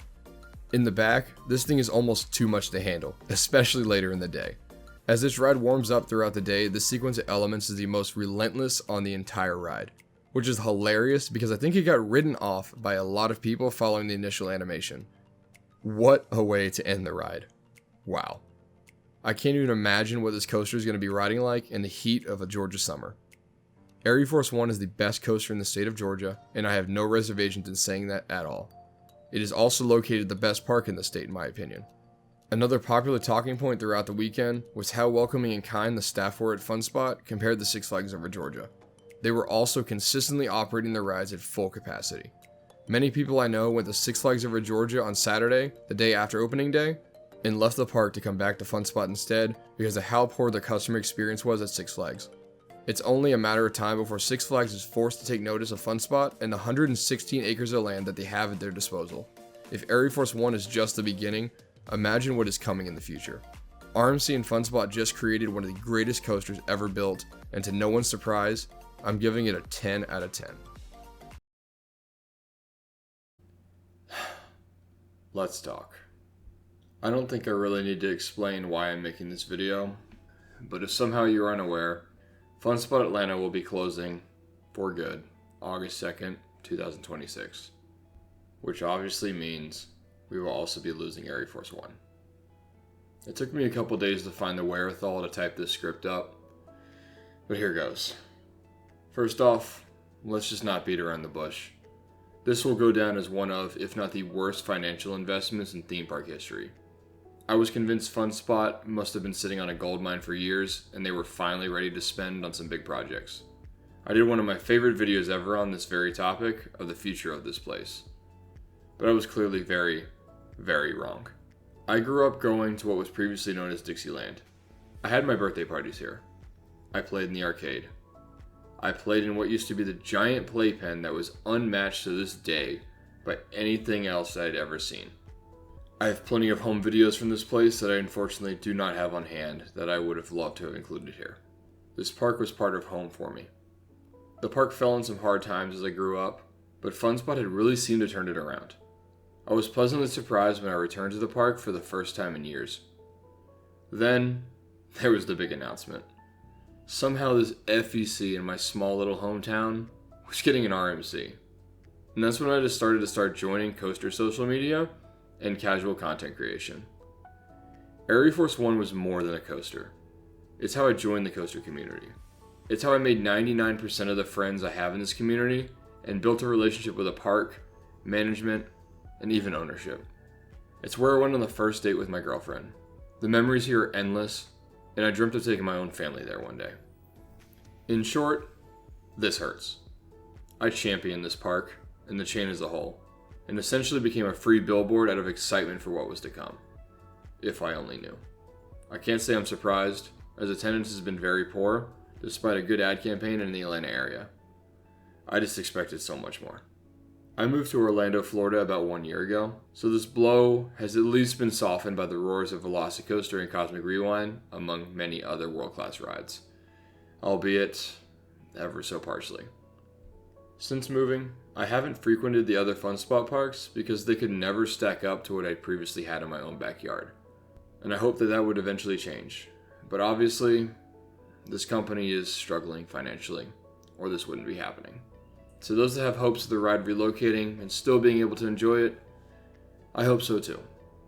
However, we do need to acknowledge that ArieForce One has an almost 40-foot terrain difference from the first drop to the turnaround. It's not flat. That's something that is going to make this ride very difficult to relocate. It's going to cost millions to disassemble, ship, geoform, and then rebuild this attraction, making it, unfortunately, highly unlikely. But I hope I'm wrong. The best advice I can give is to brace yourself for the worst. The ideal situation is that somebody buys the park and nothing really changes, but that seems like a pipe dream. The second best option would be that somebody purchases the ride, but I'm preparing for ArieForce One to be scrapped and the entire park being razed for a storage facility or data center. This is, or was, one of the greatest coasters ever designed and built. Despite its greatness, it's set to be one of the shortest lived coasters ever. Joe Draves deserves the biggest encore of anyone involved in this project. He created an absolute masterpiece, and at least has me pumped for the future of RMC. I can't imagine the emotions he must be feeling right now. Again, I can't say I'm surprised that this is happening eventually, but I certainly didn't expect it so suddenly. 1 month's notice only 3 years after opening is a shock factor here for sure. Not that it's actually happening. That and possibly losing the coaster altogether. Unless it becomes a passion project for some individually or family owned type of park, I just don't see us getting more time with this ride.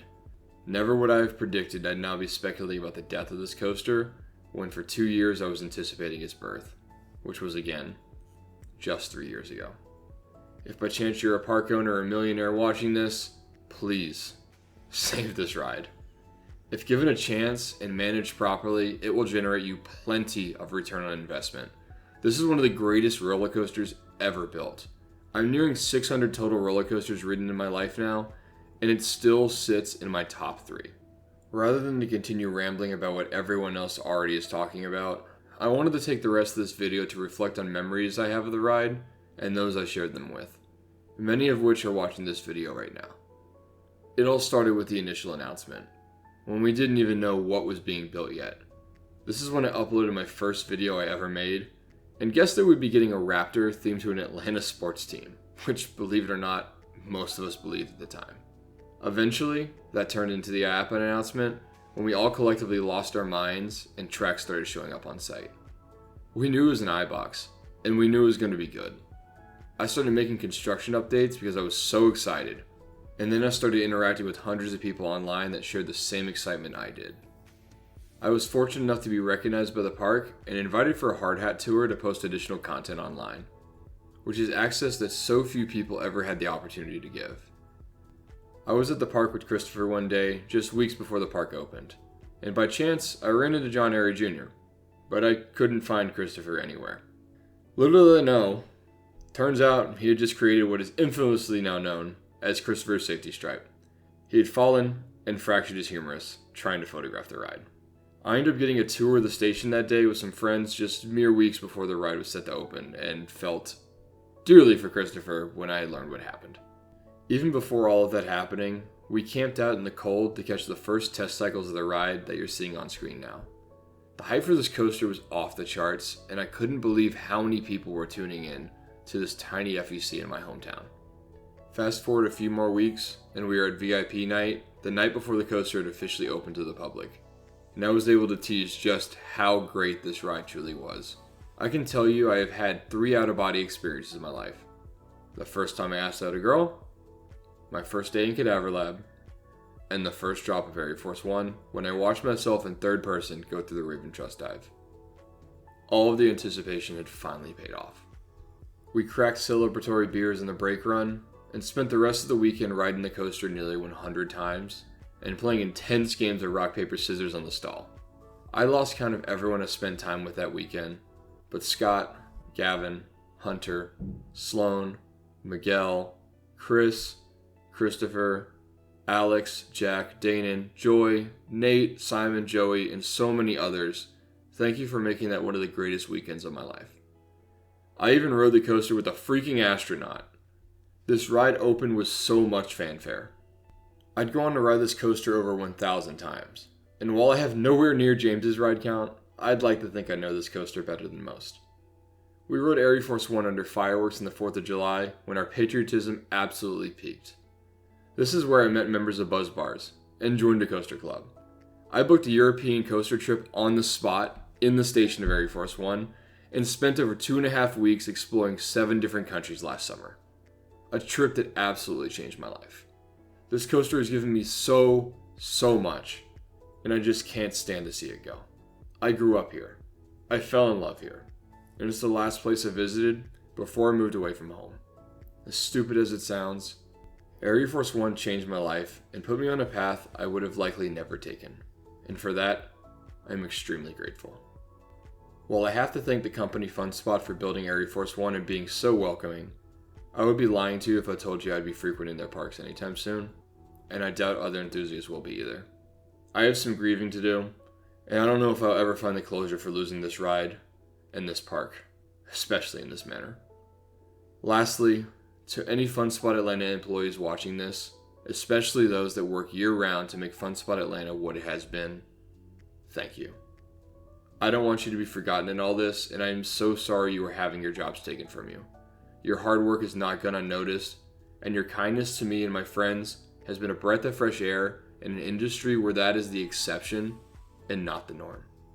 To Eric, Steve, Ariana, Jaden, Alyssa, Courtney, and so many others that made this journey so warm and welcoming, you all are the best, and I hope you can continue making people's day wherever you land next. To anyone I've met or interacted with online throughout this whole process, I know I haven't been the most active online the last few years, but I am finally, after 3 years into my career, finding somewhat of a work-life balance, and have finally started uploading again. So expect a slow trickle of content in the coming months. I've been filming the last 3 years, every trip I've taken. Thank you all so much for watching, and I will see you all in the next one.